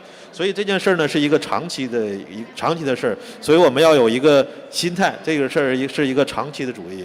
另外就是说，我们要逐渐实现我们的技术的一个可控，就是说各种技术路线不一样，但是我们要实现技术可控。另外就是要跟那个下游的厂家来去合作，然后实现这种产品的一个快速迭代，然后最终来满足客户的一个需求。谢谢分享。那对，从我的角度，我其实更希望我们能够帮助亚洲的地区和国家拥有自己的主权 AI。因为举个例子，比如说我们去东南亚某一个国家，它建了很多数据中心，但很可能放的都是阿里或者是这个Microsoft 的机器但能不能让这个国家自己拥有自己的云和上面的软件服务能力我觉得这个其实是未来大家可以去努力的方向。那我们可以做好技术的支撑，这是我的观点。太好了，香港也需要你们的帮助。好，今天谢谢2个嘉宾的分享，也谢谢各位再来到我们这里，谢谢。Thank you very much. 谢谢。Thank you for that sharing. And thank you for, of course, your presence and participation to all of you for such a conducive conversation. Thank you once again. Now let's hear from the builders themselves. Now, theory is one thing, but how are the region's most successful high-growth startups actually using AI to scale at record speeds? Now, this brings us to this panel because it will bring together leaders from 2 of the region's most successful high-growth startups. So everyone, let's welcome with me by putting your hands together and welcome Mr. Shin Ng, founder and CEO of Rush Owl, Mr. Min Tran, COO of Good Notes, and also our host, Ms. Ali Wong, Senior Vice President at HSBC Innovation Banking.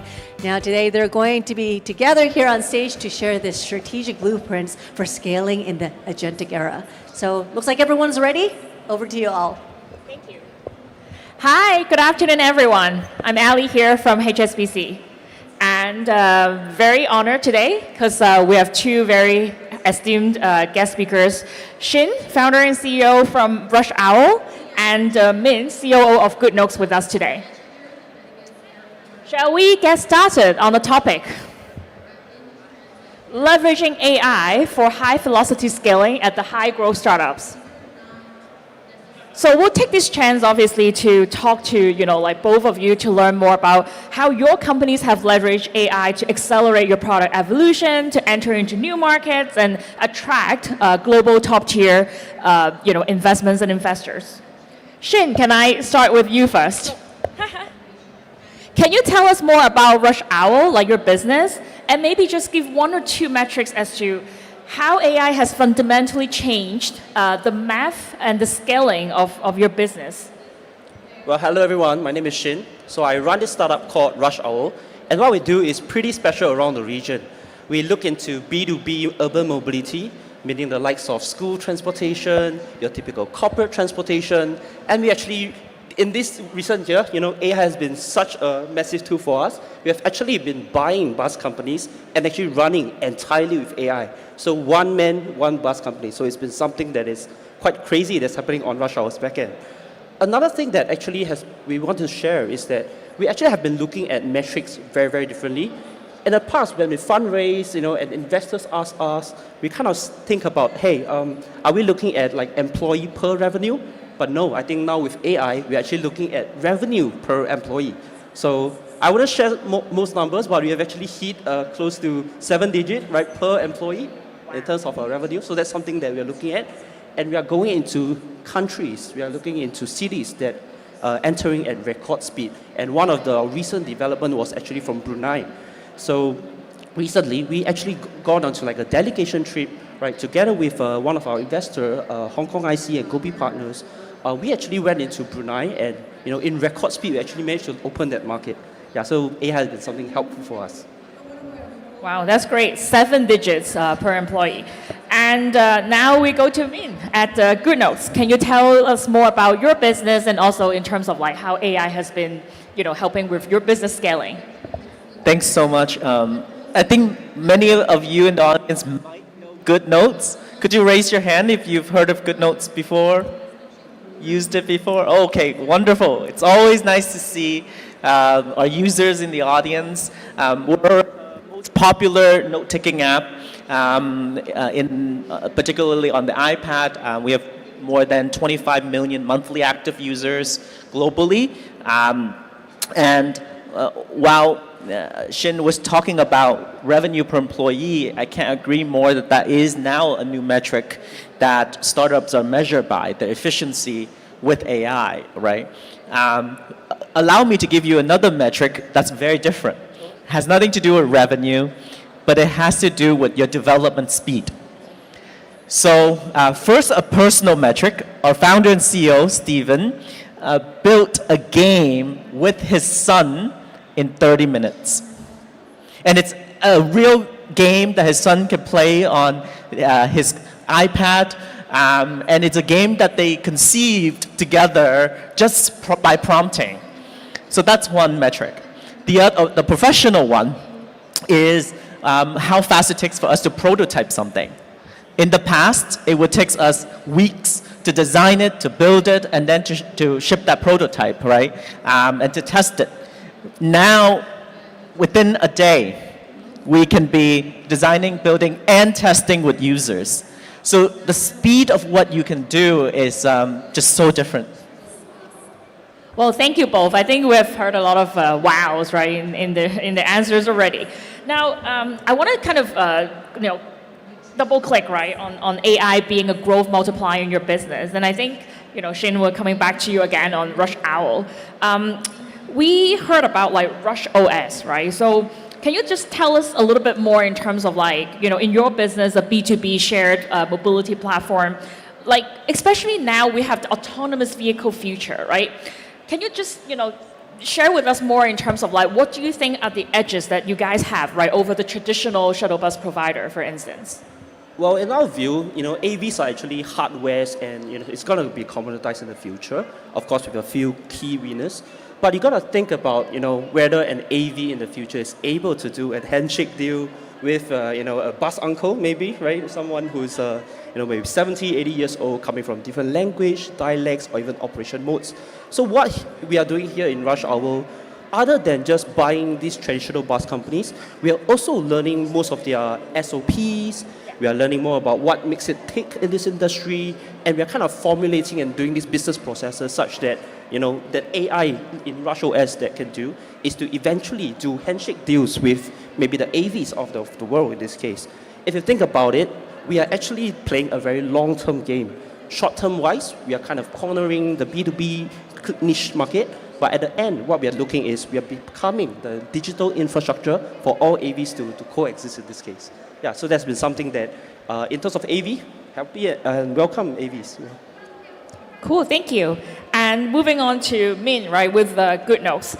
Can you just like share with us more in terms of like how AI has, helped Good Notes to kind of move from being a tool to an intelligent service, right? And also like in terms of, like, for example, I'm just, thinking out loud, how the product now anticipates the user needs that, really help you to retain customers and to attract more new customers?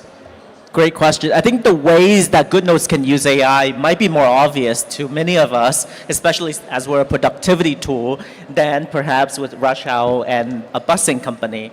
So for us, what we want to do is bring AI to our users' fingertips, whether they're handwriting and we're fixing the misspelling with our proprietary ML model on device in their own handwriting style, or we're leveraging the powerful latest models that you all know about, that's cloud-based, and allowing our users to create anything they want, whether that's free form in our whiteboard canvas, or whether that's structured data in our text document. So in any way that the user wants to be productive, now they expect, right? Now we all have new expectations that the AI is going to be there and be your companion.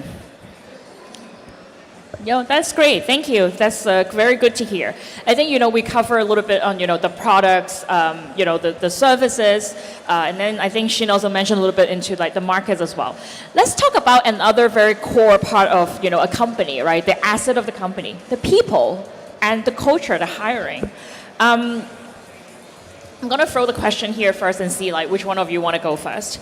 I think, as audience, including myself as well, we're very curious to how are you guys thinking about like hiring right now? Are you hiring fewer people or are you hiring, similar number of people, but people with different profiles? Like what do you think here right now? And also in terms of like, managing the shift, right? If you're hiring like less people right now, then how are you, managing the fewer people but expecting, productivity-wise, how are they delivering?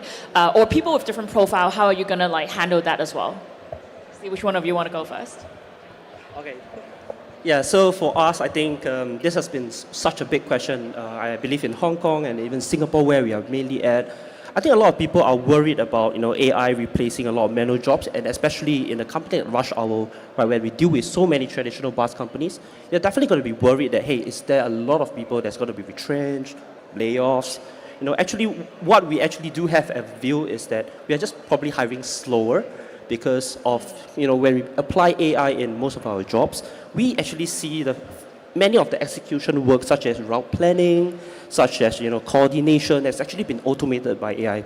But one thing remains human, and that is context, right, of our service and operations, customer relationship, and most importantly, what kind of decisions are you making for many of our thousands of drivers out there? So what we are actually looking for, right, in our recruitment process is actually to slow down, right, slow down the process, because maybe it's us, but we kind of need to find people who can make good decisions, responsible decisions, and I guess for our side, the answer is we are just hiring slower, not hiring lesser in this case.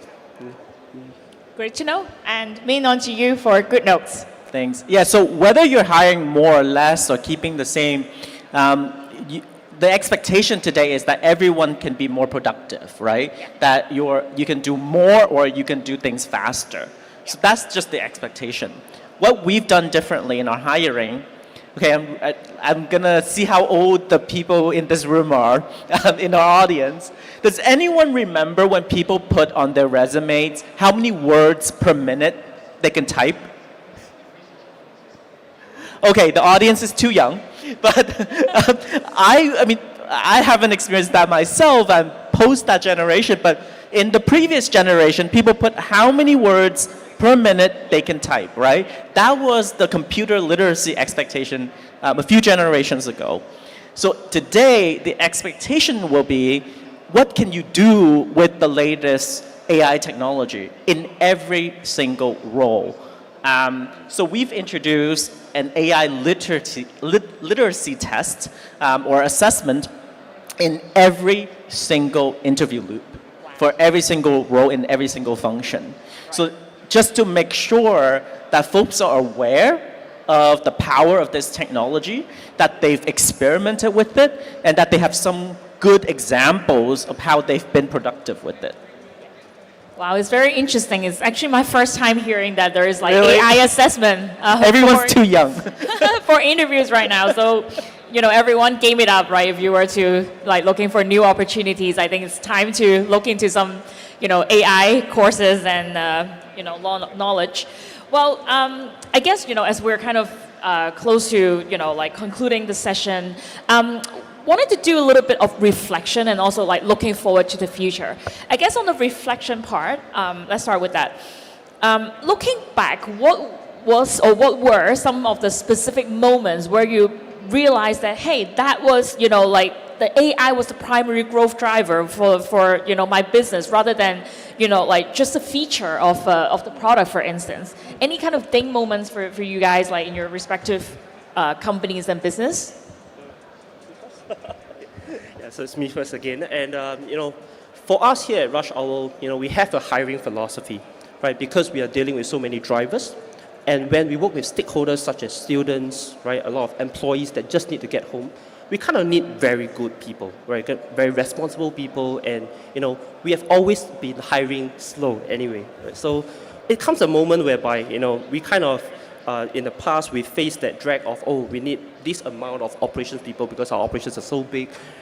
Till now, where actually, when AI comes in, right, it's like a no-brainer because they're able to kind of take over a lot of capabilities, a lot of hands-on abilities that, we didn't need so much operation team members anymore. And it's kind of a right fit to our culture and philosophy that we need to hire slow anyway, right? Hire slow, hire good people, hire people who are responsible. I guess we are still doing the same thing, right? It's just that, we kind of probably didn't need such a sophisticated process anymore, to hire people down there. So, that's my take for this. And then, okay, allow me to continue the old stories and examples. I'll bring us back to 2022. It was December, and at that time we had GoodNotes 5. This is 2 generations ago of GoodNotes. And we're very fortunate to have won Apple's iPad App of the Year that year. And Stephen and I were in Cupertino at Apple Park for this PR tour that Apple was putting on. And at that time, I was just thinking about how we celebrate this award. But Stephen was thinking about the next version of GoodNotes, GoodNotes 6. And the moment for us was when we realized how much faster we can build. So within 6 months of us talking about it, building that next version, we created the world's first generative AI for handwriting with the launch of GoodNotes 6, September of the next year. So, okay, we've been working on this field for a long time, so it wasn't like we started from scratch. But the technology just allows you to build so much faster today. And that for us was really a big wow moment. And today, as I shared earlier with you, we can really be not just prototyping, but testing with users on the same day.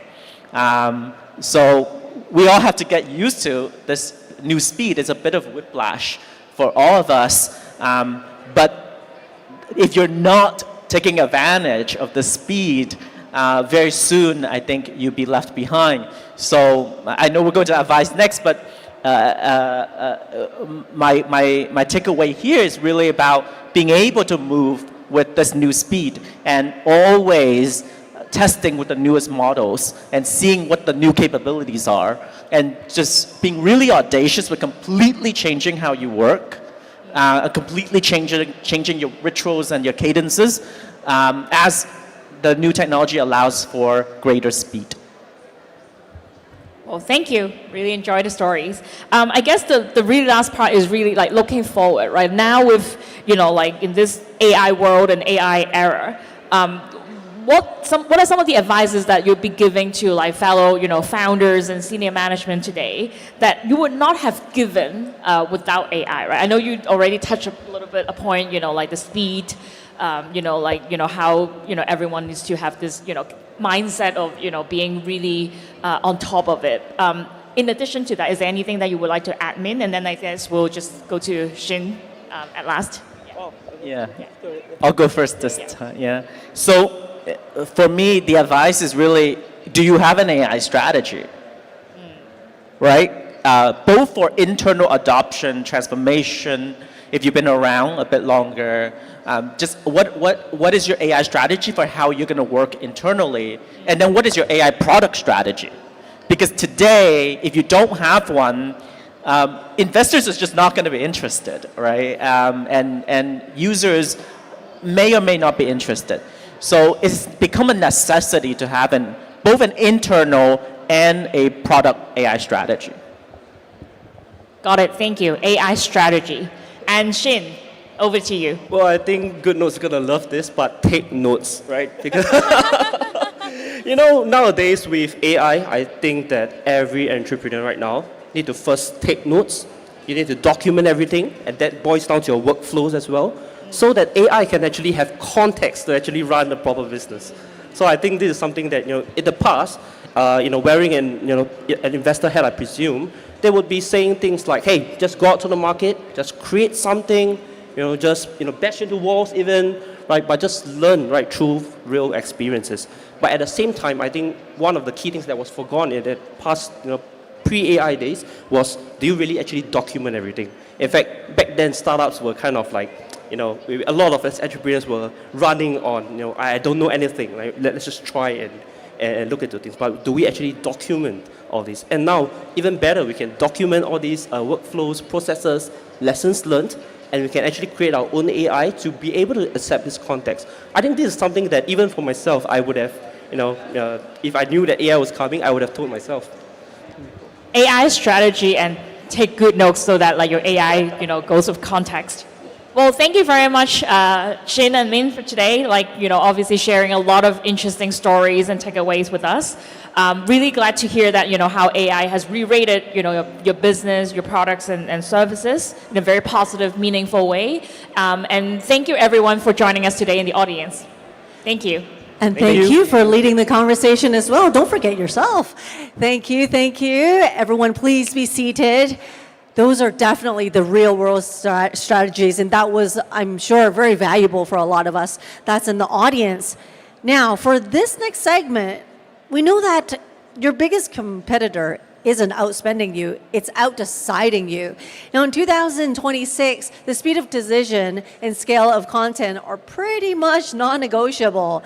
Now, two founders have built the tools to make this possible without massive teams, and for this, let's welcome Dr. Zhenyu Guo, founder and CEO of Sandwich Lab, and Ms. Ella Zhang, founder and CEO of Creati.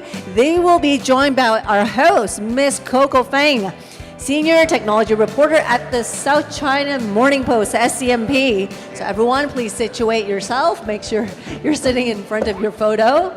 Perfect. And looks like you guys are ready. Over to you all. Thank you. Good afternoon. My name is Coco. I write about technology for the South China Morning Post. I think my life is a little bit different from many of you there because I work for a company, but I think many of you own or run a company, right? And a very important part of that is to get the best and the right people to work for you.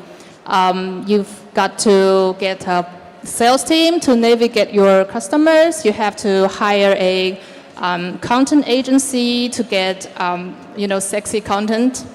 So today on stage with me are two people. Their companies provide services that may disrupt what I described just now.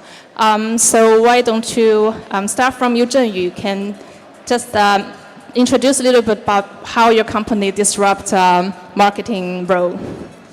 Thanks, Coco. Hi, everyone. My name is Zhenyu. I'm the founder and CEO from Sandwich Lab. We built a AI decision layer for the enterprise growth team, where we not only make decisions for how you are going to grow your company, but also run execution through computational advertising, media buying, using a more quantitative trading way to do that. And we actually finally try to unify the decision loop and execution loop together. Yeah. Ella, what about your company? Yeah, so I'm Ella, and I'm founder of Criti. Criti is basically like a video agent that will help everyone who ever just have a phone and can get just studio quality video in like minutes. The different thing about Criti and other like video agent is Criti will actually think ideas for you. It will have the inspirations and also brainstorm for you. It's more like, you can think about it's more like a bot, but it will track all the inspiration materials like every day for you and search for the whole social media for different viral videos. And so people just don't need to scratch their head for what ideas or what content to create next. They just will have the push notification from the Criti bot, then they just select what idea they want, and then they will get the video. Cool. Sounds like I think your products are more of a special purpose for either video creation or content or user acquisition. How would you? I mean, general purpose agents is very popular now. Everybody is talking about OpenClaw.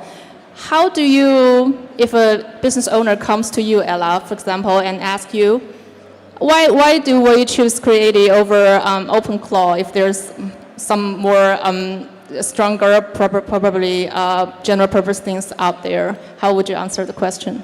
Yeah, so first of all, I think OpenClaw is really popular, right? Like everyone is, there are so many meetups every day. But to be honest, for ordinary people like me or you or like everyone here sitting here, I will see not too many people are really using OpenClaw daily, right? Like I heard there's a story that many people, they spend like thousands of dollars to hire someone to install the OpenClaw for him.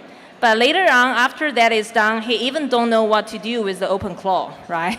So I think the thing is, like, it's true that we are entering the next stage of how AI is helping people to do the task. But for ordinary people, they still need a more professional, or I will say they still need something that will help them to better execute the task they want and get exactly result they want. And it's very hard for them to directly use OpenClaw. So from my point of view, I think like after OpenClaw is there, the way actually, like people and AI interact is different, right? Like people hope AI agents could help them to get more tasks done, get more results. But for, let's say, marketing and or video generation, it's more complicated than just let an agent to explore every day. Because, like if it's more like general purpose task or like long tail, it makes sense for the bot to explore every time what the right way to do it. But if it's just for a very specific task or a very specific goal, it will be better that you have either like a product or some like workflow, we even call it, right? Like, but more have tricks in it so it will get exactly result that they want in a more faster way, right? Because I don't think like normal people, they want to wait for 2 hours for the bot to figure out what is the right way to create the content they want. And also, I think for Criti, one thing that is different is we know there are so many different trends or viral videos every day, right? So it's more like people sometimes like we feel like they just need something to monitor what is going on in the world, right? And those things will become the inspiration or it will become the source for their content creation. And what Criti is basically, it's more like a personalized bot trained by every user's preference and taste.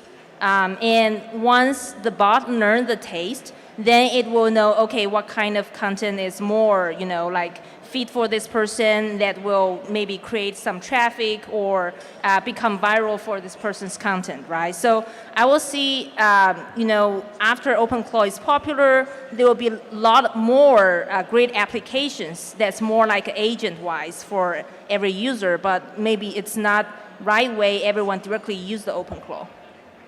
Interesting point. How about you, Zhenyu? Have you met someone recently who asked you the question about are you better than OpenClaw?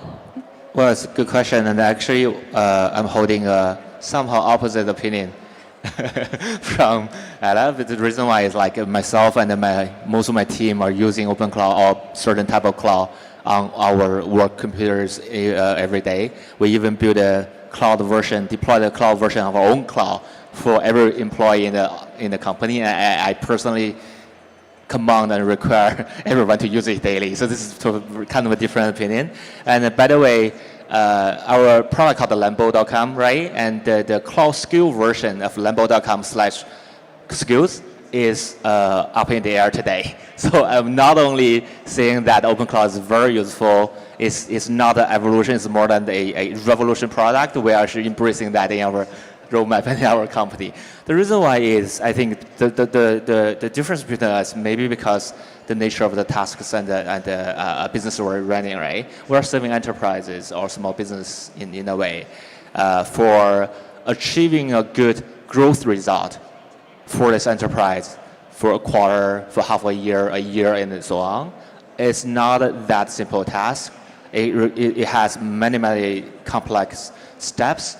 And not only that, it's actually a conjugating decision loop and the execution loop together. For example, if an enterprise, say, it's a true story for a gaming company, they want to have a growth in Brazil market, for example, one of our clients, and there are so many different ways to understand their audience in the Brazil market. There are different aspects for the product, which selling points could be really aiming for the audience better. And there are different ways to run the ads, right? How much budget you put on early days, how much budget you save for the later days, and how are you going to structure your statistical experiments when you run all the different, Meta ads, Google ads, and the TikTok ads computationally. Then it's not going to be one forward path. It's going to be decision, execution, listen to the market signal, and change it. Then there are many loops, right? There's a very core computational inner loop, like you daily adjust the parameters, adjust how much money budget on different allocation of the ads, and also like a mid-level loop, like maybe weekly or monthly, you revisit your audience, right? When something happened. And sometimes there's also something like a millisecond level. Say there's a war, there is a natural disaster happening in a certain area. You should actually seize your campaign immediately, otherwise you lose money, right? So those are information, so abundant amount of information signals in this market. And you need to have a lot of structure, listening to this huge amount of data, make decisions from millisecond level, minute level, and make actions in daily level and the monthly level, right? That's not something like simply OpenClaw can do. But on the other hand, we think to design our system, make use of OpenClaw or such cloud design philosophy can actually accelerate this a lot, yeah. Looks like Sandwich Lab is embracing the new trend. I'm not sure if Creaty has or is considering create more synergy with OpenClaw and other AI agent ecosystems? You're asking like whether we are also building something related to OpenClaw? Or other like AI agents? Yeah, so we actually building a new product called Buzzy. And Buzzy is basically, it's more like a OpenClaw, but for video, I would see. But the interesting thing is it's live on your phone, right? And what our user do is they will scroll the TikTok and Instagram and Twitter on their phone, and if they found this is interesting, they will share it directly to Buzzy Bot. And the Buzzy Bot then, you like, for example, like girl dancing, or you like cute cat, then it will try to, scratch all those related media or related videos for you 24/7. And then we will push notification for the users like, okay, based on this cat dancing, we have 3 ideas that we think that will fit for you. And then the user can directly reply yes or no. And then they will just get the video ready to go. And then similar to like the marketing strategy is that the bot will post that video and they will use the data to drive whether we like the idea A and B. So it's more like an A/B testing thing. And yeah, that's something that's pretty fun. Sounds like social media assistant. Yeah. So just before the panel started, back off the stage, they shared some interesting data with me. Zhenyu said that one of Sandwich Labs' products last year acquired 500,000 clients within just 1 year. And Ella said that Create has around 20 million users within 1 year and a half. I feel that the demand is huge, but I'm not sure how do you measure the success? Is the demand, do you feel the demand is surging now? So I think the demand for marketing for whatever size the company is always there and definitely surging because more and more people using cell phones, right? And the penetration of TikTok or whatever or like social media for a younger generation definitely higher than penetration of those stuff for older generations. And by looking at the data, even something considered pretty old in advertising like a DSP ads, the computational like compounding rate every year over year is almost 26% over the last 5 years. Very surprisingly, right? We thought it's going down, but it's actually going up. And yes, it is surging. But among all the demands, there are like how our system is treating the signal from the market, right? There are 4 types of signals. We have true positive, false positive, true negative, false negative. So among all the demands we see, to be honest, unfortunately, I think 90% of that are either false negative or false positive. Then this is in the AI age. However, identifying the true positive and true negative to avoid the wrong decision and make the correct decision is the thing. One of the things to come back to this topic, like for marketing needs or desires, although we say everyone thinks they need marketing, they need advertising, but not every business is suitable for certain type of marketing or advertising, right? Especially online computational ads like media buying. It's really, really capital consuming. So we have to identify among all the pressing demand, which segments of the customers are the true customers we need to serve today, and which are the segmentation of the customers we would serve tomorrow. And when I say today or tomorrow, the actual boundary or differentiator, not on us, not on them. It's actually on the advancement of the technology and the product. This is basically my daily job, right?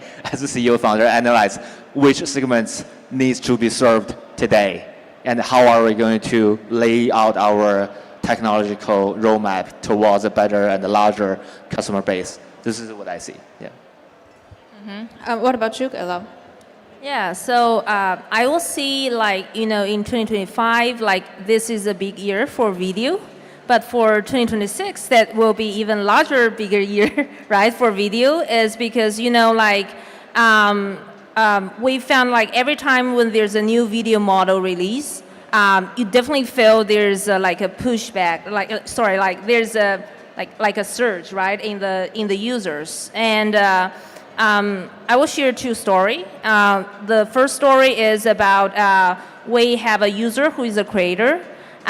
Usually, a creator, they will create 1 video in, let's say, 3 to 5 days, per week, right? So after they use AI, and especially the creator, what he do is he will, create a lot of different videos per day and to test out which one works. And there's one day he found when he makes a product talk that really, go viral, right? People love that. So he just switched the product into 100 different products, and he released 10 videos per day. And in 2 weeks, he actually grew to 400K followers, which is pretty amazing. And so what we see there is, even in the creators' world, because of AI, right? The speed of the content change will be really faster than before. And the logic people consume the content, each content it will be, go to fatigue like even faster than before, right? So you need to keep creating content. And the second story is more like we have someone who is just a prosumer, we call him. He never created video before because he felt like using his phone to create a video is pretty hard. But after he's using AI, he's like doing it, tens of videos like every day. And we ask him, why? Are you a creator? Do you want to get traffic using the video? He's like, no, I just enjoy it, right? So I will see like creating videos become a new way of like fun, like sort of fun, or I will see it's just like more like the same level of joy for people when they are watching video, right? Like maybe like consumption, like video consumption or just scrolling TikTok is not the only way in the future. People like really kill time. Maybe they just want to kill time like creating videos. So yeah, I think there are different behaviors emerging after AI video is there. And yeah, that's pretty interesting. After hearing what you said, I at the same time feel a little bit scared because AI is so powerful now, right? As an ordinary employee, does the market need me? I mean, what skill sets does an employer need for if they want to still hire a human ad growth manager or a human content creator? Yeah, probably I think it's an important question. If the technology continues to grow, right, and to advance, and we do our job well, what kind of a human role we need? And the answer, in short, we definitely need a lot of human being in this whole marketing in the future. The reason why is marketing or even advertising per se is not only about technical execution. It's not only about making contents, creatives, or even just like run the ads, right? Optimize the thing. It's actually go back to the original of what marketing does. What it does is actually it's builds a narrative for the enterprise, for the business, and through the storytelling. Well, just in the past 10 years or 2 decades, computational online advertising became the major approach for storytelling. Doesn't mean storytelling or narrative it's not going to exist, right? And when I say when we use the word narrative for business, it's by the name it is on the surface level, it's very personal. So there's no one or two correct answer how to build your narrative for business, right? There's millions of ways, and I think it's more importantly always boils down to the personal experience for the founder, for the product designer, for the people who want to. The reason why we build a business is not because we want to make money. To be honest, we want to serve the people we want to serve. We want to achieve we want to make a society better a little bit, right? So those are coming from the human, not from AI, in my opinion, in the long future. Yeah. So it's more strategy and narrative over execution. Yes. What about Ella? What do you think?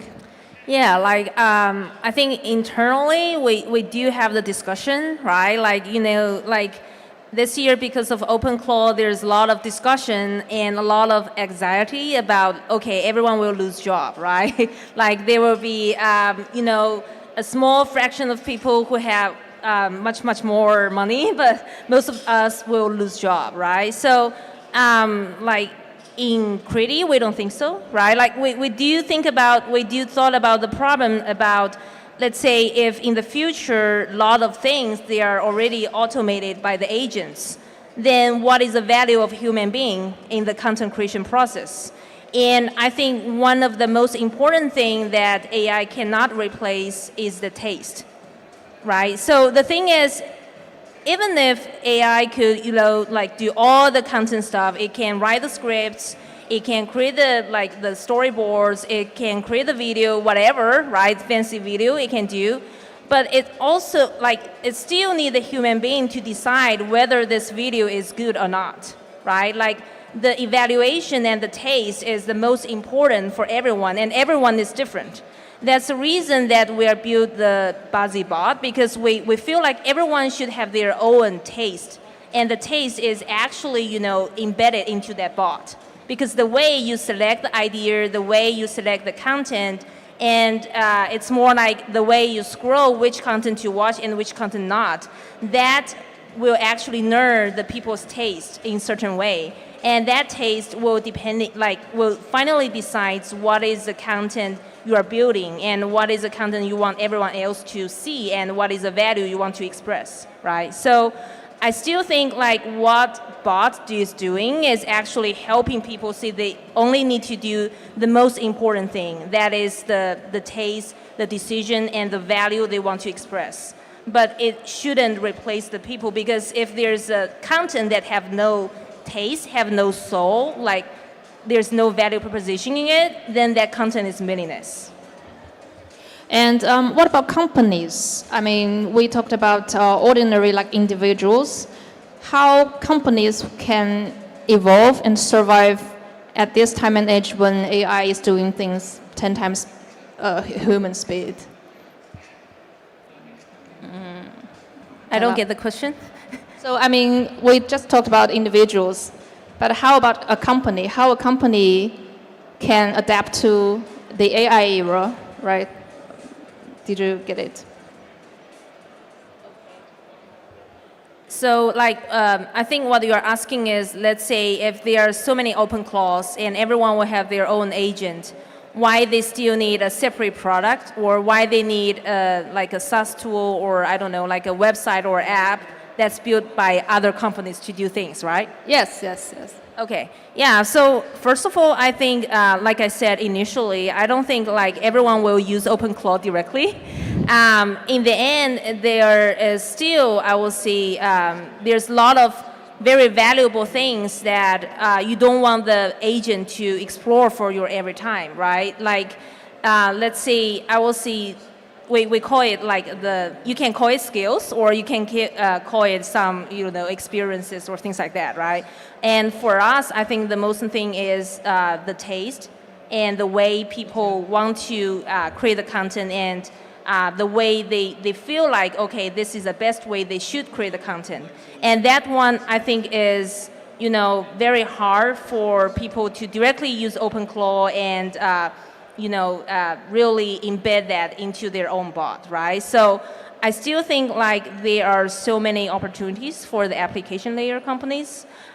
They can really help people to build the products to let everyone, or let ordinary people able to use something and directly get the results, and also embed their own taste and preference into that bot to make it more valuable, instead of directly just use the bot. So yeah, I still think like there are so many companies still very valuable, and products will not be just replaced by like OpenClaw thing. Yeah. How about you? So, the short answer is, I actually came from a background of more than 10 years building robotics and autonomous driving. What I'm going to say is, no matter what kind of company you have, no matter traditional manufacturer, finance, as your technology, I urge everyone to understanding and admitting AI models already have all the fundamental capabilities you need to build a company. When I say fundamental capabilities, could be logical reasoning, could be inferencing, could be researching, could be multi-model understanding, generating, whatever soever. Then we should, as someone building a company in whatever area, we should focusing on designing and making a smooth, safe, efficient environment for the AI to work in. When I say environment, you should provide enough whatever data to the AI to access, control the AI, don't make a lot of risk for you, and give the AI enough tools to try. And then try to using different like a verifier or whatever is called, reward models, or like a judge model, whatever thing to tell the AI what is good, what is bad. And definitely the human loop comes in, right? Your taste, your business goals, whatever comes to this way. By doing that, the AI will for sure has a chance to really work on itself, try all sorts of possibilities, and shorten the development phase for you, save money, save time, achieve to the best solution for you for this task at this stage. So this is how I build my company, how I structure my system, and I really urge everyone to try to think about this way. For example, as a journalist, I don't know how to build this environment for a journalist, right? But I can imagine it could be a sandbox, right? Give AI all the possible, source of information, and real people to talk to.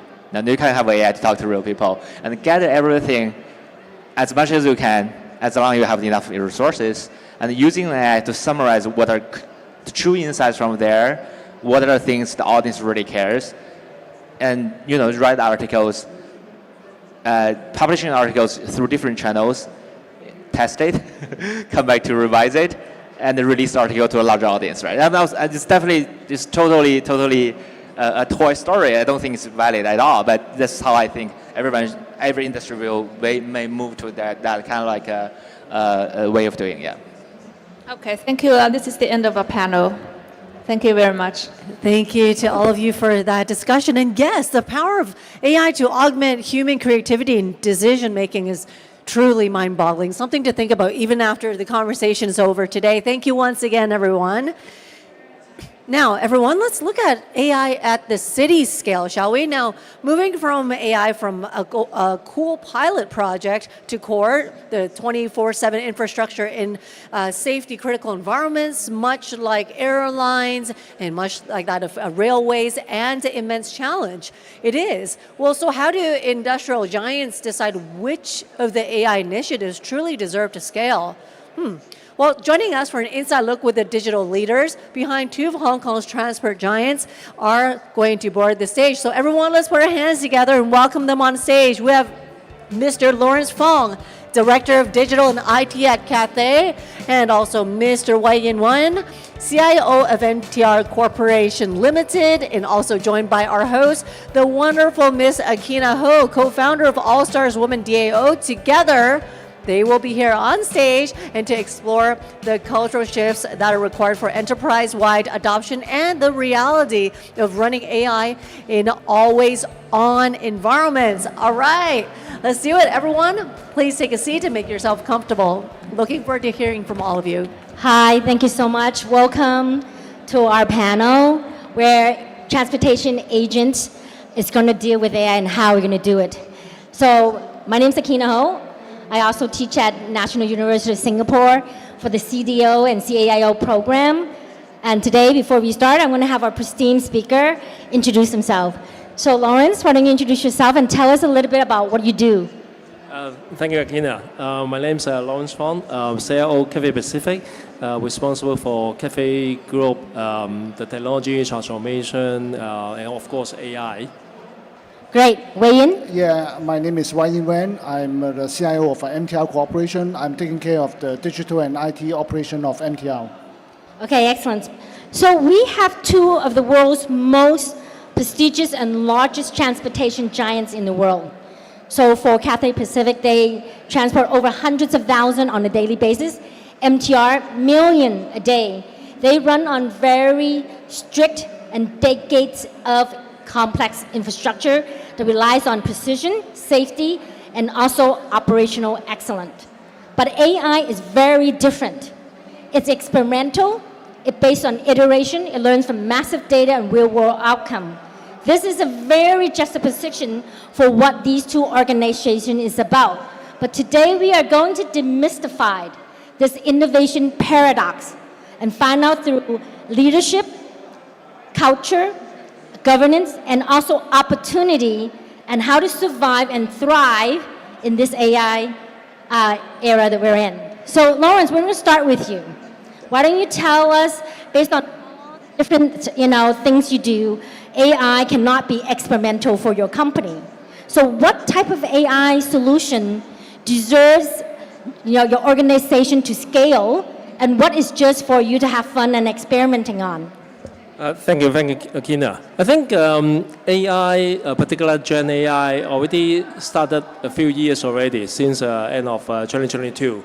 So over the last few years, including Cathay, many companies has been doing a lot of experiment and try to learn what it can be done and how it's going to work. And to be honest, I would say we already gone through that stage of experimentation.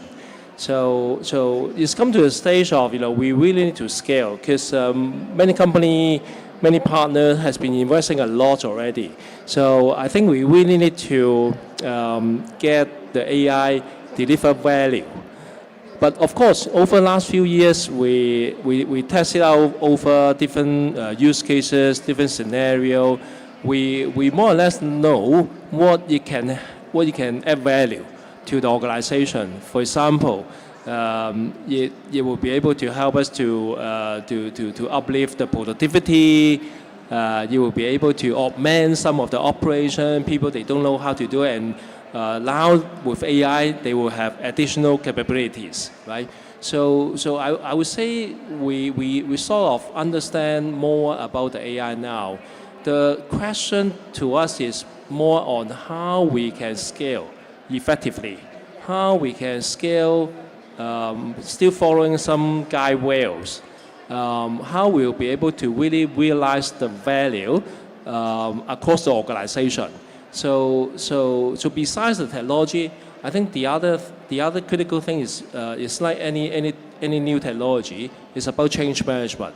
How we are able to get our people to change the mindset, to really try it and learn through it. Well, we would definitely talk about that later on. So I heard you talked earlier that you have hundreds of projects right now. What kind of project is it? Well, we already implement more than 100 use cases in Cathay across different areas, from finance people, customer service, fire operation, engineering, across I would say almost 20 areas. For example, the typical thing is a chatbot.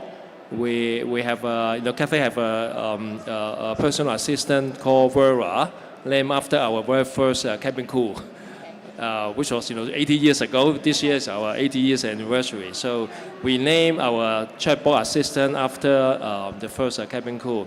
And Vera, in the old days we used some NLP, also AI, but now because of LM, we also moved to LM to use the AI to understand the intent. So can we use it now? Yep. Can we see it? Okay, excellent. Yeah, you can use it on our website and now with also a social channel.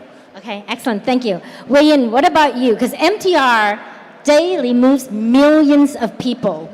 Your complexity can be pretty vital because 1 minute delay can crash things. So how do you judge what AI tool really going to matter and what are just, fun toys? Maybe I try to take an analogy. I think for all of us nowadays, actually, when we go back to the office, when we switch on our computer, I think the first thing you do is you check email using Outlook or the email client. So the office application actually now the de facto tools that we use every day in our daily life. And I believe that with the advancement of the AI technology so fast, the AI tools like Copilot or some other similar tools will become part of this family of the de facto tools in our daily work life. That it means that we will heavily rely on that. And well, that's normal. Anything that's more exciting? Maybe in our case, actually, we are using. I think customer service is one of the areas that we most concerned. So actually, we start to build some chatbot to help our customer service people to answer the call from the inquiry. We also have some kind of like customer service chatbot deployed to our frontline colleagues there on the station to answer the query from our customers. Great. Yes. Okay. Is there any danger that has arrived with some AI pilot you have done so far?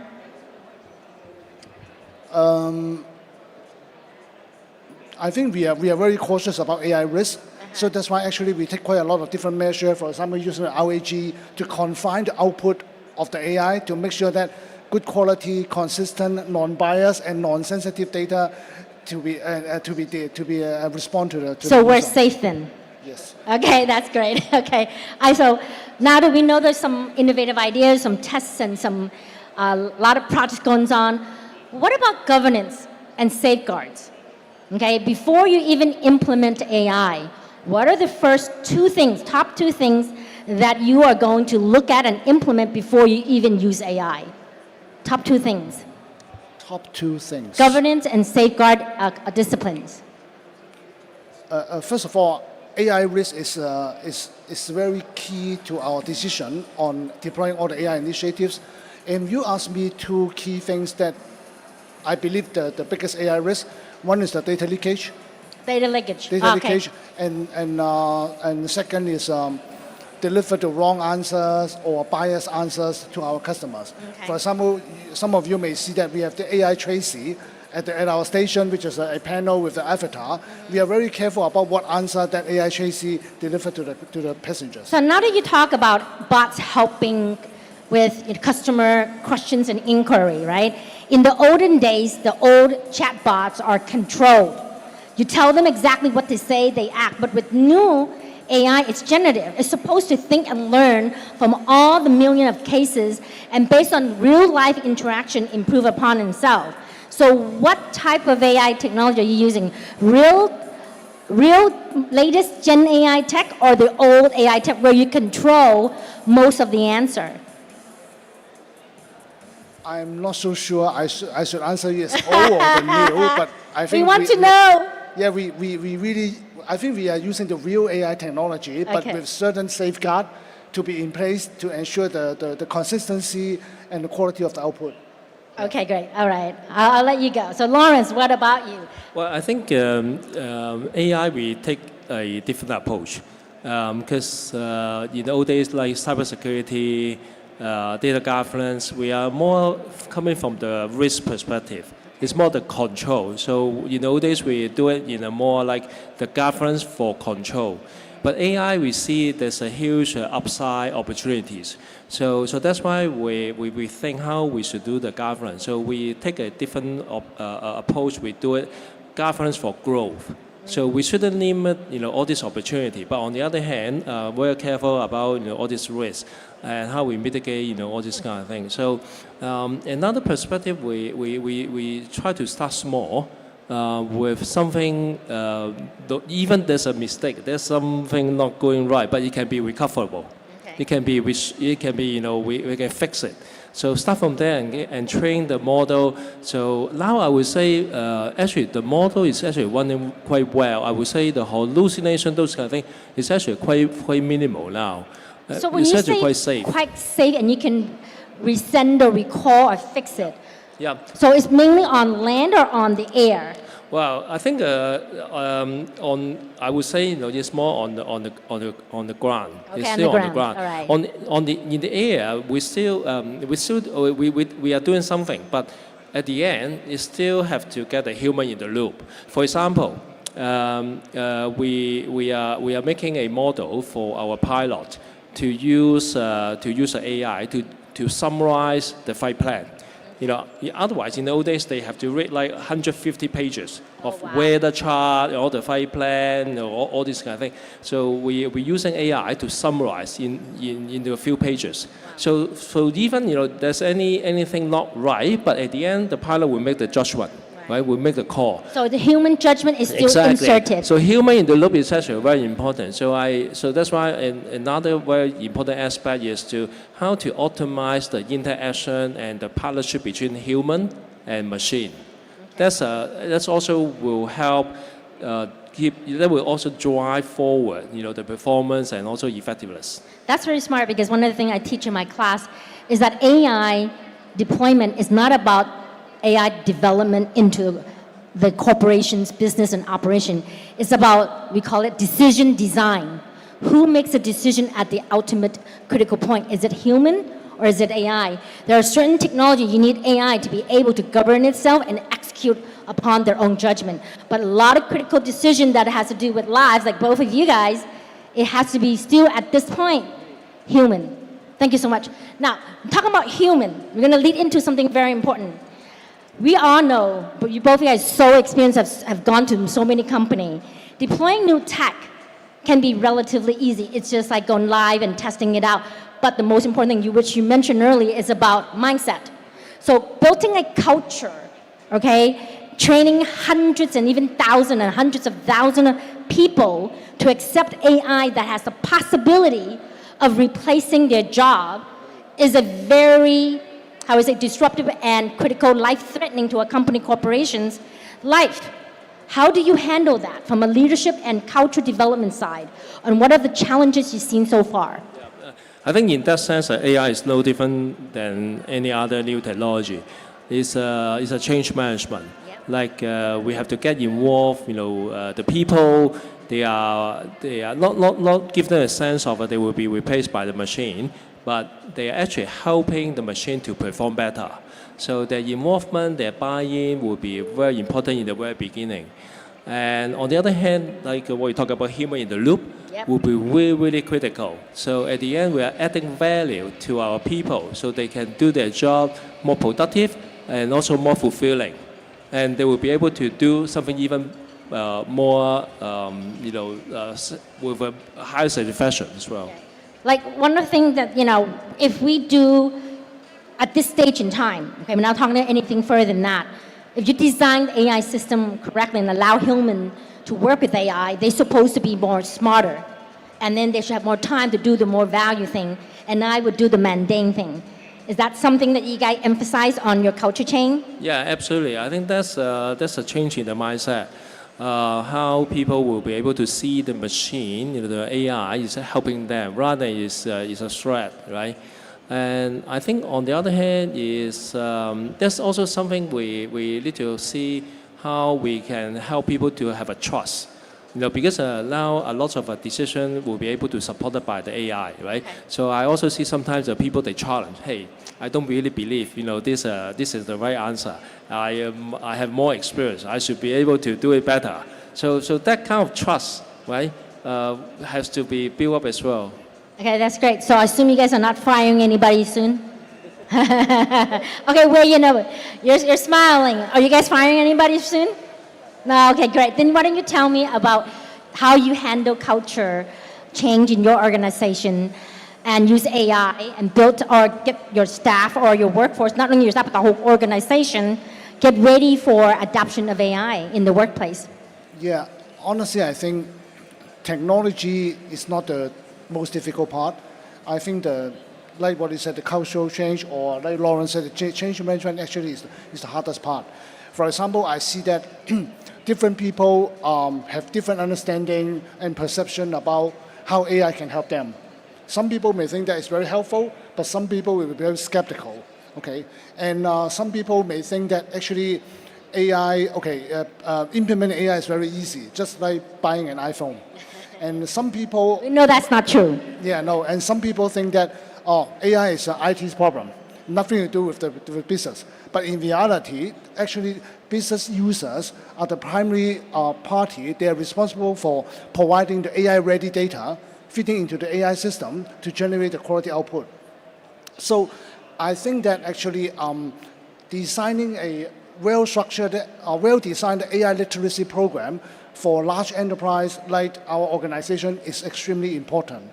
And the goal or the aim of this literacy program is to cultivate the right understanding about AI in all our colleagues. And I think quite a few things actually very, very essential in the literacy program.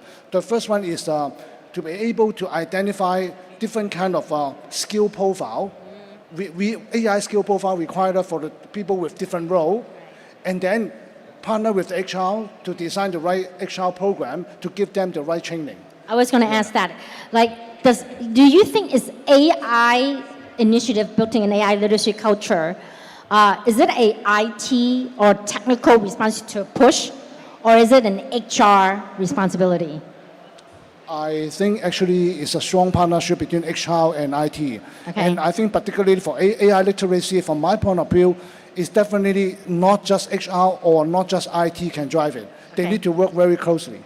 Excellent answer. Do you agree? Well, I think another thing is the top management sponsorship, and that will help drive the organization. And for example, in our organization, our senior executive, even my CEO, he's using AI himself.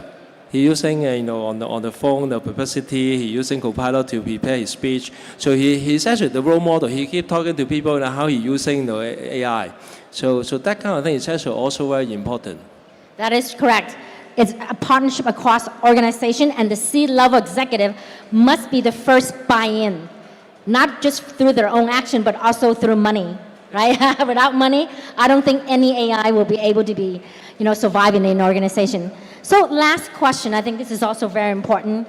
So based on your experience, I want to go back to weigh in.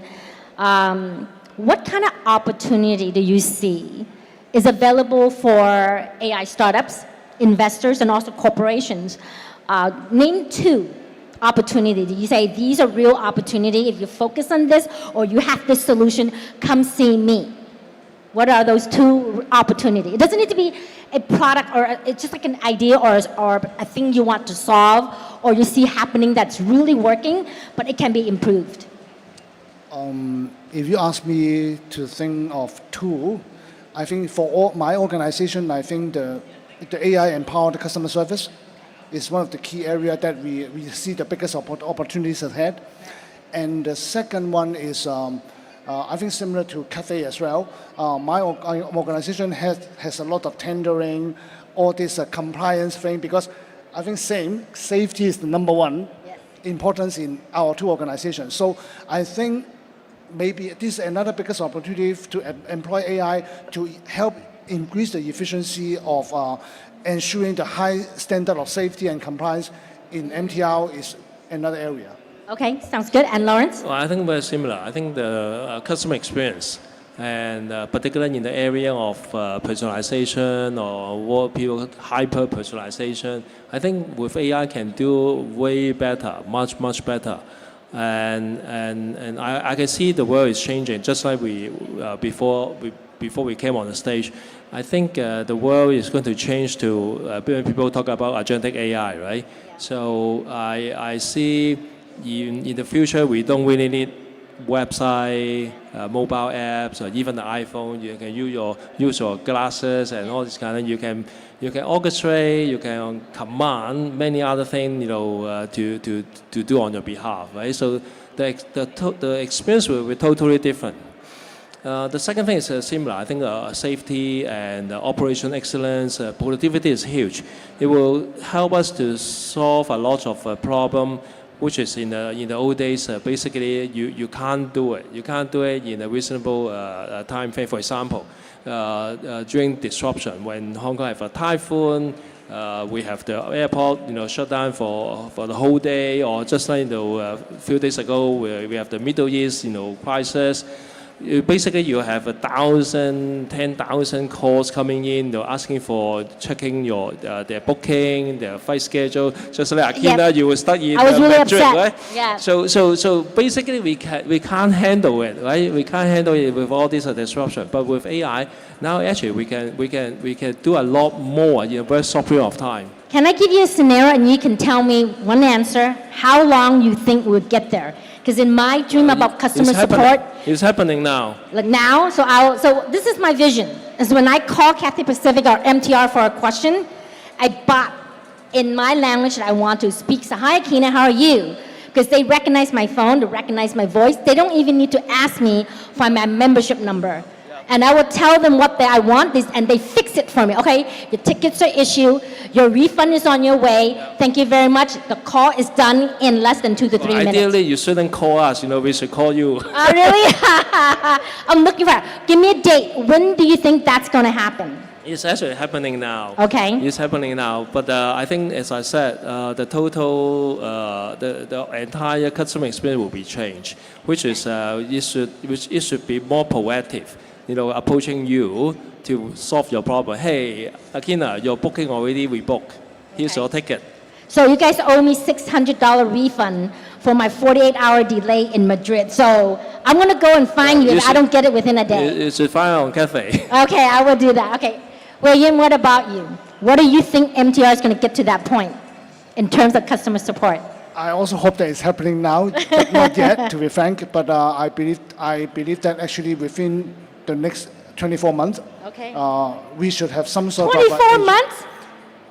12 months. Okay, 12 months. Thank you. Yeah, but I think within this time frame, we should get on board with the agentic AI, to help to reform some of the work processes in our organization. That's amazing. Thank you so much, gentlemen. I hope you guys enjoyed it. And I think we kind of demystify a little bit about the term I call innovation paradox for industry giants. Thank you so much. Thank you, Akina. Thank you. And thank you, Akina, for hosting this panel.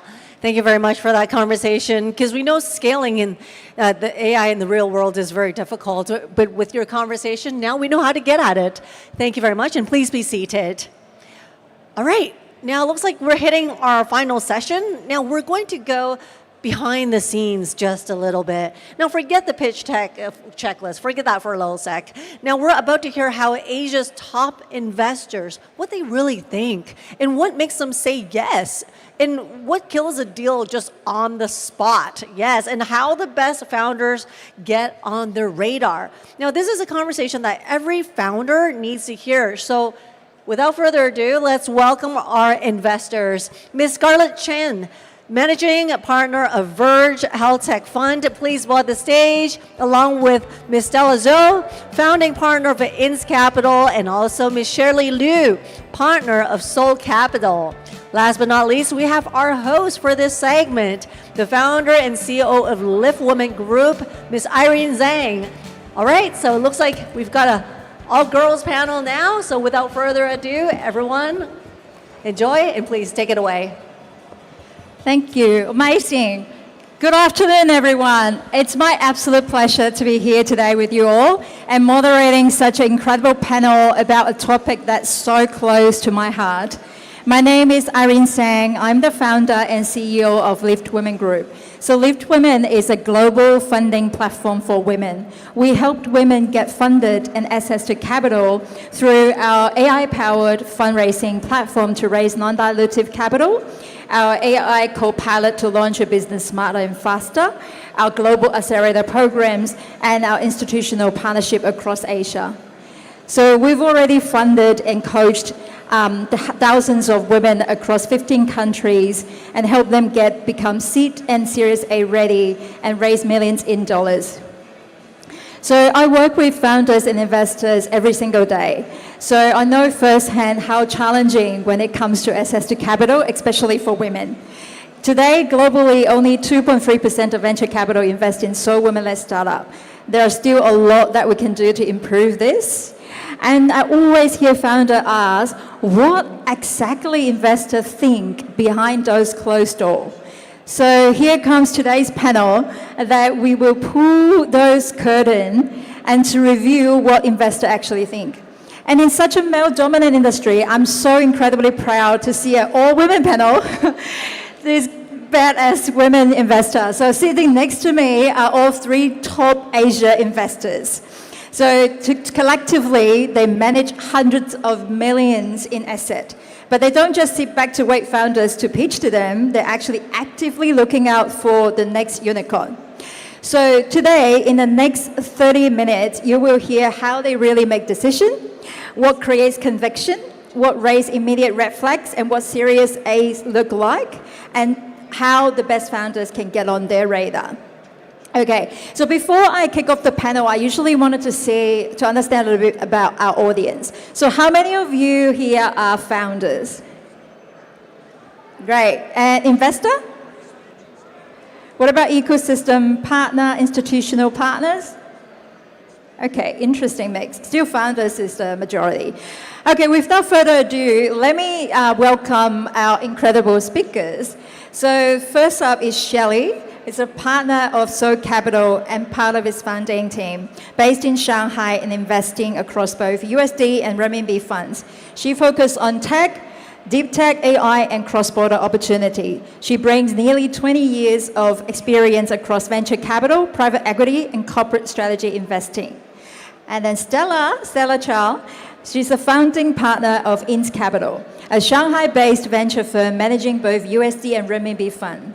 With nearly 17 years in venture investing, including a decade at Qiming Venture, she focused on frontier innovation across AI technology, AI agent, human agent interactions, and robotics. Then we have Scarlett. Scarlett Chen is the managing partner of Verge Health Tech Fund, also a long-term trust partner of Lift Women. She leads global early-stage investment across nearly 40 companies, spanning 5 continents. With over 2 decades in finance across both the sell side and buy side, she brings deep expertise across venture capital, private equity, and corporate strategy. Wow, what an incredible lineup. So thank you for joining us today. Let's dive straight in. I would love to start with a quick introductions from each of you. How about in around 60 seconds, 60 to 30 seconds, tell us who you are, what your fund focus on, and the one thing about your investment approach that might surprise the founders in the room. How about we start with you? Shelley. Thank you. Hi, everybody. My name is Shirley. I grew up in Shanghai, but I spent 10 years in Hong Kong, so I really love this city. I'm a partner of Seoul Capital. Before joining Seoul Capital, actually part in setting up Seoul Capital in 2022. Before that, I was actually part of Alibaba Group. I was the investment director of Cainiao, overlook the tech investments, cross-border investments, etc. And before that, I spent 10 years my career in Hong Kong doing PEVC. So Seoul Capital is an early stage VC fund based in Shanghai. We also plan to open office in Hong Kong as well. And our members is composed of partners from like Lightspeed China, like Baidu, me from Alibaba, etc. And some of our signature deals, you may hear their names like MetaX, which is a GPU company, Muxi, which got recently listed on A-share with 200 billion market cap. RoboSense, listed in Hong Kong. This is a LiDAR company that with 20 billion market cap. And Baichuan, this is also an AI company, like the rocket company called Landspace, satellite company, Starfield, etc., etc. So you may hear some like frontier deep tech companies, and this is one of our portfolios, and also our investment focus, which is deep tech, AI, and our vision is to back the most unconventional ideas that you may bring to us. Yeah, I love that. Thank you, Shelley. Stella? All right.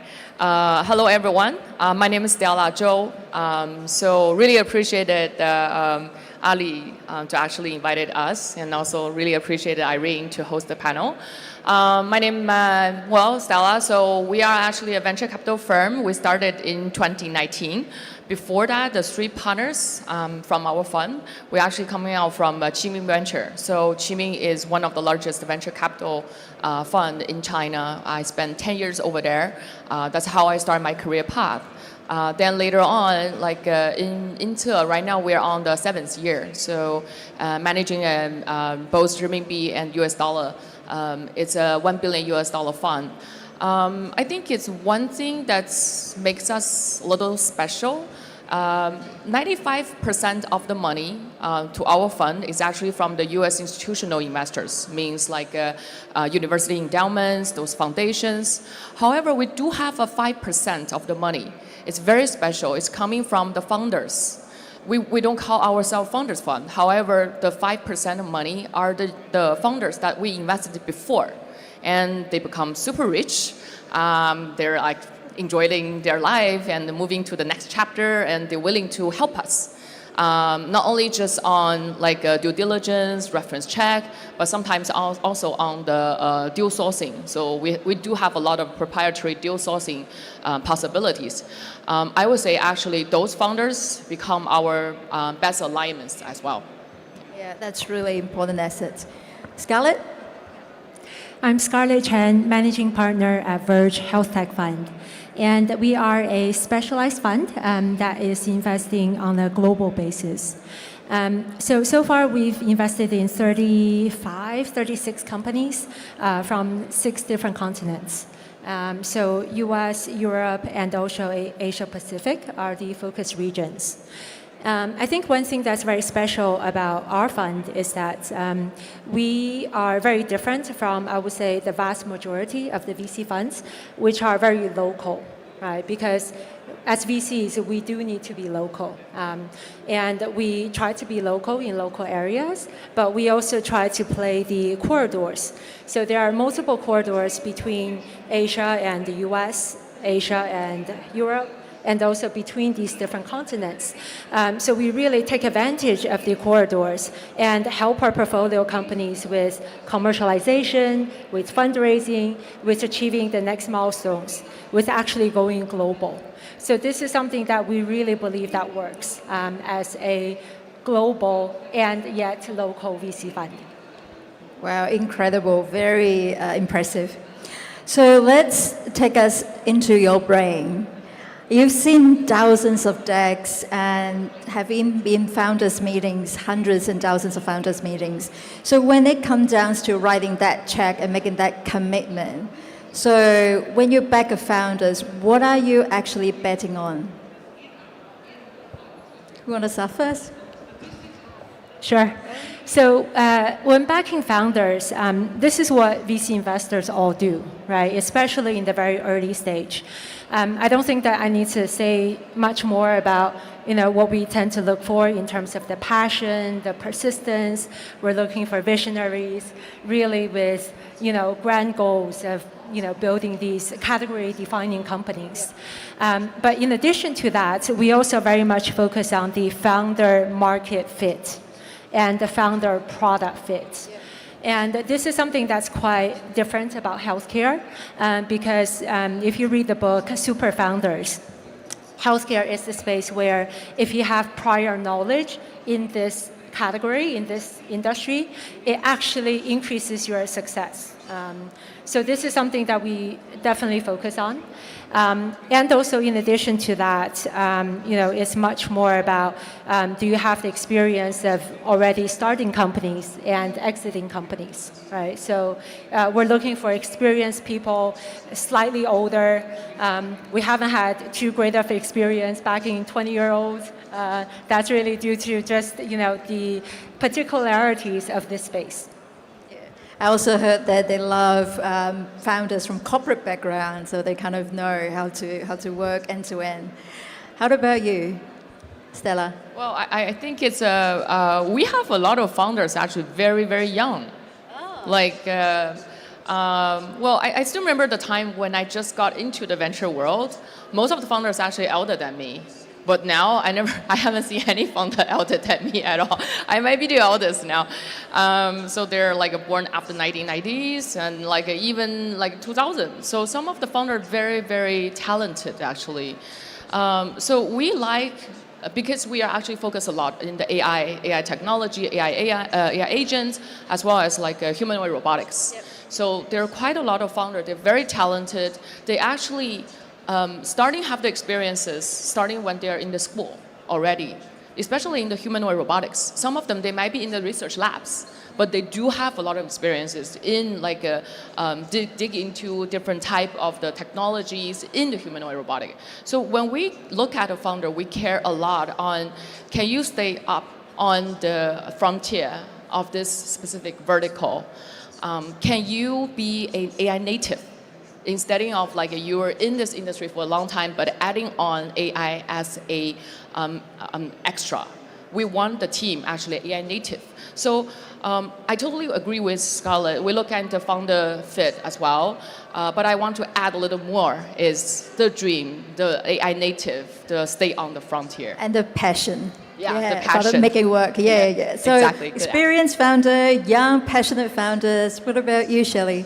Yeah, of course, I wanted to add on some points because I agree with Stella and also Scarlett. What we focus a lot on people's intention and the drives behind why he or she built this venture. I think that's very important because building a venture is a long journey. You're gonna, meet ups and downs. You really, really have to have this, heart or soul to actually endure this difficult time. So the drive is very important. First of all, second, I want to emphasize is that. You need to have this honesty and awareness with what you can do and what you cannot. Because if you do not have this awareness, it's very difficult to actually to see what is upcoming, the difficulties, and you're going to oversee a lot of things because of arrogance, and you cannot even build a team who may be stronger than you. So this ability is very important. And the third is the slope of this entrepreneur's growth slope. Whether he is a fast learner and whether he can adjust or pivot to different directions when things go wrong or go differently.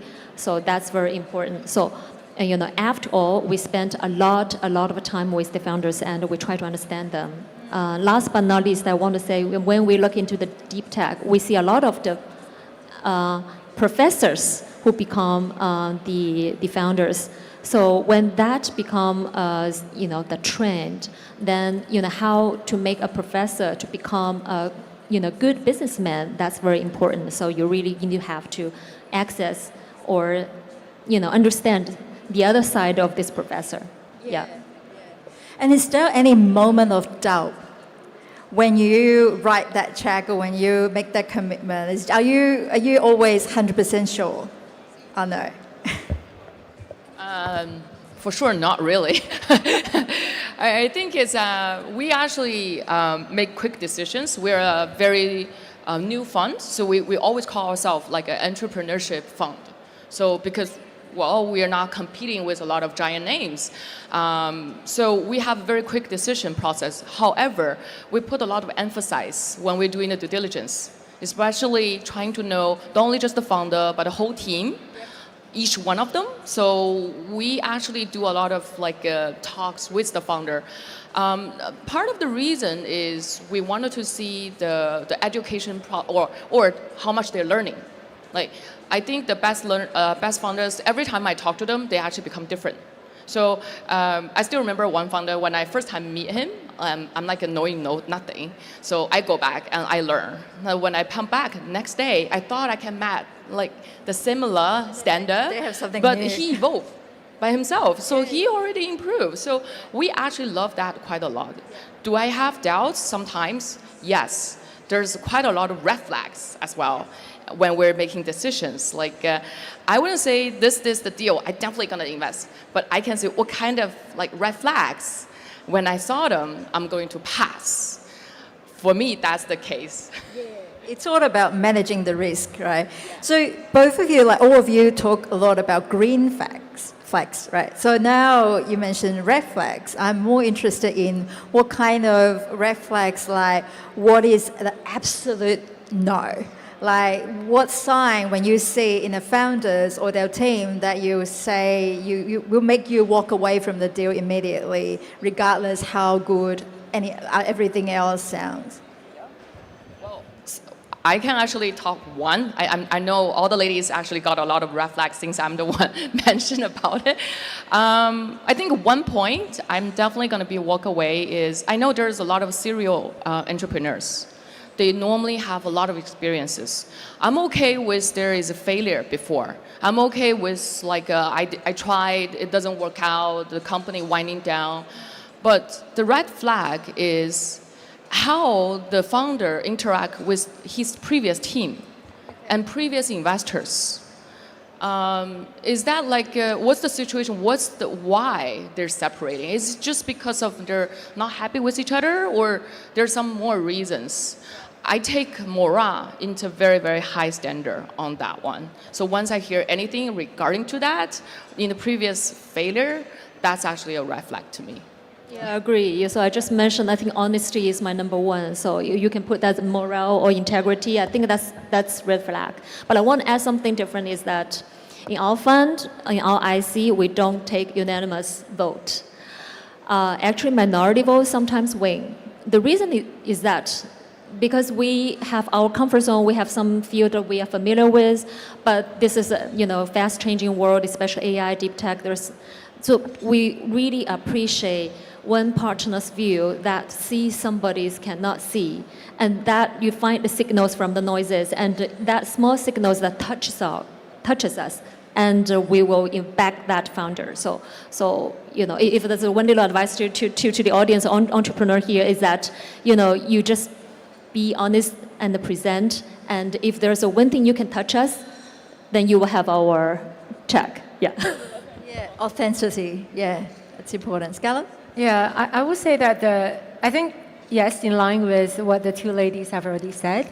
But in addition to, the moral, the integrity side of things, we have redemption stories in the fund as well. But there are red lines that you just certainly shouldn't touch. Right? There could be something where it's like, look, I messed up, but you have to look behind it and really dig in and understand like what drove that decision and, what's the intention. So, and then another thing is that I think failures are okay. Past failures are acceptable, but you have to take something away. So usually, I would ask, what are the lessons learned, right, from that failure? And therefore, what have you implemented here, right, to actually then correct that, right? And then I would ask just several layers deeper to see whether that has really translated into how this person is now running the business. Because if this doesn't translate, then that to me is a red flag. That's really good tips and insight for founders.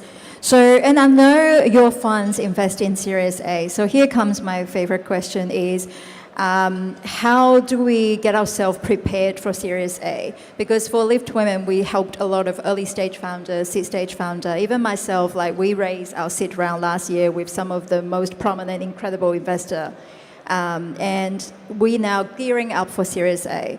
So I'm more keen to know, for founders graduating from seed into Series A, what kind of metrics, founder milestone, team milestones, or revenue numbers, what kind of things are you looking for?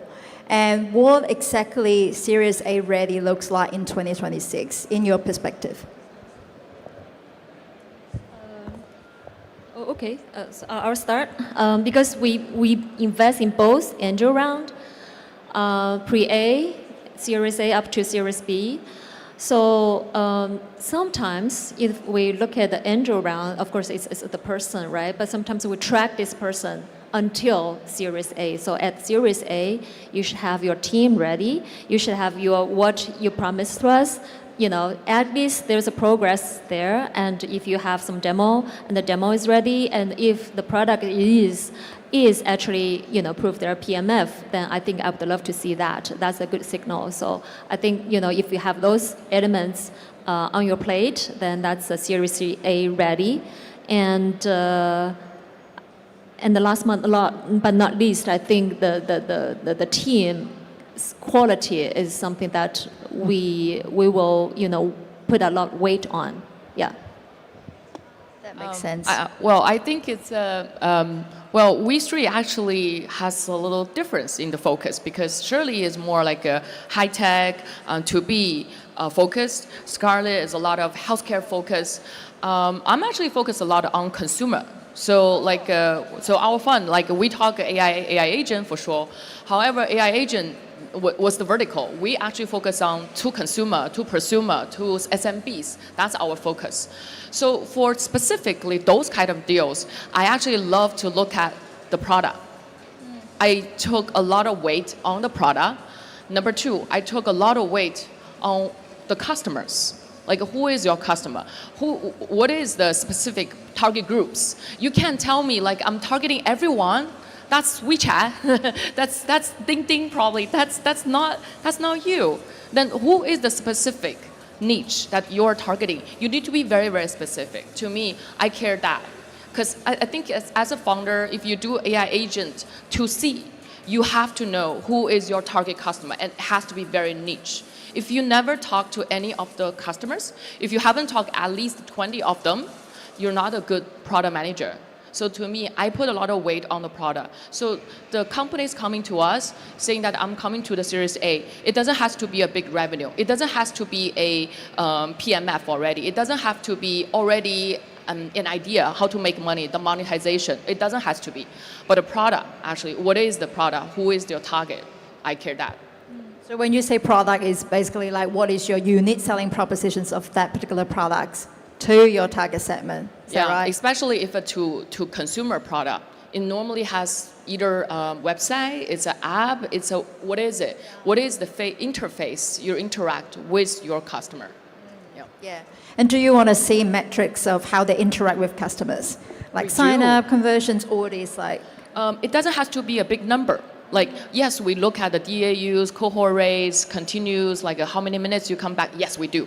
However, normally that number is not big. In day one, especially, some of them, they have a very volatile number. You can say like today the cohort rate is like 70, tomorrow is 17 probably, I don't know. But the product is actually a first idea of the founder, the translation version, how to talk to your customer. I want to know how you talk to them. Yeah. I like this, interesting. Scarlett? Yeah, I would say that, so for investments, we all look for that there is one thing that ultimately that everyone is going to look for, which is that a company will get to a long-term, sustainable, profitable business model. So, and for that happens at different kind of times or stages. It could be around Series A. It could even be sometimes a little later. I've seen this happen even earlier, right? But there's some center of gravity, I think, around that, where you begin to see that that's actually taking shape. Now, in different subsectors, now that plays out differently. So in deep tech, within the health tech space, then we're looking a lot at, for example, if it's a regulated device, right? That regulatory approval tends to happen around that stage, right? If it's a platform play, then I think a lot of what you mentioned, right, around the engagement, around the MAU, DAU, around how the users are actually using the product, right, the usage time, engagement, renewal, so all those will actually come into play as well. But in general, there should be a pretty solid product where, me too, I love to see product, like absolutely love to see product. When people show me a deck, I'm it's kind of like, can you just give me a demo? Right? So I like to see them just also like always controlling, kind of like I know exactly how to work this. I've seen CEOs who give it to somebody else to do. I'm like, you should know your own product like really well, right? I should be able to see the consumer interviews, because we talk to consumers, their customers a lot, right?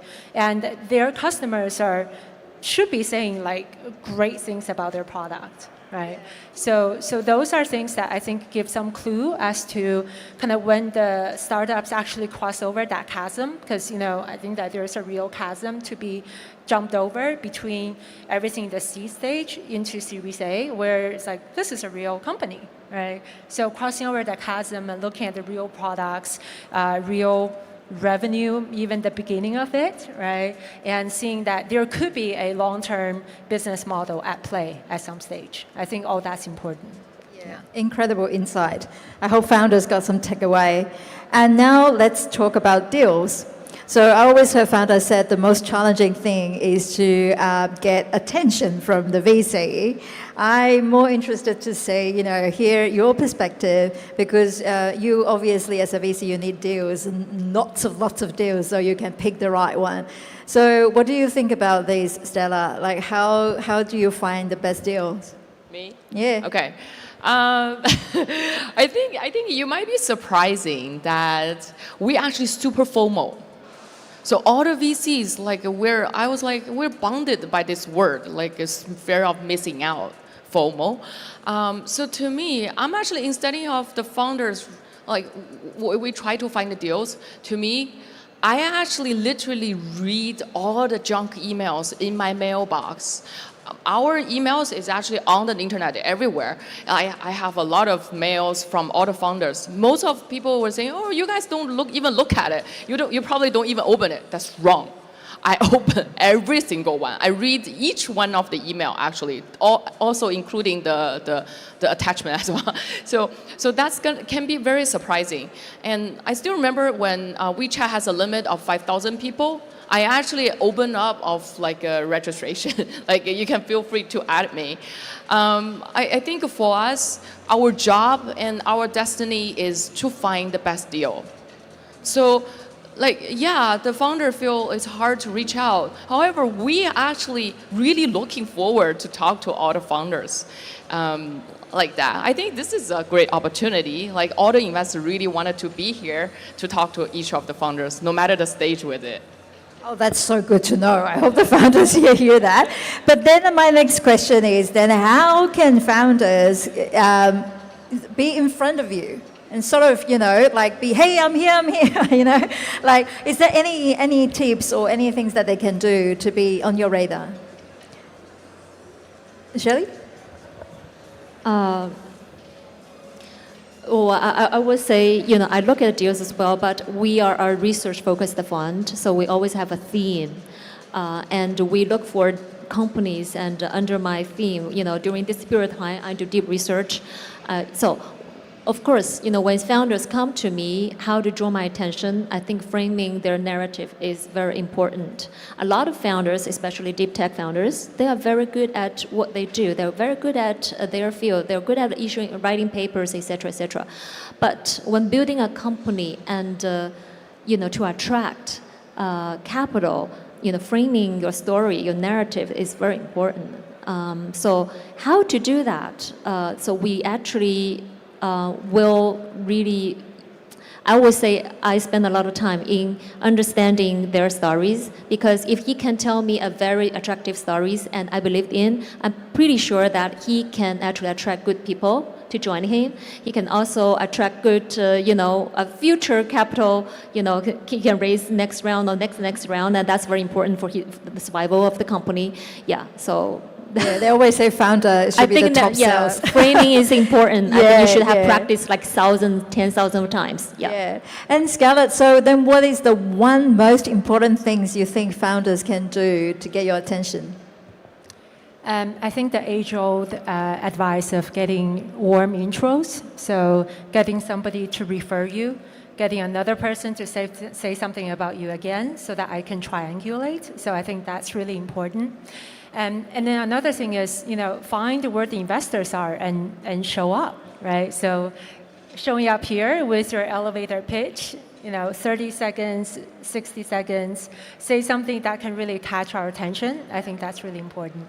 I love showing up. Like, you just go to events, networking, pitch, competitions, just everything, just increase your visibilities, or even post regularly on LinkedIn is really, really helpful as well. So my last question to you all, like a rapid fire question is, what is the one trend that you are seeing on the ground right now that tells us the Asian startup ecosystem is entering a new blooming and new phase of maturity? There's this one thing that I want to say is that today the investors is more nervous than the founders. I think that's a very good sign. And there are so many good founders, there's so many good ideas, and the investors are so competing to get you to accept our money. Yeah, I think that's one sign. Yeah. Well, I would say like nowadays, attention is all you need, just like we are talking about it. I think it's embrace AI. It's not the time that AI is like yes or no and increasing your values, efficiency. It's actually you're competing with people who are not using it. You're being either choose to be replaced or just join them. Like to me, I couldn't fight them, then I joined them. Yeah, that's the things that eventually will be coming up. It might be tomorrow, I might not have a job because my agent probably replaced me. We were having this small thing actually doing that already. Yeah. I would say that AI will be super useful in healthcare. This is one sector that is so behind in technology. It's not even funny. So AI will be incredibly useful here. And I see Asia as a place where this can go extremely far because of people's receptivity to use AI to share data. Right. Wow, we could continue these conversations for another hours or talk about this whole day. But the panel has come to an end. And I think hope you all have a takeaway is today's world, venture capital is not just about numbers, revenue, and markets. It's actually about founders, your passions, your drive, what's the problem that you're solving and what's the futures look like, and how you capture that trend and be ahead of the trend as well. So, and for founders, please be proactive. The investors actually looking for you. So just come out, talk to us, and be confident in your story, and your story is your superpower. So thank you so much for Shelley, Stella, and Scarlett for your time today and generosity of incredible insights. And I hope you have a great takeaway and you love the panel, and have a good rest of the Jumpstarter. Thank you, everyone. Thank you, ladies, and thank you, Irene, for being the moderator as well. Thank you for that honest discussion, not something we can find in textbooks. Please have a seat, everybody. Thank you. All right, so that looks like this is the end of day one. Wow. Absolutely phenomenal. Thank you so much for joining Jumpstarter 2026. We've explored a range of topics, agentic era from every angle, from AI customers to humanoid workers, from drug discovery to semiconductor sovereignty, from high growth startups to the industrial giants, and finally into the minds of our top investors. Now, we hope your minds are just as energized as ours. And just as a quick reminder, now, day two tomorrow will also be packed with more keynotes, deep dive talks, and also the thrilling final round of the Jumpstarter 2026 Global Pitch Competition. Definitely don't want to miss it. Now, just please pay your attention to the QR code that's at the back. Before you go, please do help us improve our events by scanning QR code. Doesn't take you too long, maybe 30 seconds. By filling out a quick survey, let us know what you think. Tell us what you like. Tell us what you want to see more of. Tell me, do you like the host? Do you want to see the host again next year? I don't know, anything you want us to know. Now, I also want to take this opportunity to say thank you to all of our speakers, every one of our sponsors, and most importantly, to all of you that's with us today here at the venue, and also that's watching at home and in your offices. Thank you so much. And also thank you to all the builders, all the dreamers, all the investors that make this ecosystem thrive. Thank you, thank you, thank you. Have a great evening. Everyone, will see you tomorrow. My name is MC Melody Kwan. I will see you tomorrow as well. Thank you. Have a great evening.